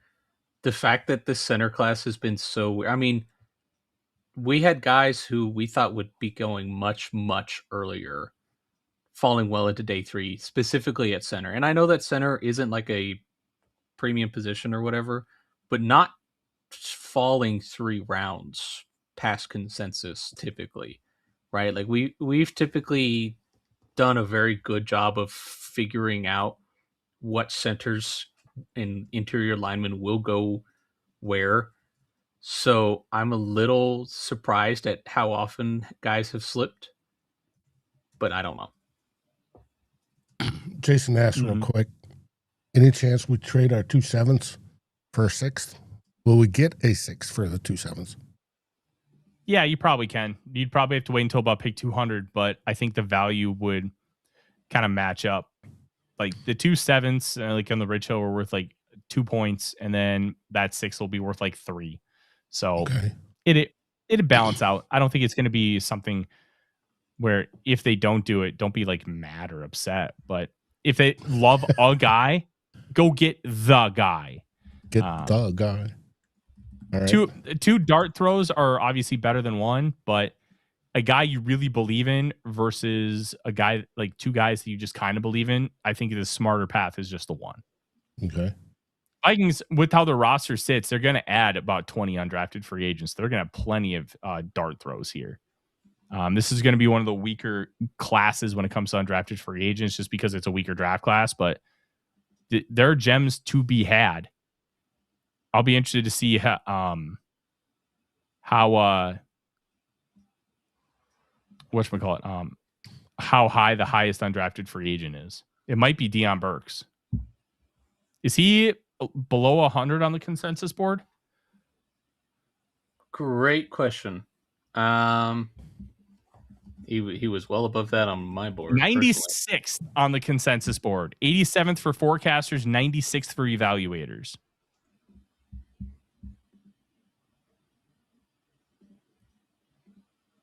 Wide receiver 17.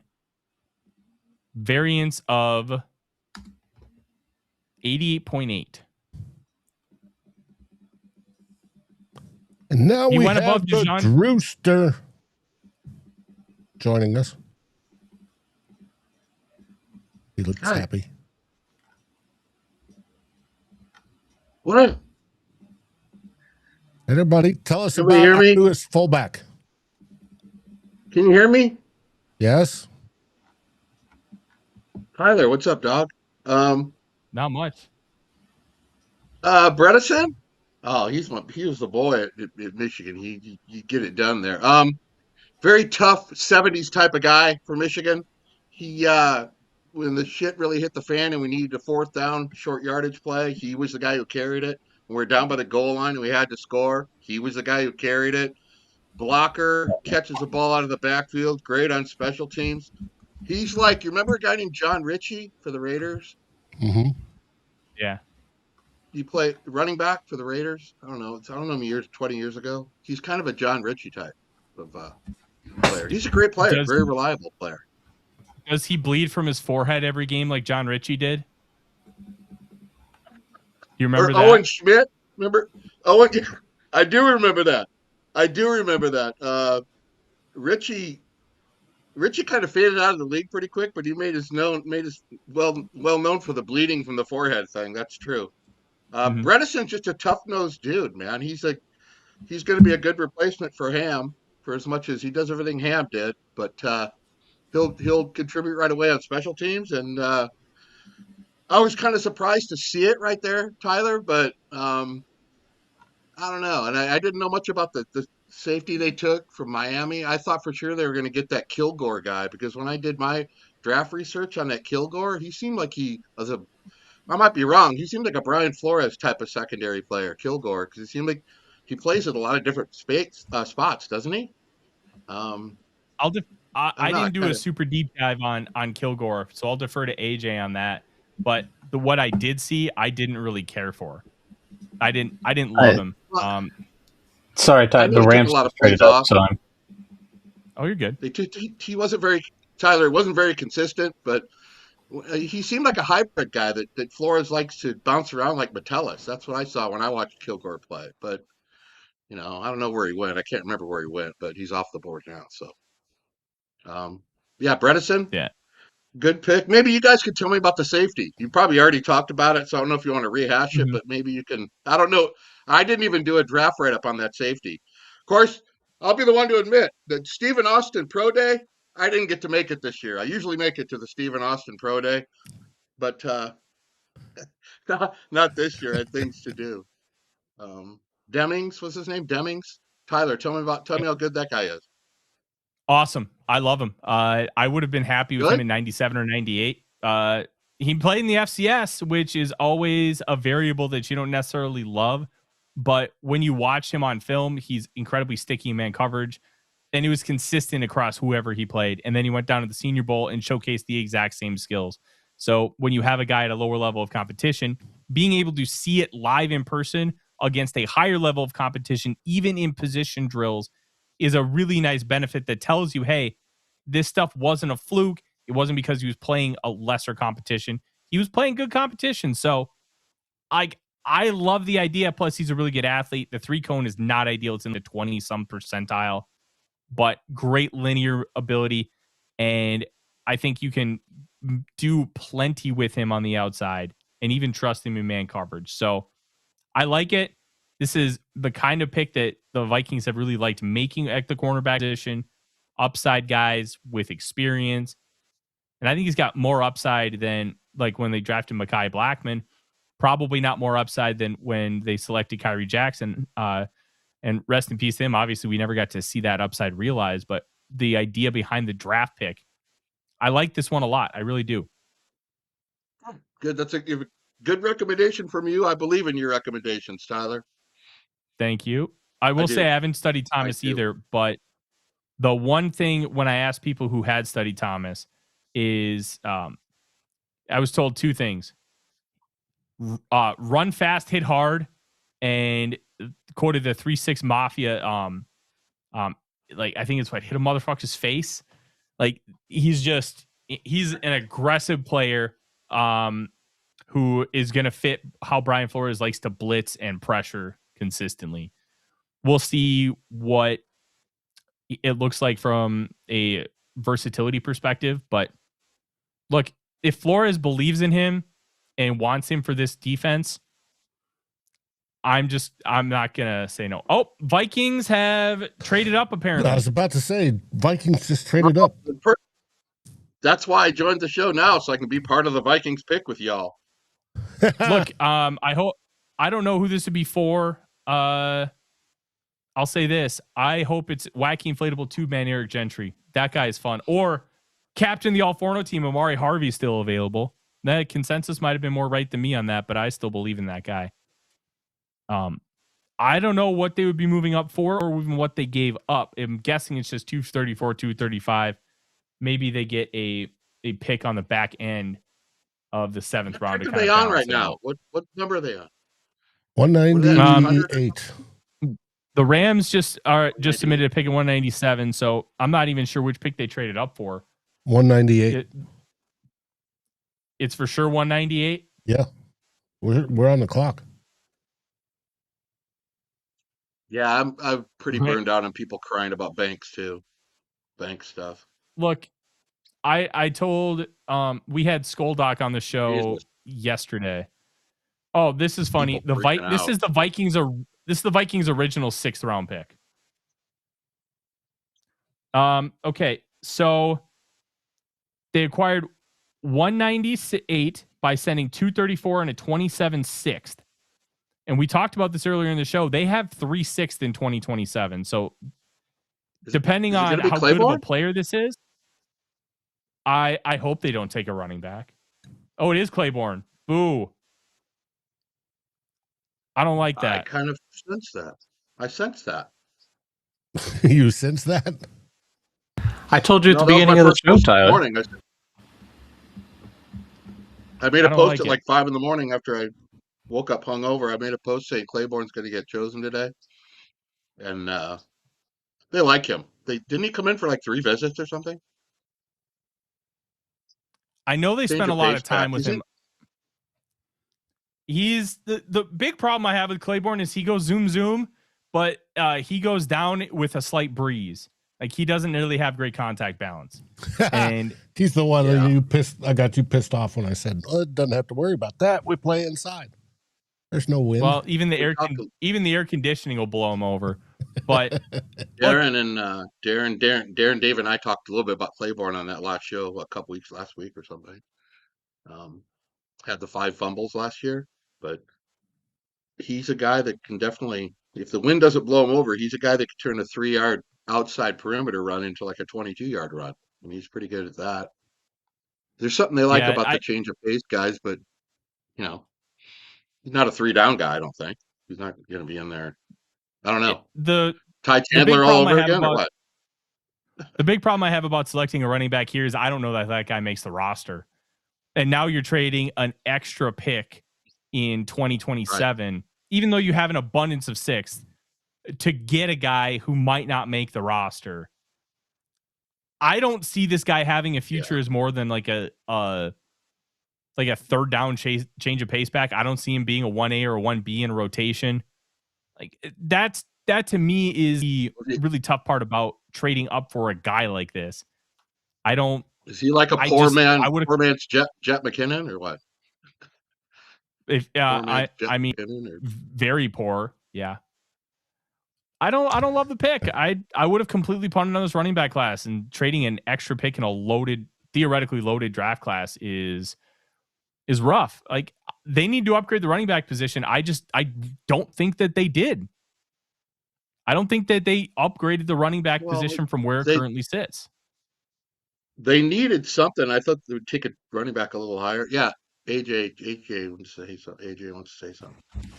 I disagree with Tyler on this because I really like Claiborne. I thought out of all of the running backs, like, of this day 3 crop, he was the best athlete. And if in this, what we think is going to be an outside zone, wide zone scheme, I think he has the juice to threaten the seams. He's got I think he has good vision and good cutting ability to find backside lanes and make plays happen. And I also love his receiving ability as well. The size is a concern, which I think is what dropped him. But overall, like, I think I really like him. I think I talked about him earlier on the show today as well, of how, like, if they are going to draft a running back, my pick would have been Claiborne, and inevitably they took him. So, but Tyler, I will have to go silent for a little bit because the Rams traded 3 picks to move up for CJ Daniels. So I have to start getting ready for the. Oh, wow. You guys start ready. Congratulations on landing a receiver not named Deion Burks. Did he get taken? I couldn't help myself. All right, just for that, Tyler, I'm leaving you. I like Claiborne too. I did draft research to more this week after Dave and I and Darren Campbell talked about him on the draft show they had me on. People were talking about he lost a bunch of fumbles or something, but if you look back on his 2 previous years before last year, he didn't have a fumble in like 500 carries. So I think it's just kind of a weird thing that happened to him. But his outside running is great. I mean, from what I saw on tape, he seems to have a little scat to him. Will KOC play him, though? KOC doesn't. I mean, KOC was playing Alexander Madison week after week after week when Ty Chandler was clearly a better back, and he kept playing Madison. He wasn't a better back. That's the thing. He wasn't a better back. He was a more explosive back. Theoretically, he should have been a better back. Like, here's the thing about running backs. If you have bad vision, it does not matter how fast you are. Madison had everything except burst. He was a good running back. I know, and the ability to cut back. You got to let me finish here. He was a good running back in the ability to cut back. He could catch. He could block. He could see the hole and hit it fast. The problem with Ty Chandler is he will see the hole in a wide zone about 0.3 seconds after everybody else would. And that takes his 4.37 speed and makes it 4.67. That was his big problem. If he ran gap stuff, he knows where the hole's going to be, he can run right through it. But you couldn't trust him in any kind of zone concepts. Plus, his pass blocking, which I thought was a strength in college, was bad in the NFL, and you couldn't trust him there either. So that was bad. From my perspective, Chandler wasn't a better running back than those guys, and the KOC didn't play him because Chandler wasn't good, but he did have some good special teams utility. So didn't he overall, have some 100-yard games when he was in there? They had to play him against the Bengals, and yeah, he did. But it's not about that kind of thing where you get high usage and you can put up some numbers. It's about when you're in there, can I trust you to actually impact the play in a positive way? And too often than not, Chandler wasn't impacting the play in a positive way, which is why he got buried on the depth chart and really never got opportunities because he wasn't showing that he could do it with consistency. Okay. Let me ask you something. You touched on this about 3 weeks on one of your shows, 3 weeks ago, maybe a month ago. There's a lot of shows to watch, and it all gets jumbled after a while. But I remember you saying something about you didn't want to draft a running back at all in this draft. And it made me, It kind of sparked something in my brain thinking, but Aaron Jones is going to be good for 8 games? And then Mason, who's a decent back, he's not going to hit any home runs for you. So I looked at the running back room, and I thought I was kind of surprised you said that because they do need some juice back there. I mean, I don't trust Aaron Jones to play I mean, do you trust Aaron Jones? What do you see in the running back department for the Vikings that would make you think they don't need to take a running back in this draft? That's the question I wanted to ask you 3 weeks ago, so I'll ask you now. So my theory about not taking a running back was, one, I didn't think you'd be able to get one that was requisite of selection that I believed could be a top 2 option for you long term. And I didn't think we were going to have access to Jeremiah Love. I also didn't think you were going to be able to get Jadarian Price at what I considered a value. And then Jonah Coleman, I liked. He was on the All-Forno team, but he was also way too similar to Jordan Mason for me to love the fit. And every other back in this class, I don't know if they can beat out Xavier Scott in a competition. And even if they did, I don't see them as being a potential top 2 option. So my theory was just punt the running back class altogether. Don't even try to take a guy that you don't believe can be a top 2 option for you, and then figure it out next year. You're not going to be able to fix every need in every class. So fix what you can and don't worry about it. And then, hey, you know what? If Aaron Jones only plays 8 games, like you said, Jordan Mason's already shown he can handle a load for multiple games. And I think Xavier Scott is just as good, if not better, than any of these guys you're taking late day 3. So just roll with what you got for now and make it a serious priority next offseason. Okay. That's. Are you surprised Aaron Jones came back? I was kind of surprised at that move. No, because Aaron Jones gets $5.5 million. He probably wasn't going to get more than that on the free agent market, which is why he stayed. And the Vikings are technically only paying him $4.3 million to stay on the salary cap because of what it would cost for him to be cut. Like, okay, that's why TJ Hawkinson stayed. They weren't going to get more than that on the free agent market.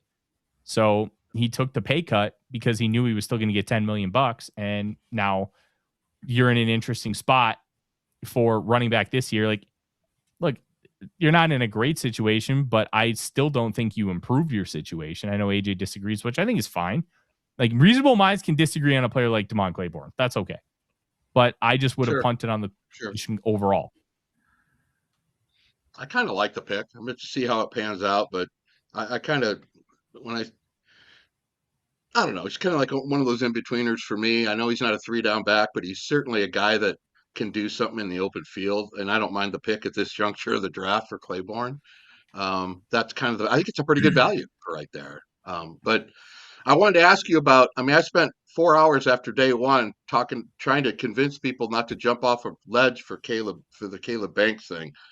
And I even posted my draft write-up on him that I sent a month ago that I wrote up, and people were still butting heads with me about it. And I'm thinking, well, it's Viking fans. They're going to bitch and moan about everything to begin with. They bitch and moan about everything. Every pick they're going to bitch and moan. But I asked people, did you watch Banks play? Some of his tape? Watch him play along that defensive line? The guy's fantastic. So I know you're a Gator fan, but I'm not. Yeah. But I also know you are. You hold your own when you're talking about draft picks. You're not going to, just because he's a Gator, you're not going to put him up there at the top. But why do so many people hate that pick? I mean, it's crazy. So I think I don't get it. Honestly, I'm asking for some clarity. Clarity, Tyler. I think it's ignorance. I think they just don't have the knowledge of what Caleb Banks is as a player and a prospect. And the first thing they hear is 3 injuries to a broken foot, like 3 injuries to the foot. That's what they're hearing. And it brings them a little bit of PTSD from the idea of, well, they brought in all these injured free agents, which to me is a completely different process. Adding free agents that have been injured is finding surplus value on a player that you already know is good versus taking a player that you don't know is going to be good in the NFL and the NFL draft. The Vikings haven't shown a propensity to take injured players with this regime. And I'm still making this the Kwesi regime, even though he's fired, because it's still all of his guys, just a new decision maker. So they hear injured and they're immediately turned off without getting to understand what the player is. Plus, a lot of the big names are dunking on the pick because they're like, later. Find out from Alec Lewis, there were multiple teams in the 20s wanting to take him. And we believe the Bears were one of them because of how Ryan Poles hinted about it. So from an overall perspective, I love the pick from a fit and a on-field play perspective. I had Banks 17th on my big board. When it comes to my big board, I don't factor in injuries or off the field. It's tape. And then from a horizontal board perspective, then I adjust for those factors where I would be comfortable taking them. So with Banks, I think I had him actually 20th or something. I'd have to pull up the horizontal board, but I think the horizontal board, I had him with a trade down, or it might have been pick 49, because I went into it from the perspective, I just don't know enough about the feet. And because I don't know about the feet, I don't want to risk it. I told somebody in my draft evaluation, I didn't see a more versatile interior defensive lineman in my study, and I only study like 40 or 50 guys. I don't go crazy. I'm not a professional. I'm a base player. So, but the guys I saw, I didn't see versatility of anybody on that level that could play everything along that line. He could play nose, 4-3 defensive end, 3-4 defensive end, wide 9. He played everything. He was, and when I hear all this hate going, but you're right, it's probably they just stop with the injury. Oh, he's injury prone. That's it. They throw their hands up in the air, and they don't want it. Let me ask you something. I wanted to ask you when I first saw this. They drafted Orange, and then that's technically 2 defensive tackles. What is the plan, Tyler, for those 2 guys? What is the plan positionally? Because you don't often see 2 defensive tackles come off the board for the same team in that amount of area. I don't remember usually seeing that. So what is the plan for them? The interesting thing about Banks is he's really never played nose tackle, and he's not going to in the NFL. He's 6'6", 327, but his first year at Florida in 2023, he was the 4th biggest defensive tackle in that room. Cam Jackson, who was a 5th-round pick of the Panthers last year, Chris McClellan, who's a 3rd-round pick of the Packers this year, and Desmond Watson, the over 420-pounder, were all in that room. Banks mainly played 3-tech, 4-eye, and 5-tech. That's what he's going to do in the NFL. Right. He might be big in like pounds, but he's a gap shooter. He's going to be a penetrator. He's going to use his long arms to really hold up at the point of attack and throw people around. And that's really how Brian Flores wants to win. He wants to shoot gaps. He wants to get penetration and get pressure on the quarterback and the running back in the backfield. Orange is just going to be a straight up nose, and he's going to be afforded to be able to do more as a true nose tackle than he was asked to do this past year at Iowa State, because Iowa State runs a 3-3-5 and there just weren't those opportunities for him. So Banks is basically, he is going to play the same position as Jalen Redmond. They're going to ask him to do a lot of the same things, and you're going to be able to get some mismatches with him shooting the B gap and really making an impact, especially against like zone runs, being able to just cut through the offensive line like butter. Yep. He's not great against double teams. He gets a little high in his pads a little bit. I mean, he's 6'6", that's going to happen. But the explosiveness, the get off, the ability to use his hands, and I think he has a relatively diverse pass rush repertoire.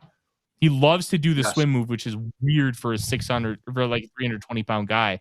But he understands how to throw him, and he understands how to use his long arms on the interior, which can be a detriment because you're getting up there really quick, where on the edge, it's a runway to then make contact. So he's a really smart guy who can adapt, and I think that the plan that they have right now is he's going to be used like Richard Seymour was with the Patriot in the 2000s.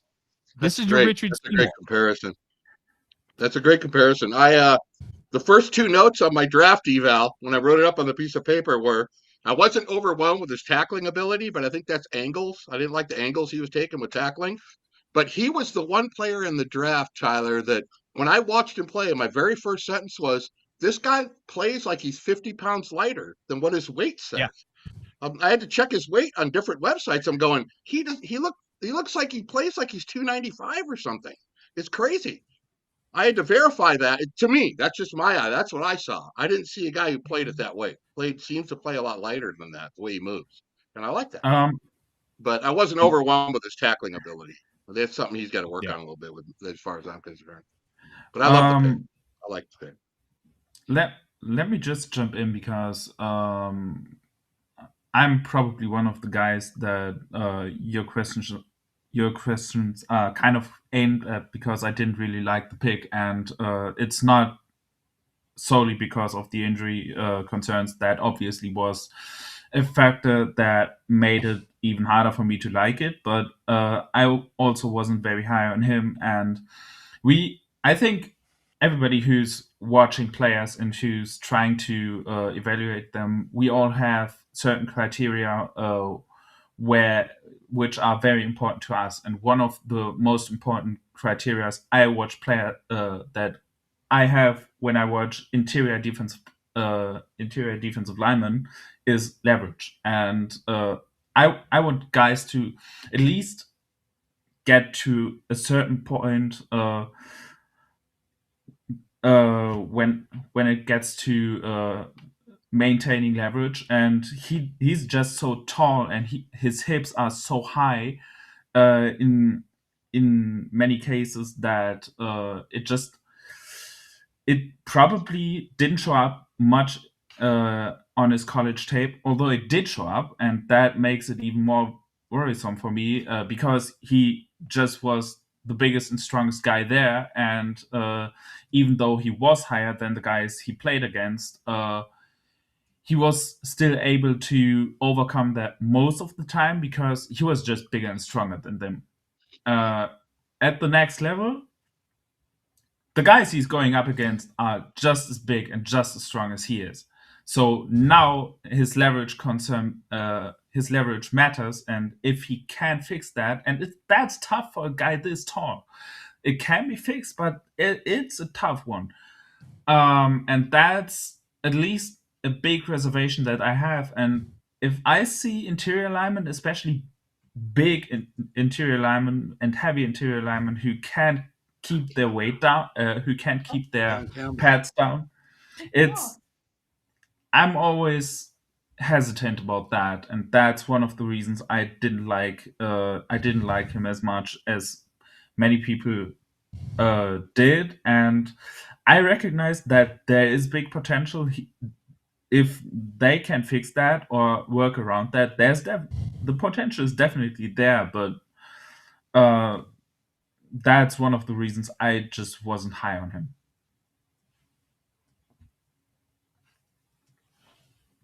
More? Yeah. That's really all really good points, I have to say. Let Tyler feel that one. The leverage is most guys that are gap shooters, interior defensive linemen, from my standpoint, guys that are quick penetrators, gap guys like that they do struggle when they can't get the penetration. When they get locked onto somebody, they get washed out of a lot of plays. That kind of coincides with when I see a defensive lineman who's always splitting the gaps, usually when they get locked onto somebody, they can't get off them. They get out leveraged. I understand your point. And that not always true. I mean, Redmond is a guy, great guy at the first step, very quick first step. And when a lineman gets locked onto him, he has a way of shedding the tackle still, but that's pretty rare. But I hear what you're saying. And that's a concern. I mean, valid point, dude. More bourbon to you.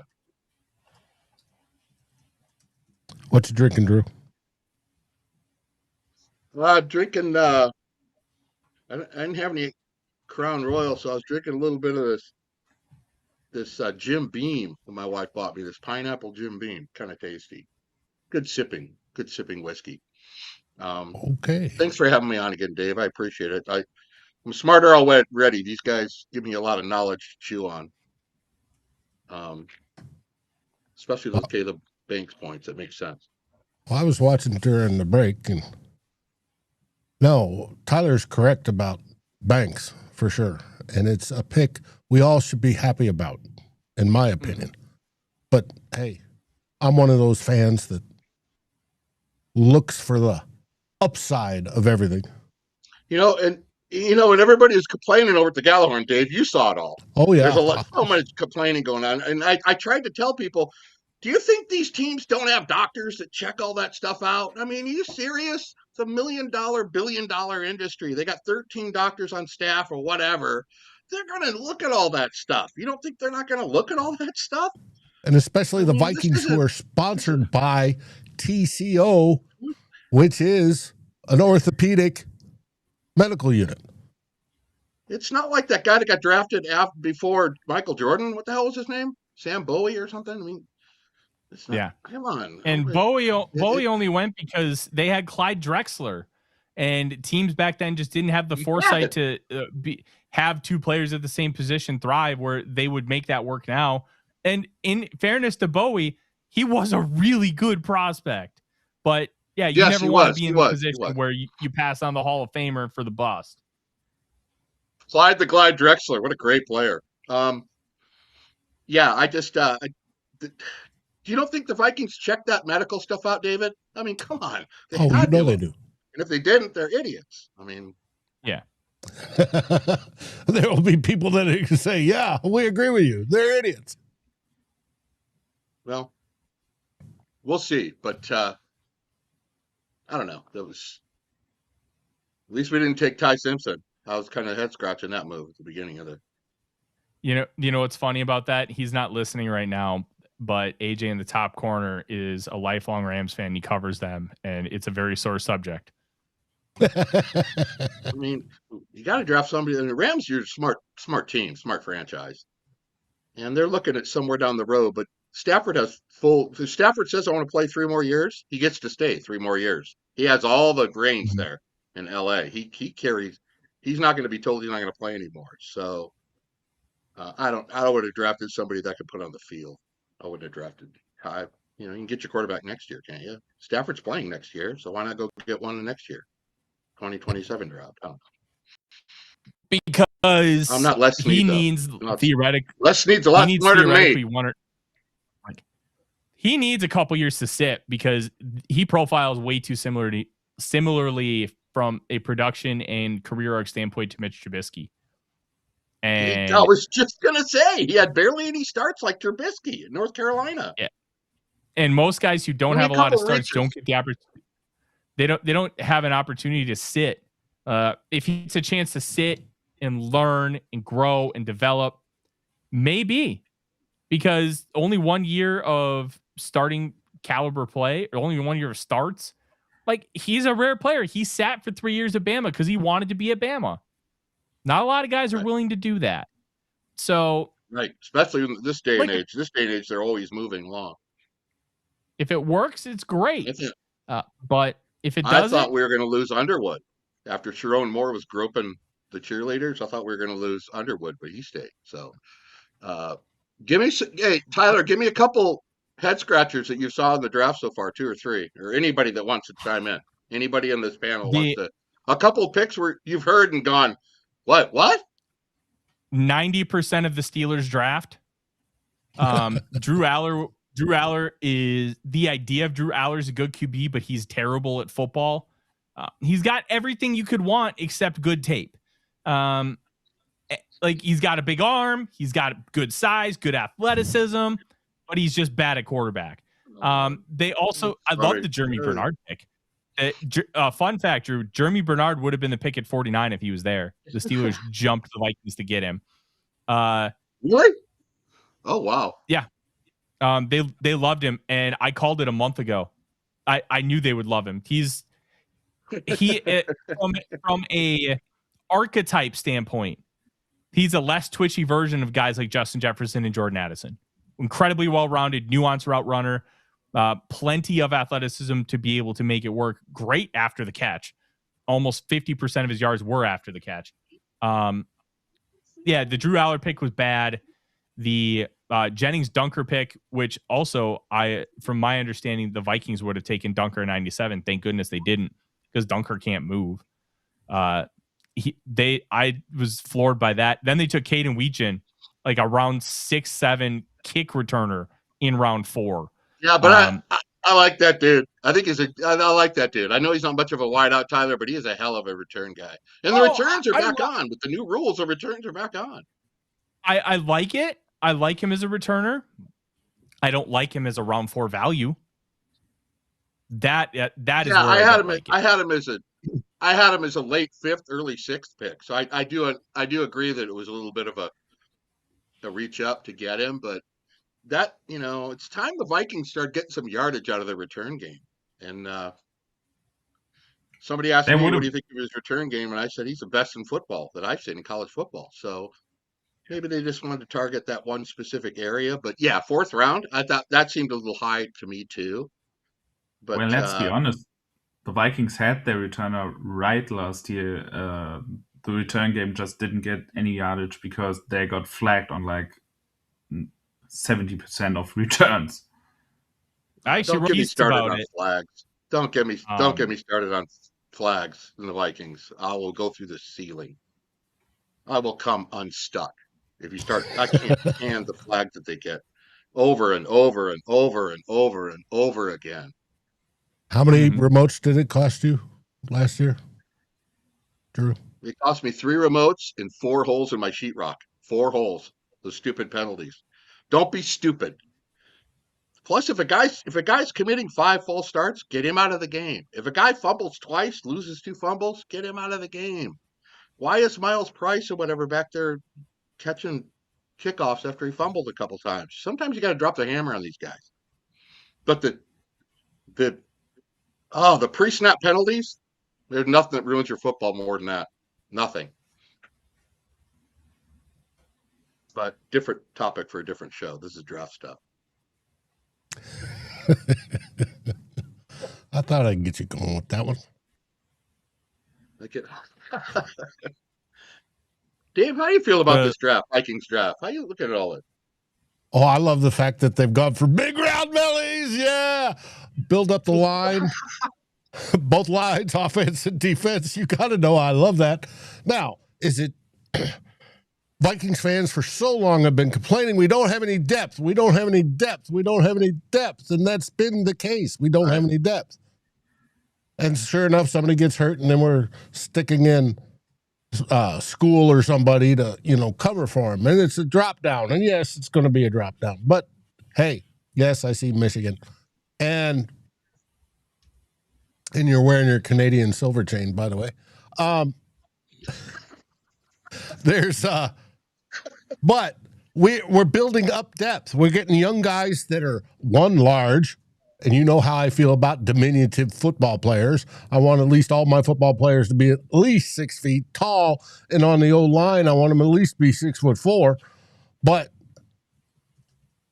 we're building size, we're building depth, and it's going to be good in the long term because we have, 2 years out, year out, whatever, from now, 27, 28, 29, when some of the older guys depart the team because they retire, whether it be Harrison Hitman Smith. I still think he's coming back this year.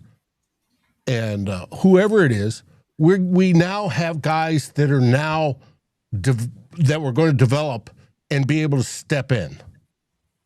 And if it's Blake Brandel doesn't work out this year and Juergens doesn't work out before him, well, maybe the new, Tiernan dude will move over to center or whatever it is.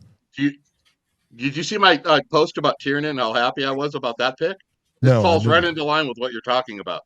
I had him as 24th overall on my entire draft. I like that guy. I was number 3, I think, offensive tackle on my board.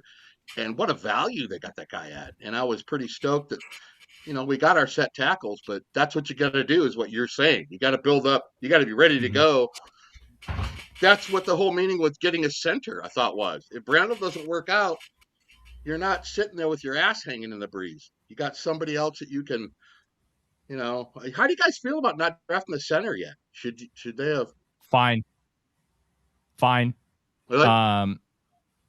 Yeah, I'm not ripping on Brandel. I'm not saying he can't do it. I'm just saying. My big thing with the center position is, 1, I don't think it's a major need. 2, I don't think the Vikings think it's a major need. I think they really believe in Blake Brandel, and the fact that they signaled that he's going to be a full-time center shows that belief is real. And quite frankly, I wasn't in love with a lot of these centers. Connor Lew was the one I liked the most, but the ACL injury makes that a little bit more of a difficult one. And then a lot of the other guys that I liked were center projections who played other positions. Brian Parker, tackle, kick inside. Trey Zune, tackle, kick inside. Keelan Rutledge, guard, kick inside.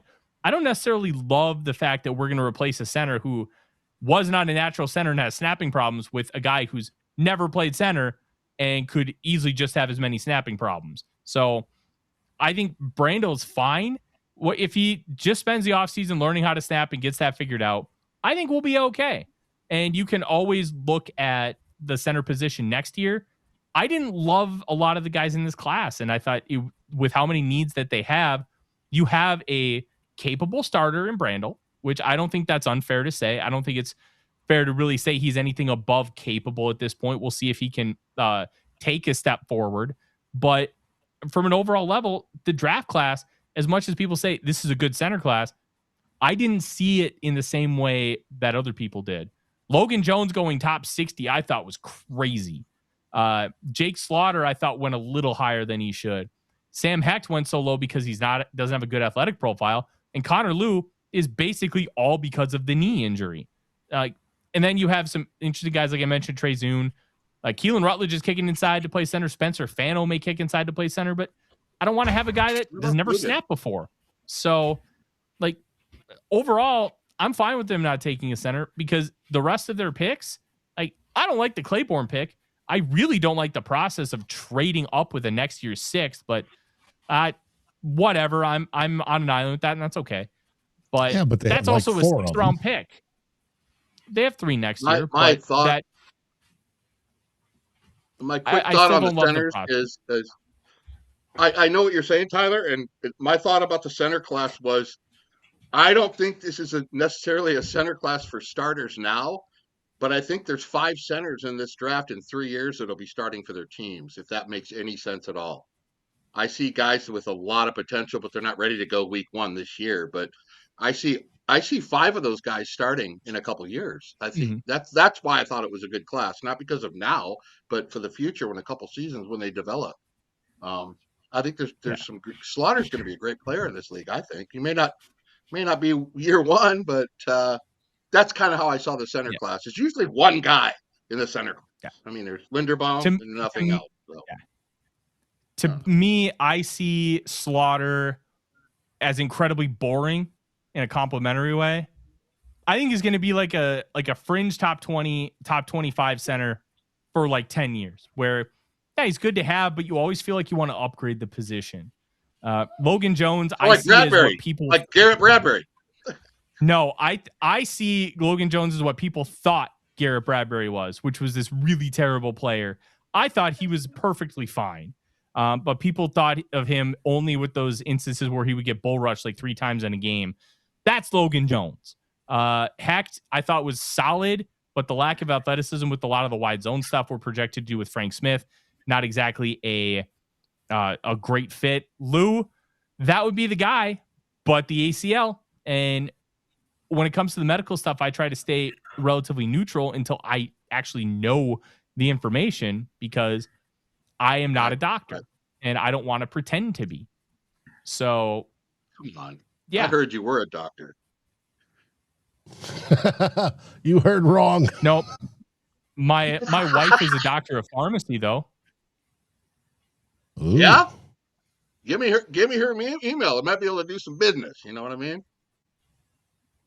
No, not that kind of pharmacy. Fun fact: pharmacists in Minnesota can't actually write prescriptions. Really? They can only fill them. It's to close the potential loophole of fraud. Minnesota knows about that fraud. Minnesota knows about fraud. Let me tell you, they got that fraud down.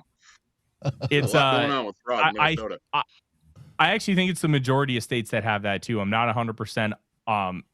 I think you're right. The pharmacy law, but the idea is they fill them, and doctors can't fill them, but only doctors can write them. So it takes a step away from pharmacists being able to be legal drug dealers. Because then, in theory, I could just go to my wife and be like, "Hey, can you write me a prescription for this?" I could just get a bunch of Adderall and then go sell it on the black market. That's what they're trying to prevent. Oh, holy shit. Henry Ruggs, where are you when we love you? How do you guys feel about, they haven't drafted a wideout yet, right? The Vikings? Did you guys think there was going to be a wide receiver taken at this juncture? But it's They would have taken Jeremy Bernard at 49. They would have taken Kenyon Sadiq at 18. Like the rest of the board just do any of that. So. The rest of the board just hasn't falls to where they want to take one, which I mean, at a certain point, I understand. I was big on, hey, you don't have to force a nose, but orange does make sense and I think he's going to have the ability to thrive better here than in a 3-3-5 at Iowa State. I think it would have been smarter to take a wide receiver over Jacoby Thomas, but I mean, whatever. It is what it is. If they take one here in a little bit, I think there are some interesting guys that they could maybe get as a UDFA. I think Deion Burks, who was 96 on the consensus board, is going to be the top UDFA available. That's somebody that if I were the Vikings, I'd pounce on, being like, hey, you'll have a real chance to be wide receiver 3. Come sign here. Now that I have a question about the wide receiver. Dave, I'm not hijacking you as host. We never get to talk, me and Tyler, so I'm throwing all this stuff out there. And I know it's going great too. I love it. Tyler, I'm more of a believer in Ty Felton than most people are. I'll say that right out. People rip me for liking that guy. But his tape, his run after catch tape at Maryland, I mean, what he did at Maryland was really. What are your thoughts on Ty Felton? Because I think he has a shot to be wide receiver 3. Am I wrong about that? Oh, he has a shot to be wide receiver 3, but what about his rookie year, whether training camp, preseason, or the limited regular season reps, showcases that he is the guy that you should trust to be wide receiver 3? That's where I have the question. I don't think that he is a wide receiver 3 at this juncture, and to not have competition for him, I think would be a mistake. We'll see what that looks like once we actually get into training camp. But from an overall perspective, I think he could be. And I know the Vikings are higher on him than like the consensus is, but right. I'm not 100% sure if he's actually going to ever get there. Because my big concern is, like, you drafted a guy who's really fast, but he's very tight-hipped. He does not make turns very well. And in this offense, you got to be able to do that. So are they going to be able to loosen those hips up a little bit with some oil and some like workouts, maybe some yoga or whatever? I don't know how you would kind of take care of that, but being able to get him involved in that area so he can become a Jalen Naylor type player who was a speed demon that they turned into a route running nuance guy. I don't know if he's going to be able to get there. They believe in him, and obviously Keenan McCardell does too. I begged for Torrey Horton at that spot last year. I had him 60th on my big board. He ran round 5, and then he was really good for the Seahawks before he got hurt and missed the rest of the year. But they got to bring in competition. I remember that's a good film. They got to bring in competition. I just want to get your take on it. Yeah, he deserves a chance to compete for it. He shouldn't be handed it. Bring in somebody to compete with him. No. I was hoping that would be on day 1 or 2. I thought day 1 might have been a little too much. I thought Jeremy Bernard would have been perfect. I had a working theory that if Denzel Boston fell, maybe they would go that route because they brought in all these X receivers. They've never shown the willingness to want to prioritize X receiver in the entirety of the Vikings. What do you call it? The entirety of Kevin O'Connell's tenure. So the fact they brought in so many X's, I thought was really odd. I don't know if they were trying to throw off the scent because with the Jeremy Bernard thing, I was told there were 3 guys that the Vikings were looking at. It was Traden Stukes, Jacob Rodriguez, and then if those guys were gone, wide receiver. Normally, it's the person, but I think they were trying to hide how much they loved Jeremy Bernard. That's my working theory. So Stukes and Rodriguez. Stukes and Rodriguez, man, they're great players. I would have loved to have had either one of those guys. I was very low on Rodriguez. He didn't make my top 100. I didn't see the athleticism pop on film like everybody else did. I thought a lot of the instinctual stuff was really good, but I thought he took more chances because he played behind an elite defensive line than I was comfortable with to transition to this next level where he's going to have to be a little bit more conservative with his decision making. And the ball production I didn't see translating. Like, you can't guarantee ball production like that year over year. So from an overall perspective, like, I understood why people love him. You're happier with Golday in that pick than yes. you would be if you got Rodriguez? Okay. I think I would have been happier with CJ Allen because I loved CJ Allen. But I had him really. He's my second linebacker. For what Jake Golday brings to the Minnesota Vikings from a fit standpoint, it's bonkers. He is basically Eric Wilson with better coverage skills and the ability to set an edge. He's an off-ball linebacker as a Greenard? No. Can he play the Greenard role? No. Oh, he can't? Absolutely that's not. what I was thinking. Maybe that's why they got him. They showed some highlights and they showed him coming off the edge, and I'm going, maybe that's why they drafted that guy. Because I thought he was an inside linebacker. That's what I thought. That's what I thought Golday was, just an inside linebacker. So he played overhang. So basically, he lined up in the slot 400 times last year. And when he rushed, it looked like he was coming off as an edge rusher because he was playing in the slot. He is a former edge rusher at Central Arkansas who got moved to off-ball linebacker by Cincinnati, and then they started playing him at overhang. So they trust his coverage ability, and I think he's got really good coverage ability. Overall, I don't love the whatchamacallit.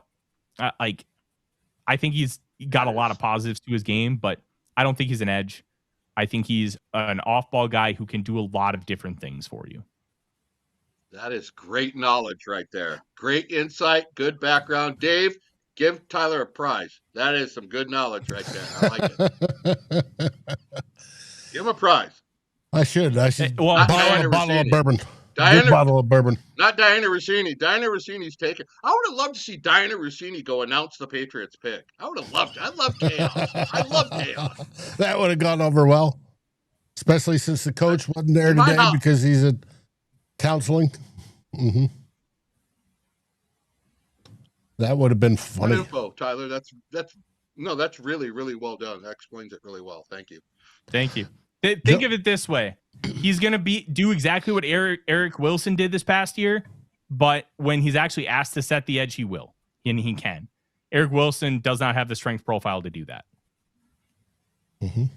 See, that's what I like about this Vikings draft right there. Golday. They got some guys, Tiernan, Golday. They got guys waiting in the wings that the Vikings notoriously, to me, when they lose a guy, it all goes out the window.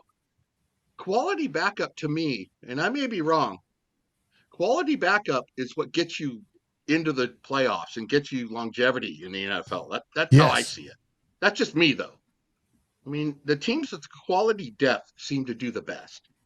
So I'm happy with what they're doing so far. But, these fans are flipping out because they don't take Thieneman with the first pick. Oh, Jesus Christ, the whole thing's wasted. Thank God they didn't take Thieneman with the first pick. You got to look at the whole draft, the whole thing. Yeah. No, I know you're not big on that. No, I wasn't, but I'm going to call out Alec Lewis mentioned it apparently on his show, kind of calling out mock drafters for being lazy because the Vikings were never in on Thieneman. I kind of hypothesized that the Vikings, like earlier in the week, that they were kind of using consensus to their advantage by everybody thinking they're going Thieneman to actually hide what they wanted to do. And it worked because Kenyon City got a little bit of steam at the end of the process of his 13 selections. Like 4 of them came in January and the rest of them came in the last 4 days leading up to the draft, one of them being mine. And man, if he would have gotten past the Jets, the Vikings would have taken him in 18, and that would have been awesome. I would have been thrilled with the pick because, Trey Smack goes to the Packers. Damn it. He's a good kicker. I don't like the Packers getting a good kicker. What the hell is a Trey Smack? What? Gators kicker, top kicker in the class. He's got a really good and accurate leg. So, yeah, stinky. But, yeah, the Vikings hid their process really well. And they wanted athletes. They wanted unicorns. And Sadiq and Caleb Banks represented that. Now, what did you think of... right? You're not, that's not why you're the GM. What was that last message? I'm glad you're not the GM. What the hell was that? Oh, that's why you're not the GM. You would have given a 7th. Here's the thing. I may be a Vikings fan by trade. This is my professional livelihood. I'm going to tell you from an honest analysis perspective. So that's what we are here. Honest analysis. Yeah, we're always going to be fans, but like this is my job. No, I know. I'm not. I know that. And I know you know. That. I'm talking to Minnesota Messiah and anybody new who might be here. Like this is my job. I'm going to be straight up honest. Mm-hmm. If I don't like Dylan Thieneman, I'm not going to gaslight you and say that I think he's really good. I'm just going to tell you I don't like him. I'm going to tell you why, and then I'm going to back it up with research and film review. And if you disagree, guess what? It's an art form. That's fine. It's okay to disagree. I actually think that if you listen, right. I actually think if you listen to somebody long term. I'm sorry. Right. Go ahead. Okay. I actually think if you only listen to people you agree with, you're doing yourself a disservice. So I like when people disagree with me in the chat. I think it's good. Oh, Northsea says that wasn't aimed at me. Oh, okay. Well, I do think it's still a good tangent. That's fine. Like you should always disagree sometimes with the people you listen to because you don't want to just become like a yes man or have somebody all of a sudden only say good things. It's not good. No, the fun thing about doing the draft, you have your own boards. Everybody has their own boards, their own rankings. It's all a guesswork thing. But I always, like I said to Dave last time I was on this show, was, you got to, the first rule my uncle taught me when, way back when in the 80s, is looking at players and making your own board and rankings is stick to what you believe in. Don't go with what everybody else. Mm-hmm. Just do what you want to do. Example, safeties. I had Michael Taft as my third best safety. Now, you want to scream at me and throw rocks at me, that's fine. This is what I saw with my eyes. I think he's a very good safety, and I think he's going to be a very good NFL player. But if people want to throw stones at me and rip me, they don't know me very well. I'm 61 years old. You don't think I've heard shit before about people ripping me? I'm going to make my boards my way. And Stefano knows that more than anybody. Yes. Drew's boards are going to be his way. So, but I love reading. I love looking at other people's picks and discussing stuff. But there's no rule to it. We're all guessing in the end, Tyler. We're all guessing. Mm-hmm.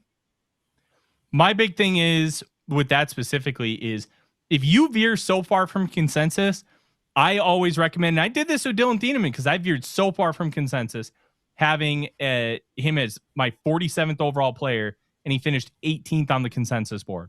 When I found out how far I was from consensus, I went back and watched double the amount of games. I watched another 3.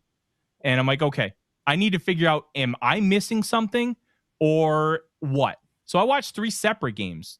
So I watched 6 full games of him, and I still didn't see it. And I'm like, look, I'm just going to have to admit I don't see it. Because I think anytime you veer from consensus, you should try and ask yourself why, and then go figure out if you're different or if you just still believe in your convictions from the first analysis. And sometimes you're going to be convicted. I have Amari Harvey 65th on my big board, captain of the All-4-0 team. Well, Amari Harvey is 300th on the consensus board. And I still pounded the table for him. I didn't care because I loved everything that I saw. And you know what? That's fine. What you got to do. You got to not care. Do your own thing. Who cares? Who cares if, you got to do your own thing. I respect that. I really do. I respect that. You should, though, when you veer so far from consensus, try and figure out why you veer so far from consensus. Because sometimes you just may be completely wrong, and you should try and figure out why. No, the question for both of you. You did that was due diligence. That's what it's called, due diligence. Very good. Mm-hmm.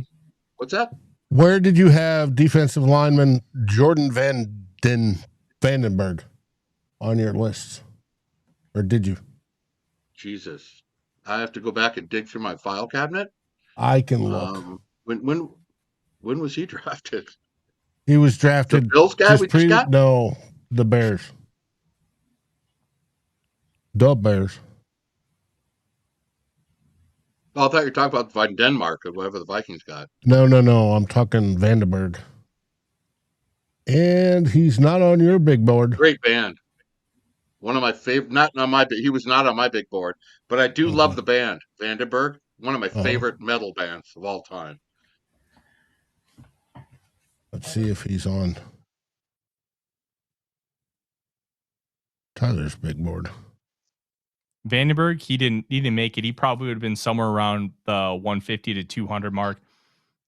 Probably the most athletic guy to not be invited to the combine. Why he didn't get invited, I don't know, but hyper athlete. Okay.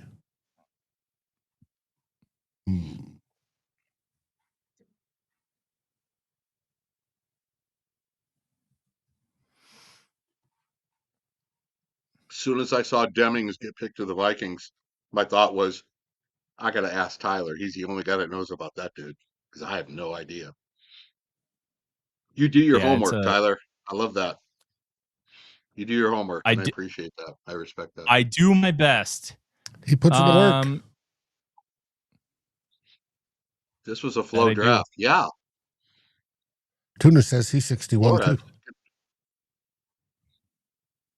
So I'm the old fuck here. Yeah, but I'm different. I'm 19 from the waist down though. Oh yeah, I'm sure Ruby will attest to that. Sorry, you set me up for that one. Well, if you're 19 from the waist down, then obviously the carpet doesn't match the drapes then, right? It doesn't need to. What a great answer. That's the best answer I've heard today. That is the best answer I've heard today. Why can't people go up to the microphone and just announce the picks? Why do you have to tell me what steakhouse you visited in Pittsburgh? I don't care. Read the pick. Read with the 150th pick in the draft. Just read the pick. Honestly, because it's their moment. Get off my lawn. I know. Get off my lawn. I'm an old man. Which I just looked up to notice my TV turned off. Is the draft over? Do the Vikings have picks left? Yes, we have one. Oh, we do. Okay, that's exciting. We have 235 in the 7th round.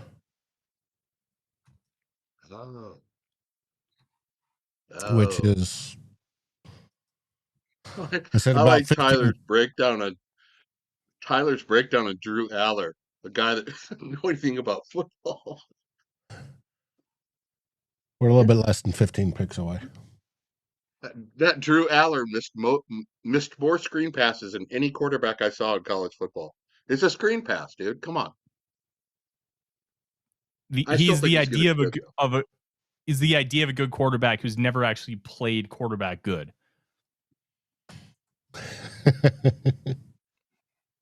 Makes sense. What does Jonas think of all this?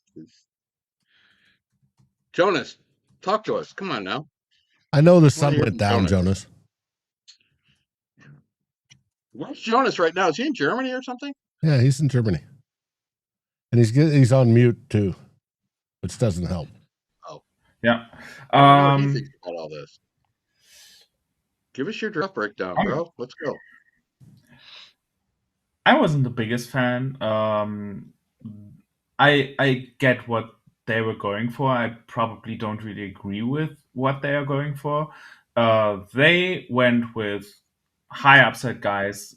They went with boom or bust guys a lot of the time. Like Caleb Banks is for me the biggest example.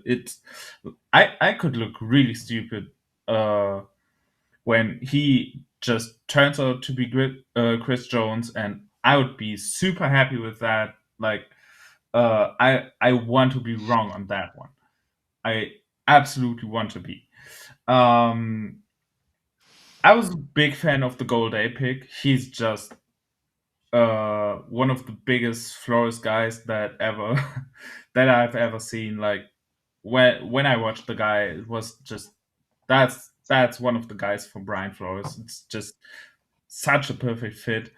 In the 3rd round, I was more critical again. Like, I'm okay with Big Citrus. I wasn't like the Tierman pick is okay, I guess. Though I'm pretty puzzled that they didn't go wide receiver at some point up there. It's just, in my opinion, a big oversight on their part that's a position that they had to fill. I'm also not big on them just rolling with Blake Brandel as your starting center into the season. Like, I don't think they necessarily had to pick one on day 2, but just pick one, even if it's one of the day 3 guys. Right. Like, even if it's like a Pat Coogan, just give it some kind of competition. I just don't think that Brandel showed enough that you can just hand him the job. And yeah, they will announce it as a competition between Brandel and Jürgens, but I think that's a bit thin there. So I get what they are what they went for. I think because they've been lacking depth for so long, and they have so many holes, not necessarily at top of the roster, but throughout like the second and third level of the roster. I would have liked them to prioritize trading down a bit more, so get more picks. And that's also one of the reasons. I mean, they didn't sacrifice a pick this year, but a pick next year is arguably more valuable because teams apparently expect the draft class to be much better than this one, which was highlighted by the fact that almost no team was willing to part with 2027 draft picks. So Yeah. I was a fan of the trade up, and I would have liked them to prioritize more safe prospects to fill out the roster and fill out the holes that they got. And I'm not sure if I like the risks they've taken at some point. Like, I get the process, I just don't agree with it. Great takes. I mean, that is really well done. I can't disagree with any of that, David. Jonas, that's really good. Because in the back of my mind, I'm thinking that everything Jonas is saying is like, my God, this is exactly what's going to happen. Oh, my God. Right. So I really appreciate the I what like could go those takes. wrong. I Look. do. Uh-huh. No, it's all what he talks about is legitimate concerns. They are Absolutely. totally 100%. They're not like questionable concerns. They're legitimate concerns, and I appreciate somebody that dives into it enough to show their concerns with this draft. And I don't know. I can't say anything else, but well done, man. That's some great opinions right there. It is. Now, next year, Drew, I would like to get you and Tyler on for more draft stuff, if possible. If we're both alive at that time. Hopefully.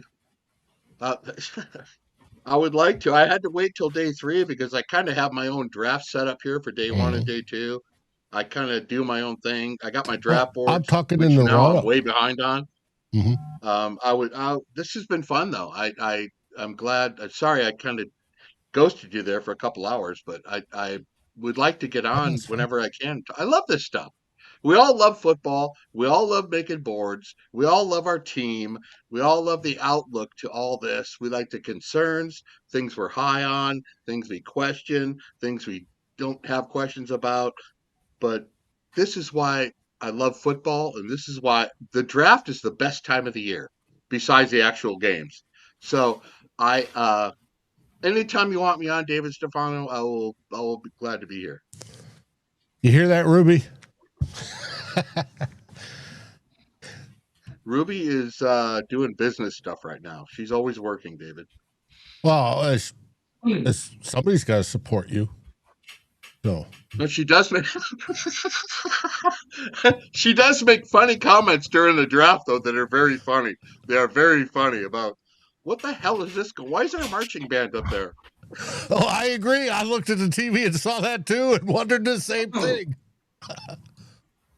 You know what? Another thing, Roger Goodell doesn't give a shit about anything that he's talking about having people up there. We respect the veterans and all these church group. Here's a boys choir that He doesn't care about none of that. He doesn't care about domestic violence or anything. He cares about making money for the owners. That's what that guy cares about. So when that's see what him he gets paid talking for. and saying, no, I know. It's just like, it's so fake. It's so fake. Roger Goodell is such a fake guy. It's like, but what commissioner isn't? Bettman, I watch hockey. I love hockey. I follow it closely. Lord knows I haven't watched hockey in 3 days because the NFL. Bettman's the same way. People hate that guy. Yeah. But I will say David Stern, as much as he had his detractors, you knew that he cared about the game. Yes, that is the exception. You're right, Tyler. Ethan Kaliak-Manis before Garrett Nussmeier is incredible content. Incredible. Did Nussmeier get drafted? No. Ethan Kaliak-Manis did. What?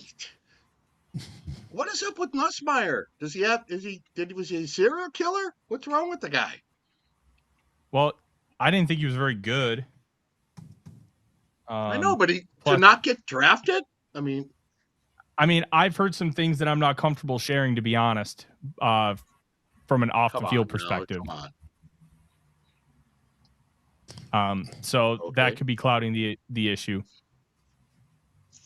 Lord, we don't want to mess up your professional reputation. Yeah, he's a complicated one. But also at a certain point, he may just be like, hey, I just don't want to get drafted, and I want to I just want to be able to pick where I can go. I thought he would have been 2 or 3 at the most, second or third round. I mean, people love quarterbacks. They're desperate for quarterbacks, Tyler. They want to try to get the next gem quarterback. To not get taken? That's strange to me. Strange. Who's the biggest name on the board that's not drafted so far? Deion Burks, wide receiver, Oklahoma. On my board, Deion Burks, Oklahoma wide receiver. The highest ranked player on my board still available is Amari Harvey, the cornerback from Georgia Tech, but he's 300 on the consensus board, so it's not that crazy. Right. I only have 3 players left in my top 100 still available. Deion Burks at 87, Tyreek Sapp at 91, the edge from Florida, Garrett Nussmeier, quarterback from LSU. But like I've said before, I don't include off the field or injury stuff or when it comes to building a big board. That's where I do the horizontal board.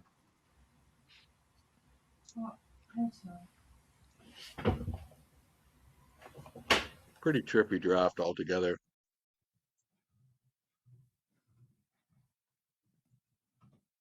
I got, I don't know if you've looked ahead to next year. Right now, I have like 7 quarterbacks coming off in the first round. It's like, that's what I love about the draft, Tyler. It's like a roller coaster. It's different from year to year. I mean, year to year, it's so different. Positionally, talent-wise, it changes a lot. And I like that, especially for guys like us who do all this work, looking at prospects and stuff. Makes it interesting. It does. I love this every year. And by the end of round, like day 3, I'm ready to be done.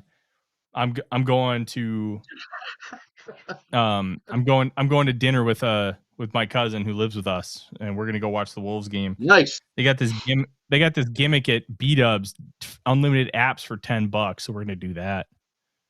Just sit and watch basketball, get out of the house. Yeah.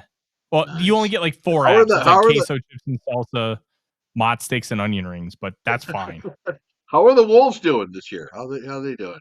I don't follow basketball. They're up 2-1 on the Nuggets in the first round of the playoffs.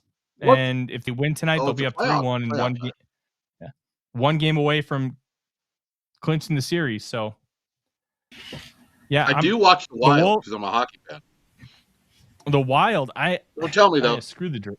I'm taping the game. Draft. I'm taping the game. Oh, you're taping it? All right. Well, I'm putting it on my tablet right now. So I do watch. I follow hockey and football, Tyler. That's all I have time for anymore. We were watching highlights from a baseball game the other day with me and my wife, and I said, I can't even name like 4 guys in the league anymore. I don't know anybody in the league of baseball. And I used to follow that closely when I was a kid. I knew all the players, all the stats, all the teams, all the pitchers, all the bullpen. I knew it all. But I do not follow baseball and I do not follow basketball. Yeah, that's fair. I've noticed the football and hockey's older, enough. Come on. The older I get, the less I'm able to follow everything. It's just too hard to know. Baseball is the one that I went kaput. I don't follow baseball anymore. I will watch it. There's a town ball team. Like Minnesota has got great town ball, and the park in the town I live in was voted the best park in the state. It's got like full ivy all over the outside. A really nice awning. What's town ball? What's town ball? Guys who don't want to give up playing baseball between like 18 and 50 just play. They play like a 30-game season, and then it's pretty cool. That's awesome, dude. The town in Loretto has former Twins third baseman Corey Koski. He can still hit bombs. Can't really move very well, but he can hit bombs. Dude, what a great league to support. I mean, come on. It's fun. It's awesome. A lot of fun. Plus, it's $5 to go. You can get a hot dog, bag of chips, and a pop for another $5. So it's super cheap. Beer is $3. Yeah, I'm in. Yeah. Nice. I like that.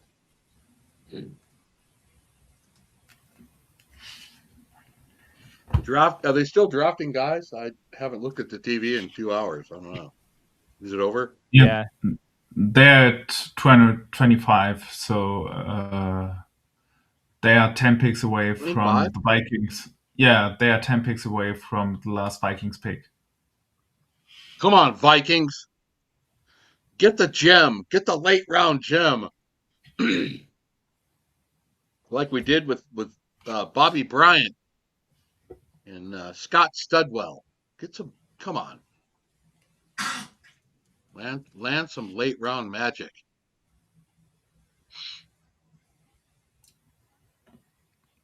I want Eric Gentry. Bobby Bryant. Let's just finish Bobby Bryant play. Let's just finish strong. Give me the one guy I want. Give me my gadget guy. Jonas? Give me my gadget guy. Give me Eli Heidenreich. Who? As a slot receiver, gadget guy. Give me that guy. Who? He's a Navy running back. No, what's his name? What's slot receiver? Eli Heidenreich. Oh, Heinrich. Is he German? Probably through ancestry. It's a German name, so it's probably through ancestry. Who was that German guy we took like 12, 15 years ago, that wide receiver? What was his name? Moritz Boringer. Tyler, you get another prize for remembering that. Tyler gets a prize. I had no idea anybody would remember that. That's good. Moritz Boringer. I wonder what he's doing now. 2 prizes. Pull out money from the Vikings First and SKOL YouTube account and send it my way. He's still playing in Morris. I'm not sure which team he plays for, but he's playing in Germany. Oh yes? He's still playing? Yep. Oh my God. Good for him. The funny thing is, if you go to either international games or some meetings where you have German Vikings fans present, you're probably still gonna see jerseys of him. What league is that? Understandable. What is he playing in? What league is in Germany? I'm not sure if he's playing in the GFL or one of the European leagues right now. Like the league systems in Europe right now are really confusing because you usually had those national leagues, and then like a few years ago, some people tried to establish a European football league, which bombed catastrophically, and now they have like 3 different European leagues that they try to establish, and none of them really gets off the ground. So I don't know. Not sure if he's playing in the GFL again, but Didn't the NFL play in Germany last year? If I remember right, yeah, I don't. they did. They've done that for a few years now. But I haven't been at Do the one people of of the Germany love it? They do. The people of Germany, they love NFL football? That's kind of cool. They do. I haven't been to a German NFL game so far. Have been to London a few times because the Vikings happened to play there a couple of times. I was in Dublin this past season. Right. So, yeah, you're gonna see a lot of Germans in those London games. That they're usually like the second or third biggest group there. Oh wow, yeah, that's cool. I like German. I like the Scorpions. One of my favorite bands. Matter of fact, I started playing bass guitar because of the Scorpions. I went to see them live.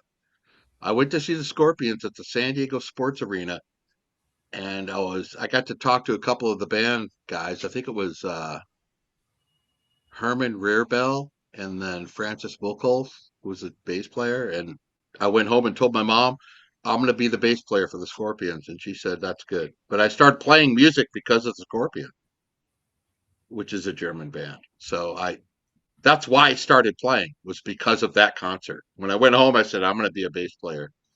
And I did. So shout out to the Scorpions for helping me out. KFT asked, was Studwell still working in 2015? And the answer is yes. He didn't retire to 2019. Oh. Studwell was pretty incredible. He was. And Northfield absolutely loved him. Now, I asked the question, did you see that Brzezinski brought in Studwell for a pep talk?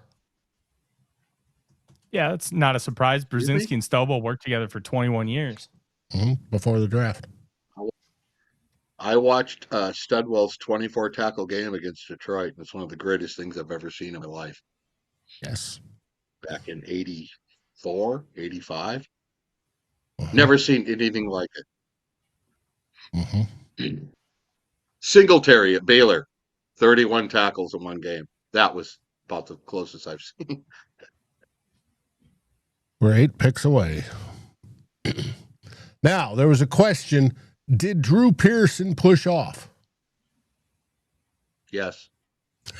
Go look at it. One, without a doubt. Drew Pearson's a punk. I was watching that live. I watched that live, and it still bothers me to this day. I watched it live. I was sitting there with my uncle and my brother. I was 10 years old, and I was shocked. I saw the flag fly through the TV screen. The flag came in, and I thought, oh, that's a push-off flag. That's what I thought it was when it happened. And Paul Krause was pointing. Paul Krause was pointing to the official. He was pointing to Drew Pearson, saying he pushed off on Nate Wright. And so I thought, I was 99% sure, Dave, that play was coming back. And I was shocked. I was angry. I went in the bathroom, and I didn't come out for like 2 days. I told my mom, I'm not dying here. That's the worst thing I've ever seen. He did push off. He did. And you remember Ted saying his Uncle Paulie was the one that threw the beer bottle or whiskey bottle? Yeah. Ted Glover, yeah. He threw the bottle at the wall and smashed it to pieces. You know, it's funny. I still remember that day. I remember where I was watching it in my old house on Robert Street when I was 10. I remember everything. That's so vivid. I remember exact moment. It's like a presidential assassination or something. I remember that moment when they called the penalty. It was just a touchdown. It's over with. And it was such a bullshit thing. It was terrible. So, yes, I remember it. And it's my worst Viking memory. You could talk about 98 against the Falcons or anything. That's the worst moment for me in Vikings history. The worst. because I was there and I saw it. And it, okay. Yep. It was bad. Bad day. And we've been through a lot of them, though, Drew. Hopefully, we're hoping for that. A great team. Yes. That, you know, Dave, that was a great team that year, too. That was a really good Vikings team that year.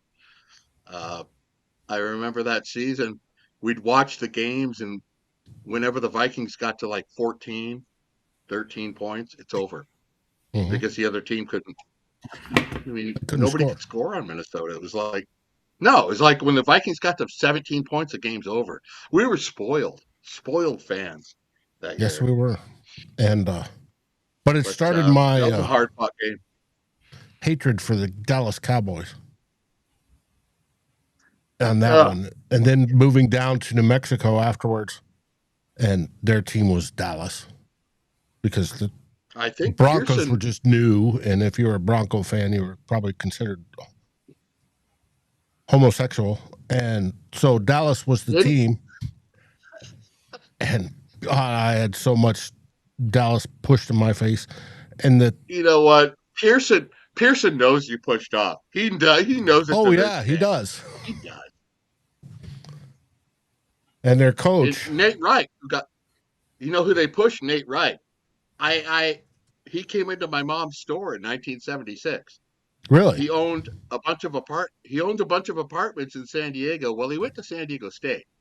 So he lived in San Diego because he went to college there and played for Minnesota, but he owned a bunch of apartments in San Diego. He was having plumbing problems, and my mom was secretary at this plumbing company, and he came in, and she heard from the back room this, conversation between the cashier and this guy. He said, I play football and I play for the Vikings. And as soon as she heard Vikings, my mom went, oh shit. So she ran up front and she called my school and told the principal, go get my son out of school. And it's like, what? And she came down and got me and took me back there. And Nate Wright waited around like an hour. Cool. And he gave me and I got to meet him, talk to him. So Nate Wright, who got pushed off on, but Nate Wright was always special. He still is special to my heart. I talk to him still today on Facebook. And he's still my favorite dude because I got to meet him. I mean, think about it, Dave. You're 11 years old or whatever. You get to meet Nate Wright. You get to meet one of the guys from your favorite team. So unassuming, such a great player, such a great dude, just really, really nice. And he treated me really well and gave me some swag, Viking stuff. And so that added to the misery of it all, that he's the guy that Pearson pushed. Go look at the tape. It's not even a question. It's not a question of whether he pushed off. He did push off. He did push off, yes. But the Cowboys head coach, Tom Landry, was the first with one. With the hat and the suit? Yeah. To use what is the predecessor to analytics. He would have guys analyze the other teams and their tendencies and print them up on biorhythms. He called it biorhythms. That's what he called it back in the 70s. And he used that to his advantage. Now, there's nothing wrong with that. I mean, he was ahead of the curve, but he was so stoic on the sidelines. And I was always, football is an emotional sport. Now, however, I love Bud Grant, and Bud Grant was old Stony Face and known for being stoic, except for when he was with his players. It rubbed me wrong. And then growing up in Albuquerque, I'd moved to Albuquerque by that time, and it was all Dallas, Dallas, Dallas, Dallas, Dallas, Cowboys, Cowboys, Cowboys. And I was like, no. They're always towards the top of the most hated teams in my list. They're probably number 2, and have been, most of my life. And it all started with the Drew Pearson push-off. Yeah. Landry was a student of Paul Brown. Remember those great Paul Brown teams with the Cleveland Browns? He was a more than a student. He was like a double coordinator for them back in the 60s. And when he took the Dallas job, we all kind of figured, oh my God, I mean, he is the guy. He's going to do something. So I wasn't surprised with the success. Eli Heidenreich to the Steelers, by the way. Heidenreich to the Steelers. Oh, that's Jonas. That's Jonas guy, right? Heidenreich. Yeah. He's probably the best pick of the Steelers this entire draft. That's Jeremy Bernard. I really do love that pick. That's a good-ass football player. Well, I think, what about the Dolphins draft? Dolphins have seemed like they've gotten some good guys. I mean, I don't have the list in front of me, but for one, it seems like every other pick, they're on the clock. It seems like every other pick, Tyler. How many picks have they had? Let's see. We can look at it. Teams. Every time I look up, it says Dolphins are on the clock, and I'm going, how many goddamn picks do the Dolphins have? They've made 12, and they have one more. But they also are dealing with like $170 million in dead cap. So, right. They just yeah. It's some interesting picks, some good value, and a couple where it's like you overdraft this guy by like 100 spots, man. Caleb Douglas was drafted way too early. Will Kazmarek was maybe drafted too early, but you never really know. There's a Matt tight end run kind of skewed things up. Trey Moore was drafted pretty early. Kyle Lewis was a steal. Michael Taft was arguably a steal. So some intrigue, but some like pretty big reaches too. But I mean, with 13 picks, that'll happen. Sure.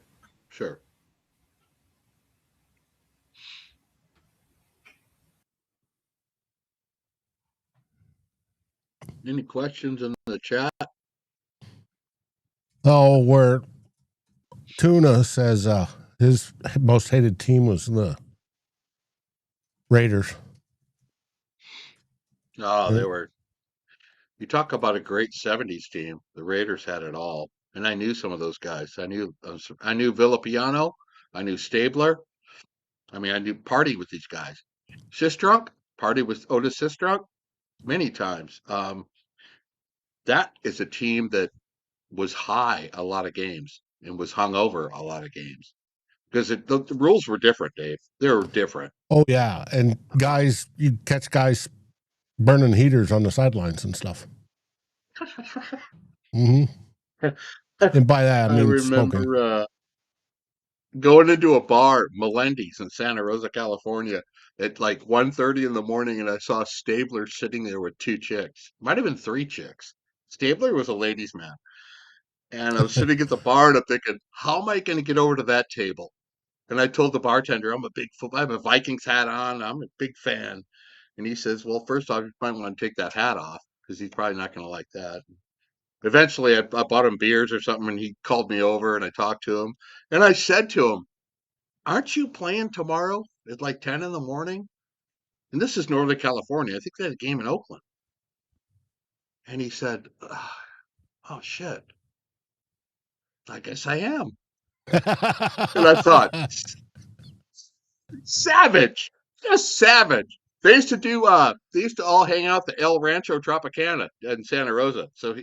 And it's the same town as Melendi's. But he's over here.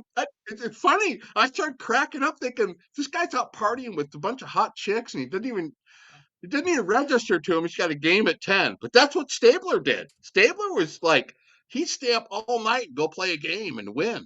It was crazy shit, dude. The Raiders were definitely their own people back then. Oh, they were a trippy. I remember they had a tight end that was just outstanding back then. Casper? Yes. Dave Casper? They had Chandler. They had Casper. I saw Casper at a football camp in 1987. I went to a football camp, 85 maybe, and he smelled like booze. He had this Hawaiian shirt. He was hung over. He was wearing this Hawaiian shirt and it was unbuttoned. He was hung over and he was like treating everybody like shit. It was just like, and me and my friends were, we're like kids pretty much, kind of going, look at Dave Casper. What a trippy dude. And he's telling stories, these really raunchy stories, and they ended up asking him to leave. That's where I met Tony Franklin. Remember the barefoot guy, Tony Franklin, the kicker for the Eagles? You remember he kicked for the Eagles and I think the Patriots, Tony Franklin? We ended up being great friends. But the Casper thing at that football camp, I'm thinking, there's a bunch of kids here. He's like totally hungover. Tyler, we are 3 picks away. So, all right. Classic stuff, man. Who have we got on the board? Only a few guys left on my top 100. Deion Burks, wide receiver, Oklahoma at 87. Tyreek Sapp, Florida edge rusher at 91. LSU quarterback Garrett Nussmeier at 99. I'd be happy with Tyreek Sapp. He's more of a power profile player, a lot less of a bursty edge rusher, but he's got real utility to be able to like set an edge, stop the run. And he might be better just kicking inside. Overall, he's like 6'4", 272. Deion Burks probably has already asked teams not to draft him because he didn't go in like the first 4 rounds. He's going to be a fascinating player to see how undrafted free agency ends up with him. I would be happy with either a fourth guy, Amari Harvey, my dude, 65th on my board, still available. I'm just nuts high on him. Tyler loves that guy. Tyler loves that Amari Harvey guy. Yes. More than RJ Harvey for the Broncos. RJ Harvey also made the All-Forno team, by the way. I really liked I want him. When do we get to see a list of the All-Forno team? I'd like to hear about the All-Forno team. If you know it in your head, reel it off right now. There's an episode. Don't make me go look for it. Don't make me go look for it. I don't want to look for it. I'll list them off, but I'll save the suspense and let everybody go back and watch it. All-Forno team captain is Amari Harvey, the Georgia Tech corner. D'Angelo Pons, the Indiana corner. Traden Stukes, the Arizona safety. Yeah. Caleb Proctor, the Southeast Louisiana defensive tackle. Josiah Trotter, the Missouri linebacker, and Jonah Coleman, the Washington running back. That is a formidable team. Formidable team. There are only 3 qualifications. Only 2 players can be have a first round grade on my board. Only 2 players per position, and I just have to think that their film was fucking awesome. That's it. Those are the only qualifications. It's a complete vibes thing. Cool. I wanted the Vikings to get Pons. He was my second favorite corner on this whole draft. And then he got taken right before the Vikings selected. I thought Pons. I gave him I have a grading system where I grade 5 different categories. Coverage, run defense, zone coverage, man. He's the only guy that I gave an A all the way across was Pons. And I don't want to hear about his height because Darryl Green, he was pretty short. He ended up being pretty good. I think Pons is going to be one of the best corners in this draft. JKC says we're on the clock, even though CBS doesn't show it quite yet. Here we go. Do show New England. I have to go to the Blue Room, so I'll get your pick when I come back. Okay. Dave Casper. What a funny memory that was. All right, let's There we go.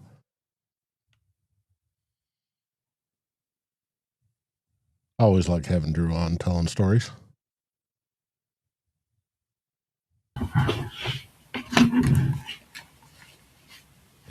Just in time. I want Eric Gentry here. Yeah. I want Eric Gentry. I want the wacky inflatable tube man. That's the guy I want. Get the weird body type who can just be a weapon in zone coverage. That's like a versatile player, but I'll be happy with just about anything. Let's Tuna, what do you call 8 Packers fans sitting in the living room? A full set of teeth.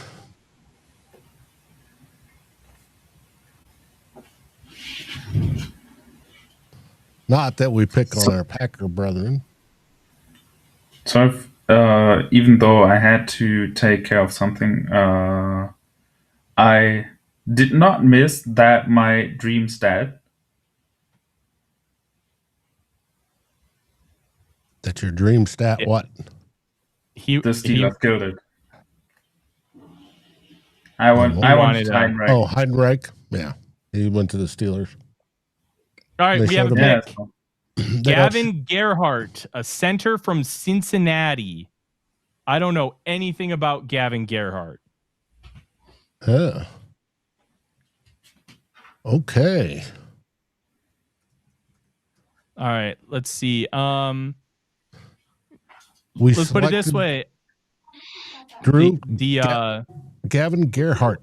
Is he good? Yeah, center from Cincinnati. What? I'm gonna pull up. I do not have him on my book. I don't have him on my center board, David. And Tyler does not either. I'm pulling up the beast. Yes. So you might as well cut him now.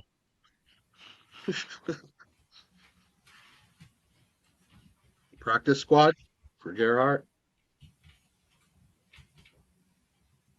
Big round belly. Right. Gavin Gerhardt, it was viewed by the Beast as a priority free agent. 6'4 and 3/8, 309, 10-yard split, 184, 5.21 40-yard dash, 25.5-inch vertical, 8'7" broad. This dude is not an athlete. I'm glad we took him then. That there's no write-up on him. So let's see if there is a write-up from somebody. There's one from Pro Football Sports Network. And nope. There's just the testing. What school? Where'd he go? Cincinnati. I have to get up early tomorrow, so I'm gonna wrap it up here. Well, it was really fun doing this all 3 days. I hope the schedule makers for our leagues here do me the favor next year, then I can do it again. But yeah, it was fun. So well, thanks for coming on there, Jonas. Thank you, Jonas. Thanks, Jonas. Rock you like a hurricane. There we go. Bye, guys. See ya. All right. Just Cincinnati? What? Dude, I look back at my 50 prelim guys. He wasn't even on that list. My 50 prelim guys that I look at to begin with. Wow. Okay. He's the 24th center in the Beast. I'm trying to find info about him. Nobody's got a write up. Well, I'm looking here. Who's your top center on your board, Tyler, still remaining besides Gerhardt? I don't have anybody. I only have I only do a top 100.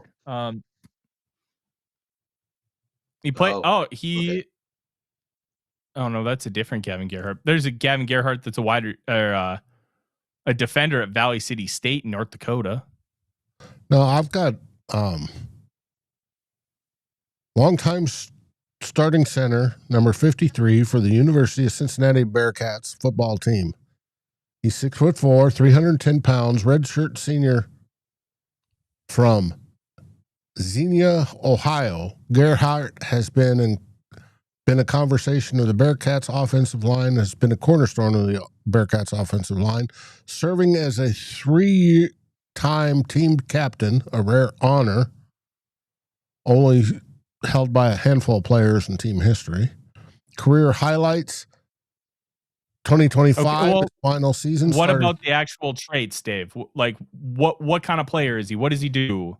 Like, that's what I'm trying to find out. Like, I'm not seeing anything other than he's earned, all Big 12. You know what? Honorable mention, blah blah blah. Type his name in and type his name into the bar and put draft buzz. They usually track a lot of guys. Draft buzz. They had figured he was going to be a late round prospect or potential undrafted free agent, with scouts noting his experience, leadership, and reliability at center and guard. Well, let's see if we can get good opportunity for him, David. I mean, why not? Why not? You might, Okay, I thought his developmental guy. I thought his athletic profile was worse than what it is. His relative athletic score is 7.51, but his vertical is the 29th percentile at 25.5 inches. Broad is 61st percentile at 8 feet 7 inches. Like, what was the first thing you mentioned? I didn't hear it. His relative athletic score is 75th percentile. Yeah. Okay. That's not terrible. Watch, now he'll end up like Matt Burke, and we'll go, damn, that dude's good. Hey, I'll take it. I will take it. I don't know. The guy gets his chance. I'll see if he can perform. Odds are he's probably not going to work out, but this is where great stories are made, man, right here. This guy. Stories like that. Yes. Hopefully it does turn out great. No wide receiver in this draft. I bet we bring in 3 or 4, maybe 5 when it comes to undrafted free agency. So it looks like Gerhardt. 100% agree with that. Gerhardt was a 4-year starter, played 3,374 collegiate snaps on offense. From a blocking perspective, 7 pressures allowed in 2025. Across his entire career, only 58 pressures, 10 in 22, 13 in 23, 9 in 24. Only 9 total sacks, none allowed in 2025. His PFF passing grades, pass blocking grades improved every single year. His run blocking grades peaked in 2023, then went down each of the next 2 years. I don't know. It feels like a Michael Juergens type dart throw. That's it. Yeah, exactly. That's a good comparison. Good pick then. Why not? Why not? Sounds like it. Everything Tyler just read. I mean, give the guy a shot. That everything you just said isn't shabby. I mean, why not have some depth there and at least give the guy a shot? If he doesn't work out, he's 7th round pick. What are you expecting out of those late picks? What do you want? I mean, Eric Gentry, wacky inflatable tube man. That's what I want. I know.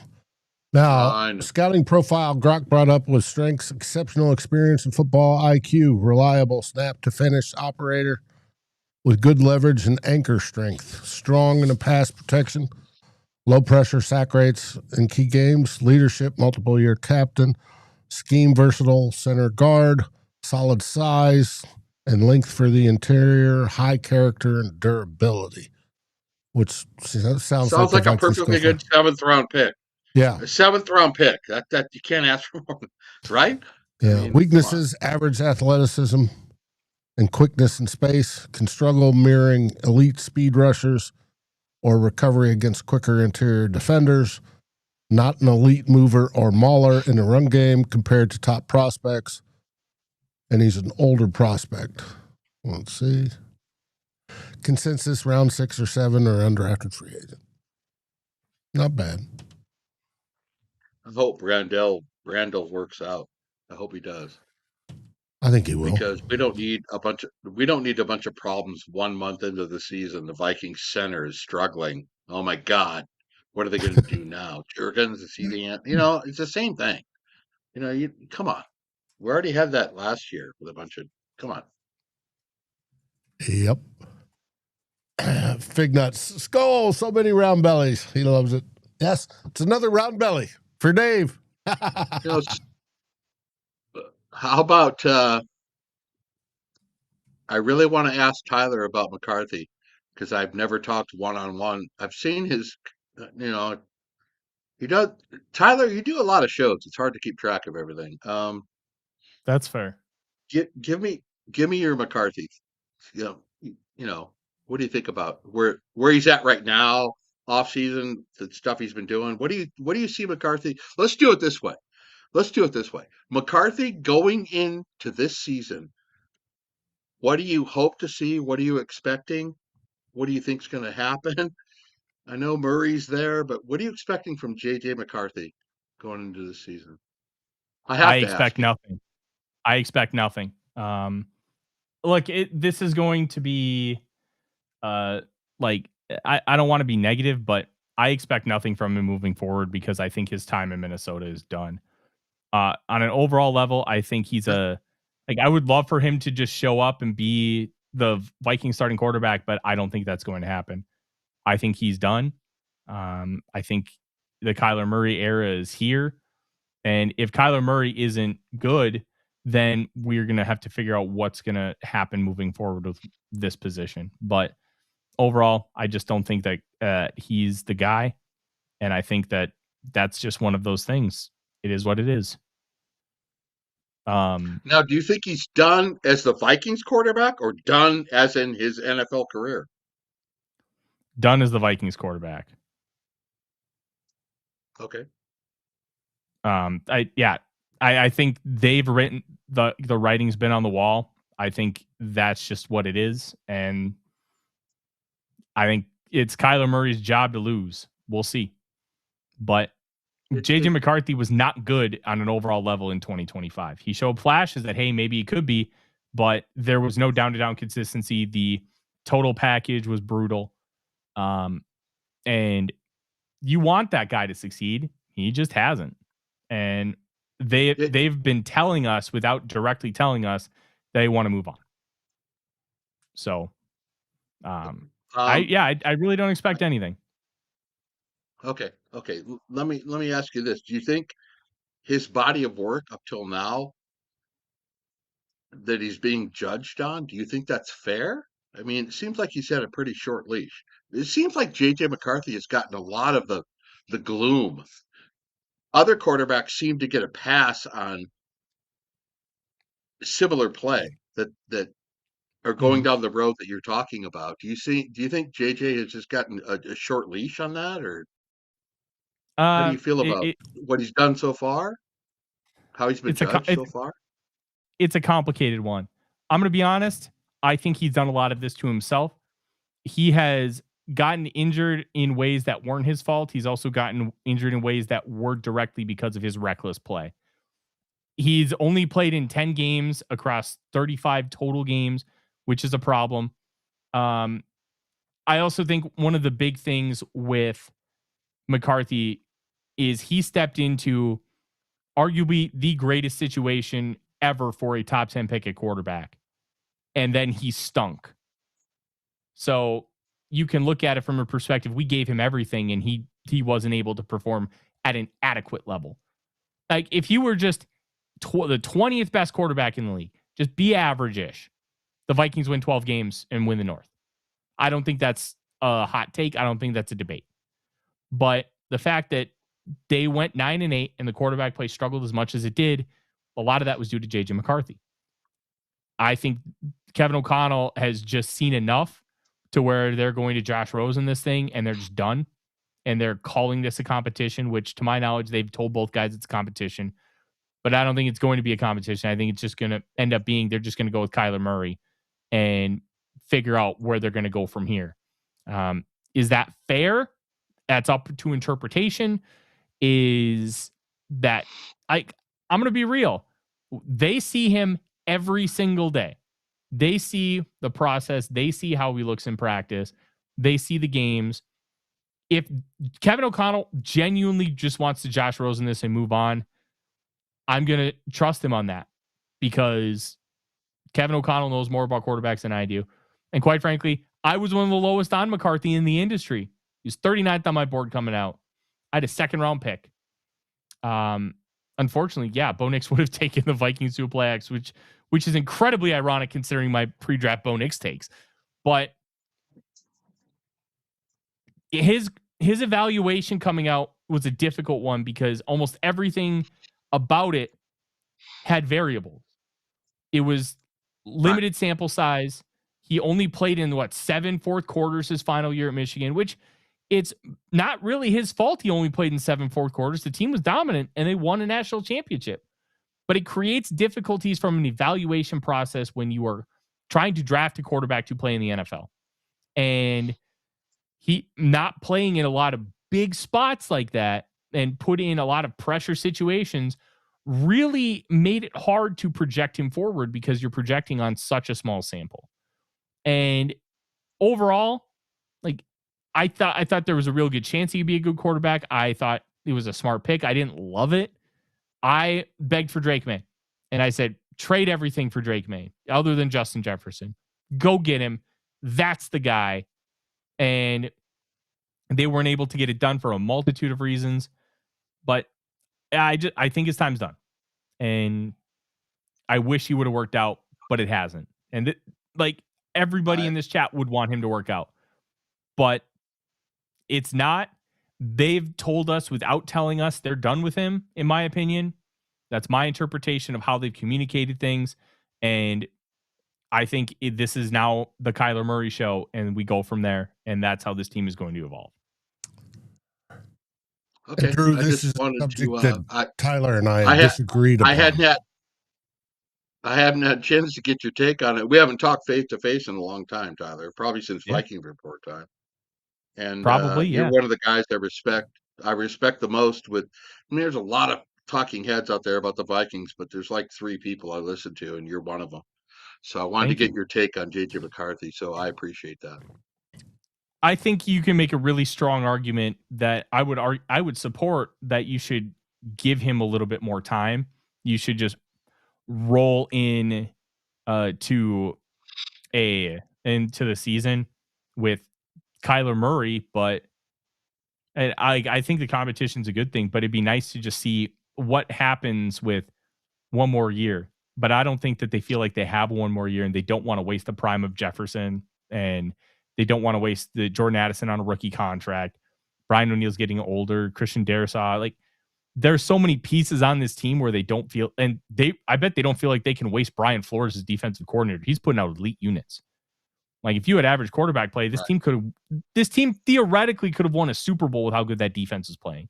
So, absolutely, it's a tough conversation that nobody likes having, but the reality is very simple. I don't believe the Vikings believe in JJ McCarthy anymore, and I think they've roundabout way told us that. And now we're in a situation where I think he's done. Unless Kyler Murray gets hurt this year. And I understand that take. I'm one of the ones that think that I think JJ McCarthy at some point will become the quarterback of this team, and I think he will get them to the playoffs. But that was a really good take, and I appreciate the feedback on it. That's cool. Thank you. Back to you, Dave. Well, you brought up a subject that Tyler and I disagree on, and it's one of the few. Well, I like to get all takes, and Tyler is very educated responses with things. Oh, and I understand his take. Appreciate that. I just disagree with I watched him all the way since ING. I know what he's about, and I know nobody wants to get better than him. He's going to work his ass off to prove himself. He knows last year didn't go well, but he is going to. I still am one of the minority. It's like 4 of us now. There's only like 4 or 5 of us left who think. I think JJ McCarthy will be the quarterback of this team. I do, because the guy has no quit at all. He has no quit in him. Kyler could do great this season and then bounce.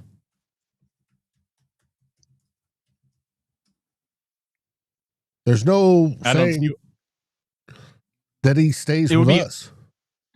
It would be hard for me to see a situation where Kyler wants to bounce let me rephrase that.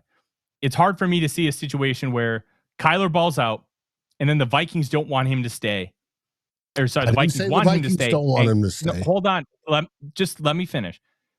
I don't see a situation where Kyler balls out and the Vikings want him to stay where Kyler leaves, because the Vikings already see what happened with the Sam Darnold thing. They wanted him to stay. They did offer him a legitimate contract. He chose to leave because of the presence of McCarthy. If Kyler balls out, the presence of McCarthy is a non-factor anymore. There is no this, that, or the other thing. He'll get paid, and the Vikings, I think, are going to be willing to do it, which could be why they ended up shipping out Jonathan Greenard, if you really think about it. And two, they're going to be willing to pay him. And why would Kyler want to leave a situation where you have loaded weapons, you have a good offensive line, and an offensive play caller that's willing to adapt for you? It would be hard for me to see a situation where Kyler would want to leave unless the Vikings offer 40 and somebody offers 55, which even then, I'm not sure. If Murray shreds and they get into this groove and they're winning football games, that's probably it for JJ here. I get that. But I don't know. Football's a wicked, wicked mistress. And I see JJ getting one more shot and taking the most of that shot. I don't know. That's how I feel about it. And people know I'm a Michigan fan. They know I'm a JJ fan. I want to win the Super Bowl as a Viking fan. I hope Murray shreds. I want Murray. I don't care who wins the Super Bowl for us. And I'm going to be the biggest Murray fan out there. And if he starts kicking ass and it doesn't work out for JJ and he gets shipped to another team, then so be it. But I don't know. I just watched so much of that guy's career that I think he's got one more fastball left in him. And I think when JJ gets back out in the field, it's going to be different than what we've seen so far. I think it will be. But I'm not a hater on Kyler Murray, Tyler. I want the Vikings. I want the Vikings to win football games. That's what I want. Mm-hmm. So we'll see. The tough part here is I've been called a JJ McCarthy hater mainly because I used to do shows regularly with Thor Nystrom, and Thor, it might be the biggest fanboy of McCarthy, and I looked incredibly negative opposite of him. I've always felt like I've been very measured, honest, and not overreactive when it comes to McCarthy throughout the entirety of his tenure in Minnesota. But my view is the Vikings are done with him. The Vikings are done. Not that I would be done, not that I think he should be or whatnot. I think the Vikings specifically are done. And to me, that speaks more volumes than anything. And I keep going back to that organizations fail young quarterbacks before young quarterbacks fail organizations quote for two reasons. One, I don't think you can say that the Vikings failed him because they literally gave him everything possible to succeed. Look at the surroundings. They're great weapons, great coach, offensive line that on paper was really good. The injuries kind of stunk. You got to take into consideration. But then two, I'd argue that McCarthy failed the organization for the sole fact that, hey, when you look at how little J.J. McCarthy played and how he put himself in position to get injured, and not all the injuries were his fault. I've been very consistent with that. And the poor play, the processing was terrible. The decision-making wasn't great. The accuracy was bad. J.J. McCarthy's drop rate was like 3 times that of Carson Wentz's. That's not because the receivers didn't want to catch for him. It's because the throws were not accurate. And there's a difference between accuracy, throwing within the body frame, and throwing with good precision. And he wasn't throwing with precision. There's a lot of different factors here. And I think the Vikings are going to believe that they did everything for him and he let them down. And that's the main reason why they're out. Well, if they're done with him, why not move him? Why is he still because there? nobody's going to give up enough capital for him. 2, there's also the aspect of Kevin O'Connell wants to have 3 quarterbacks he feels like he can quote unquote trust to start, and McCarthy's going to be better than a guy like Max Brosmer. If get offered, that was very kind, Jason. Thank you. They get offered a second round pick for him, you take it and run. Nobody's going to offer that. I think the best you can maybe get is a 4th, which is what Trey Lance got after his 3 years in San Francisco. And they may not believe that that's requisite value for having stability in that quarterback room just in case injuries happen. Like they have 2 out of 4 years. So theoretically, you just cut bait and move on, but there's an element to it that you have to be careful with, and that's you gave up a 4th and a 6th to move up to go get him. Sorry, a 4th and a 5th, and then you spent the 10th overall pick. So you got to be careful with that too. It's a very layered cool because conversation. I haven't. You and I have known each other for years, but I haven't had actually a chance to talk to you about the McCarthy thing because you're busy. You're a busy guy. I know you're busy. We just haven't had a chance to talk about it. So I'm glad I could pick your brain about it. Absolutely. That's cool. Yeah. And I think the tough part is for me, I separate being a Vikings fan versus being an analyst. And I lean a lot more towards the analyst side of things, which is why I feel like we do such a good job here, because I'm not trying to talk to these guys like I'm a fan. I'm trying to talk to them in a genuine fashion. There's too much out there that's duckies and bunnies and just be yes man, tell you what you want to hear. And I try to just be honest with the audience at all times. That is the only thing you can ask. That's the most respectable point you can ask for. And that's why I appreciate it. Let me ask you about one more thing. Greenard is gone. Traded Greenard. Mm-hmm. Can Dallas Turner step in there and can he perform like we hope he can? Because he is now the guy. I think he can. We'll find out. Okay. In the limited starting snaps, he played very well in that role. Specifically doing the things that Greenard was asked to do. So there's I still think you keep Greenard and then you play each of them about 700 snaps because there's value in having 3 guys, but they wanted to move on. And my best guess is they have that $34 million in cap space earmarked for other things, a la a Kyler Murray extension.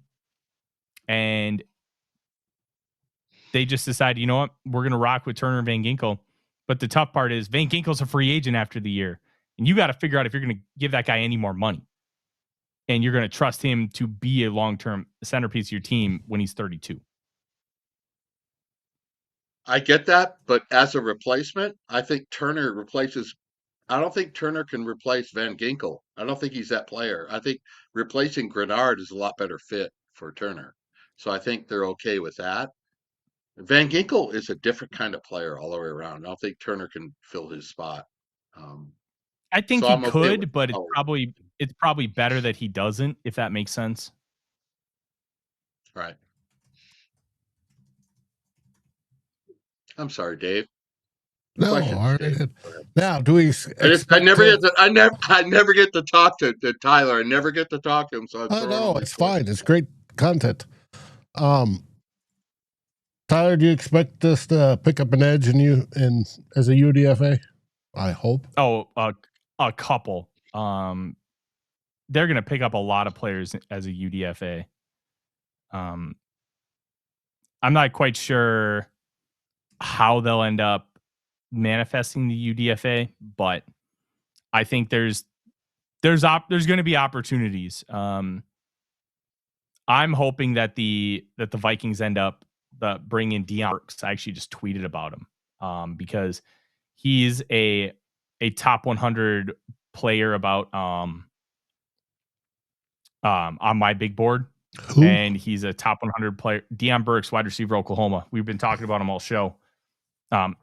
He's 5'8.5", 182 pounds, but he's a pretty good football player. And Felton needs competition, I think, as a UDFA, because I have that kind of viewpoint on him. And the Vikings may too. Ivan Pace was viewed as a 4th round consensus player, and he was undrafted. Size concerns mainly, and I think that's probably what it is with Burks. You can sell him hey, you're good enough to compete for wide receiver 3, come do it. And that's how you get him as a UDFA. But we'll see. Because those phone calls are being made right now as we speak, and have been being made by the Viking staff. Yeah. If you don't get drafted, we want to sign you as a UDFA. They've been probably doing it over the last whole round. They've had they've had pretty good luck with the UDFAs, haven't they? The past few years. I mean, it seems like they have landed some pretty good players. I don't know. I don't have a list in front of me, but Ivan Pace, he ended up being a pretty good player. Mm-hmm. Wasn't that corner, that Nahshon Wright, wasn't he a Viking before he went to the Bears? Yeah. He was. And the one thing that people won't tell you about Nahshon Wright is even though he had all those turnovers, he also allowed the highest, like one of the higher percentages of catches and nearly 1,000 yards. Like it was either interception or bad play. Like that's the thing. People look at interception play as like a beacon of cornerback success. That's not always what it is. It's a more complicated. Yeah. It's a complicated thing. It's sometimes arguably better. Like the best corners usually don't have a lot of ball production because nobody will throw their way. That to me is more impressive than getting a bunch of interceptions because, if you end up intercepting like 6 passes, but people threw at you 100 times, you allowed 70 catches. Well, how good are you really just because you got 5 picks? Like it's a layered discussion across the board. Yes. Kansas City Good took info. Garrett Nussmeier. Nussmeier did get picked then. Yeah. Good for Nussmeier. I mean, maybe. Get that clipboard ready. Clipboard Jesus. Now, Dwight asked, does signing a lot of UDFAs mean you drafted poorly? No, it does not. It means you're filling out the roster. That's all it means. You're getting a 93. Now, Dave, can they start signing guys like right now? UDFA right after the draft? Is there right a waiting after the period? draft? As soon as the last pick is selected. The draft is done. Because technically, it's like a draft pick for everybody. You can just go. Yep. Okay, I did not know that. Mm-hmm. Like I said, I'm a bass player and a drinker. I don't know about football. Now, Dwight, they're going to fill out the 93. They'll probably leave a couple spots open. And if they do select or sign some free agents, they'll just bump people off the bottom. That's the way that works. Is there a limit on undrafted free agents you can sign? Is there like a number limit? Oh. You just got to fill out your 93-man roster and however many spots you got left. To do that is what you can sign. And I couldn't tell you exactly how many people are on the roster as of now. I'm glad George Blunt thinks I'm weird because I am weird. I'm one of the weirdest people I know. And I do believe the rookies that we have drafted are not considered on the roster until they sign. Technically, but the Eagles picked Bernard, one of the international pathway players who were like hyper athletes. Who? Morris Bernard. Boringer? There were a couple guys from Africa who did athletic testing, and they're like insane size, like athletes for their size, but they have no football experience. The Eagles did this with Jordan Mailata, the rugby player, and they turned him into a borderline all-pro left tackle. So I think they're trying to do it again, but without Jeff Stoutland. We'll see. What are the odds of that? Come on. Where'd Stoutland move to? I know we wanted him as an O-line coach. Yeah. He is not with anybody. He might still technically be employed with the Eagles. Okay. Can I ask Tyler one more question? Yeah. While we're still going here. What about Kwesi wasn't a football guy. We all know that. Right? Everybody's established that. That being said, is there been any changes with the Vikings scouting department in terms of all this draft? So I mean, aren't they kind of responsible for the last 4 years? I mean, if Kwesi isn't a football guy, he's taking his information from what, the scouting department? Why? Tell me why this could be different. Why this draft can be different. That's been something I've made a point of contention about consistently. The Vikings made a bet that the only two bad eggs were Chris Cooper, the O-line coach, and Kwesi Adolfo-Mensah as the general manager, where they think all they need is a new offensive line coach to completely fix the offense and a new decision maker, despite all the data being the exact same. So it's a risky decision. Will it work? Only time will tell. But they determined that the decision process of how they went about it, by just replacing Kwesi but keeping everybody else, was good enough. Right. It just seems like if you're going to admit the guy, the GM, and I'm not like saying getting rid of that guy was wrong. I'm just saying if he's not the football guy, that somebody was making the football decisions, and if that hasn't changed, how is Drew, the fan, going to feel different? How am I expecting something different if he wasn't the guy making the final decisions? I mean, it's what? It's just a Yeah. I have no problem with the non-football guy making football decisions because I've been a manager for years. It's about trusting your people and listening to the information and processing that. You don't have to be the best. You don't have to be a scout. You just have to be able to know who to trust and know what information is good and bad. And a lot of that comes with experience. A lot of that can just come from understanding who the smart people are. It's a complicated one where it wouldn't bother me. It never bothered me that Kwesi wasn't a football guy. I thought Catherine Raish, who's now Catherine Hickman, the assistant GM of the Browns, when she interviewed here, I thought like her experience with the Toronto Argonauts and then coming down and working with the Eagles, I thought she had a really interesting profile that we could maximize with a good scouting department. Like, it's about being a good manager and making good decisions. And on an overall level, the Vikings honestly correctly deemed that he wasn't.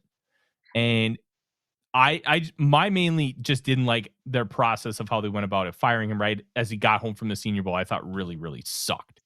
And I thought it was a really, really bad look. But overall, they determined that the Vikings would be just fine by having everything else the same, but a different decision maker. I mean, who really wanted Lewis Cine? Was that Kwesi Adolfo-Mensah? Or was that somebody telling him to take Lewis Cine? I mean, I'm going to be honest. I don't think that matters. And I'll defend the pick in this way. It was a fair pick on the consensus board. They picked him 32nd. He was 33rd on the consensus board. And if they didn't take him, he was going at 33. So the rest, like other teams in the league, agreed that was value. They needed a safety. It was a great fit for what defense they were running. They had Donatel defense as like a point and shoot defender. And one of the reasons why I argued against Dylan Thieneman, but the pick just didn't work out. And the public reaction about the trade, which honestly, the trade wasn't nearly as bad as people made it out to be, was a big reason why, like a lot of people in the building, they just wanted to find a reason, like traditional guys, like the reporting we got after, people stopped believing in the Vikings after that 22 season and the process of how they went about players and stuth. So when you have traditional guys who see a non-traditional, you see a traditional guy in a non-traditional with a non-traditional background, those who have been working their whole lives doing this and seeing a guy just come from Wall Street and get a job within like 6 years as a GM, there can be resentment and people can subliminally find reasons to hate that guy and not like him and not trust him. What happened with Lewis Cine? What happened with that guy? I think the leg break really stunk from a development perspective, but he didn't really lose as much athleticism as we may have thought because it was a severe compound fracture. I don't know what happened, but one of his best traits at Georgia was being able to identify and communicate and the read and reaction skills.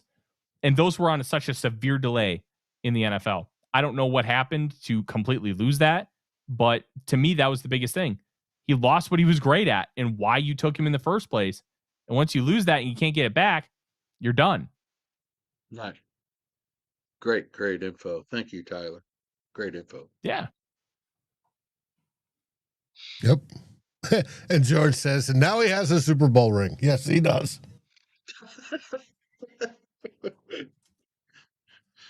3 more picks, people. 3 more picks. And 2026 draft will be concluded.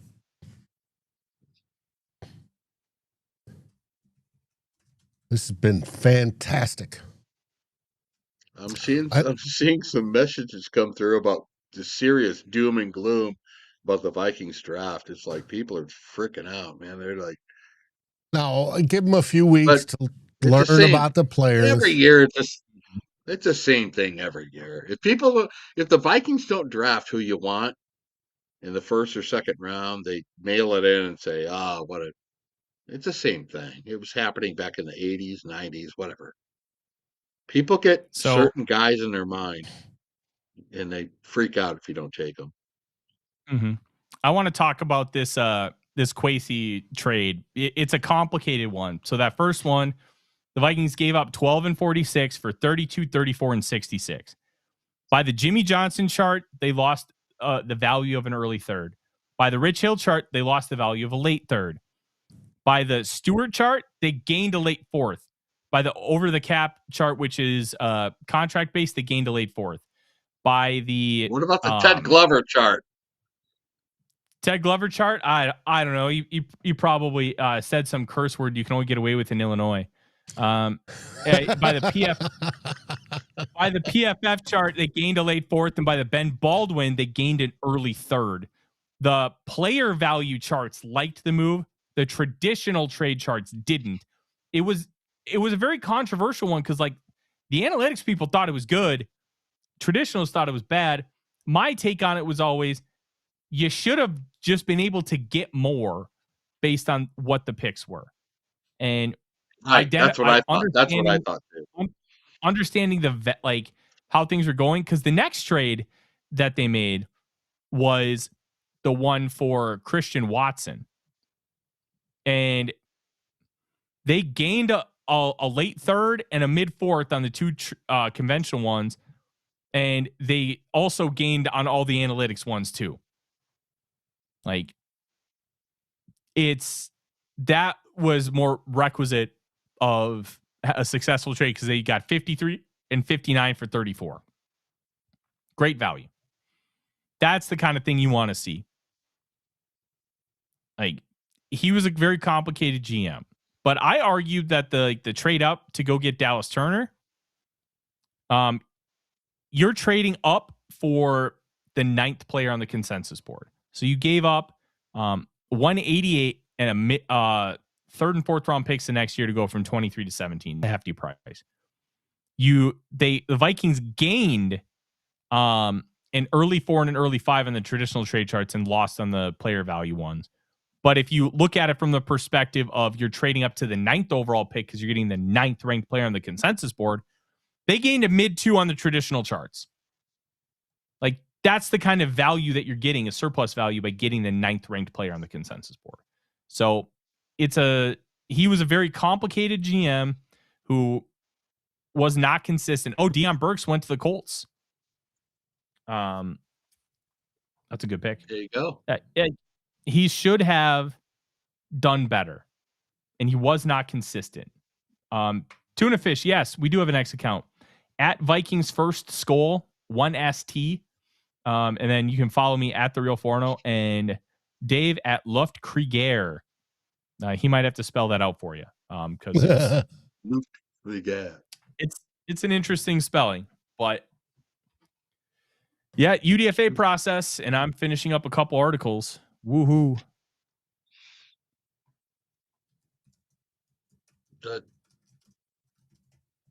That trade up then with the Lions, that was dumb. There wasn't enough return on that. I said it when it happened. I didn't feel good about it. I don't know. I guess looking in the past doesn't matter, but you just don't want The whole thing about football is you try not to repeat what you did wrong to begin with. Oh, it's learning history. You want to learn them from the mistakes and not make them again. And it's all a guessing game when you come down to it. I mean, Ryan Leaf versus Peyton Manning. One choice just it ruins your franchise, man. I mean, it's like when it happened, I was thinking Vikings are, what was it, 14? They traded back to 32. I was expecting this huge return, and it was like, what? That's not enough. That's not near enough. That's how I felt when it happened. So, I don't know. You move, you learn, move, and go forward about it. But speaking of move, have you started up your mentoring young bands again? Yeah, there's actually, it's like I received like 1 month, I received like 100 tapes, and I'm going, I can't listen, I can't do this. I can't, it's overwhelming. But there's a couple that I have listened to and instructed, and they are getting record deals. And it's kind of because I do it for free. I don't add a percentage on saying if you get a record deal and you hit it big, I need 13% or whatever.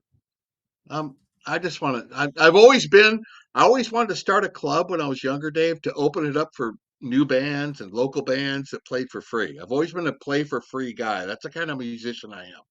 I've always, because I had a struggling time when I was a musician about getting studio time, getting live playing time, original band. Where can you play live? They want to hear cover bands. So I've always had a soft heart for bands that are starting out. So I don't carry a percentage with me. If you make it, you make it. And you could say what you want. Oh, Drew helped us or whatever. But I enjoy that. I enjoy being able to decipher the music and look through the music. And it's different now, though, than it was back in the 90s. It was a lot easier. 80s, 90s. The music now is like everything wants to be like, it's like processed. Like, I don't do well with that. I don't do well with computerized AI music. I don't.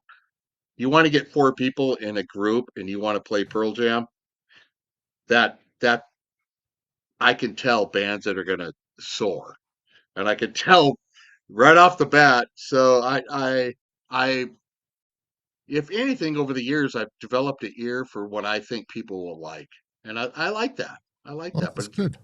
it's not. It's not anything where I demand any kind of money. But a lot of people want to know what I think about their music, which I take pride in that. Well, good. I was Lord knows I about never that. got a record deal, but no. If somebody wants to send me a tape or something and say, "Hey, Drew, what do you think of us?" I'm always willing to listen. And there are some good bands out there. It's just not like it used to be. There used to be a flood of these great rock and roll bands coming through. Uh, I remember the Mother Love Bone was one of the first bands I heard. I was playing at the time, and I heard this band, and I thought, "Wow, what a fantastic band!" And the singer died, and they kind of, split up and went different ways. But I thought that's my, unlike making draft boards, the music stuff is a lot more relaxing to me. Brings me a lot, it brings me a lot more happiness than looking at players, tight ends from Pittsburgh or something, because I understand music. I understand what people are trying to do. Gotcha. It's tough though. You're still dealing with the same kind of attitudes you deal with athletes. Athletes have attitudes, and you have to deal with all that. We're down to the final pick. Who is getting irrelevant, Tyler? Well, it's the Broncos that have it. Mr. Irrelevant. I hope it's Amari Harvey, so the captain of the All-Forno team doesn't go undrafted. But I've heard more about Amaro Harvey, whatever his name is, from this show than I've heard my whole life. George asked, "Do you like auto-tune or audio tune?" I assume it's auto-tune for singers. Auto-tune? Yeah, where they can sing and then you throw it through the machine and it auto-tunes everything, make sure it's all right. I enjoy people sending me a tape saying this is our live playing at a studio. That's what I like because I can tell really, I can get the richness of what is going on with the drums and the bass. It doesn't have to be perfect. I always tell people it doesn't have to be perfect. If it's cloudy or raw, it doesn't matter. Send me the tape. I'll tell you what to do. So I'm not into the high tech stuff. I'm not. I, some people send me a tape saying, "Here's what I made on the computer." I send it back saying, "I don't give a fuck less about your computer stuff. I want to. I want to hear musicians, David. I do. Well, and you also want good I got a writing. tape from Eddie Vedder when he was Uh-huh. in Bad Radio. Eddie Vedder in San Diego, and it was like, oh my god, this dude hooks up with the right band. This dude's great. It's before he even like tried out for Pearl Jam. He was in a band called Bad Radio from San Diego, and I heard a couple songs, and I'm going, "Oh my god, this dude, this dude's going to be good." And it just so happens that he sent the tape to Pearl Jam, and they hooked up, and it ended up being what it is. But just like sports, just like football, the right player gets into the right team. A lot of this draft stuff, and Tyler will agree. A lot of this draft stuff, the destination matters. Where these players go matters. I almost think we should do 2 drafts.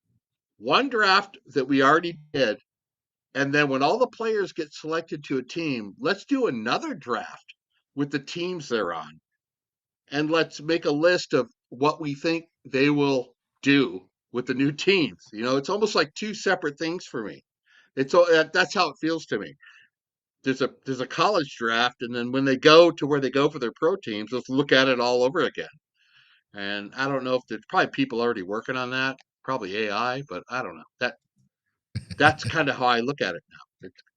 Why not do another draft after all these players go to all these teams and see what we think of them? Because that's what it is. And Mr. Irrelevant is selected. It's Red Murdoch, linebacker out of Boston. I have him on my linebacker list. That's a fun Mr. Irrelevant. Okay. Well, any last words there, gentlemen? Because we've been live for over 7 hours already today. Jesus. Yeah, holy shit. I want to thank everybody that's joined us today. At one point in time, we were close to 650 viewers. Wow. Yeah, it was a very successful day. I want to thank everybody for joining. Please like, subscribe, ring the bell. It's incredible to be able to do this every year, and great to be. Thank you. Drew, you remember when we first started this? I do. Back, Good Morning Gallahorn. Those are old days. You and I used to scream at each other. We used to get into arguments with each other, but I've kind of mellowed out since then. I appreciate all the I know you guys get a lot of smart people in here. Blunt. I see all the Doc Proto and all these Northfius. I'm used to all these people. Nothing does a show better than smart viewers, smart chatters, smart commenters. That really helps the show. But me personally, I'm glad I got to get in here and ask Tyler all these questions I've had on this list on a piece of paper. I got to ask this guy this. So he was gracious enough to answer some of my questions, but I appreciate that on a personal note. Well, I'm trying to remember when exactly we started doing live drafts. We started, Good Morning Gallahorn started in 2018. And I know we did one in 2020, a live draft, because it popped up on my Facebook.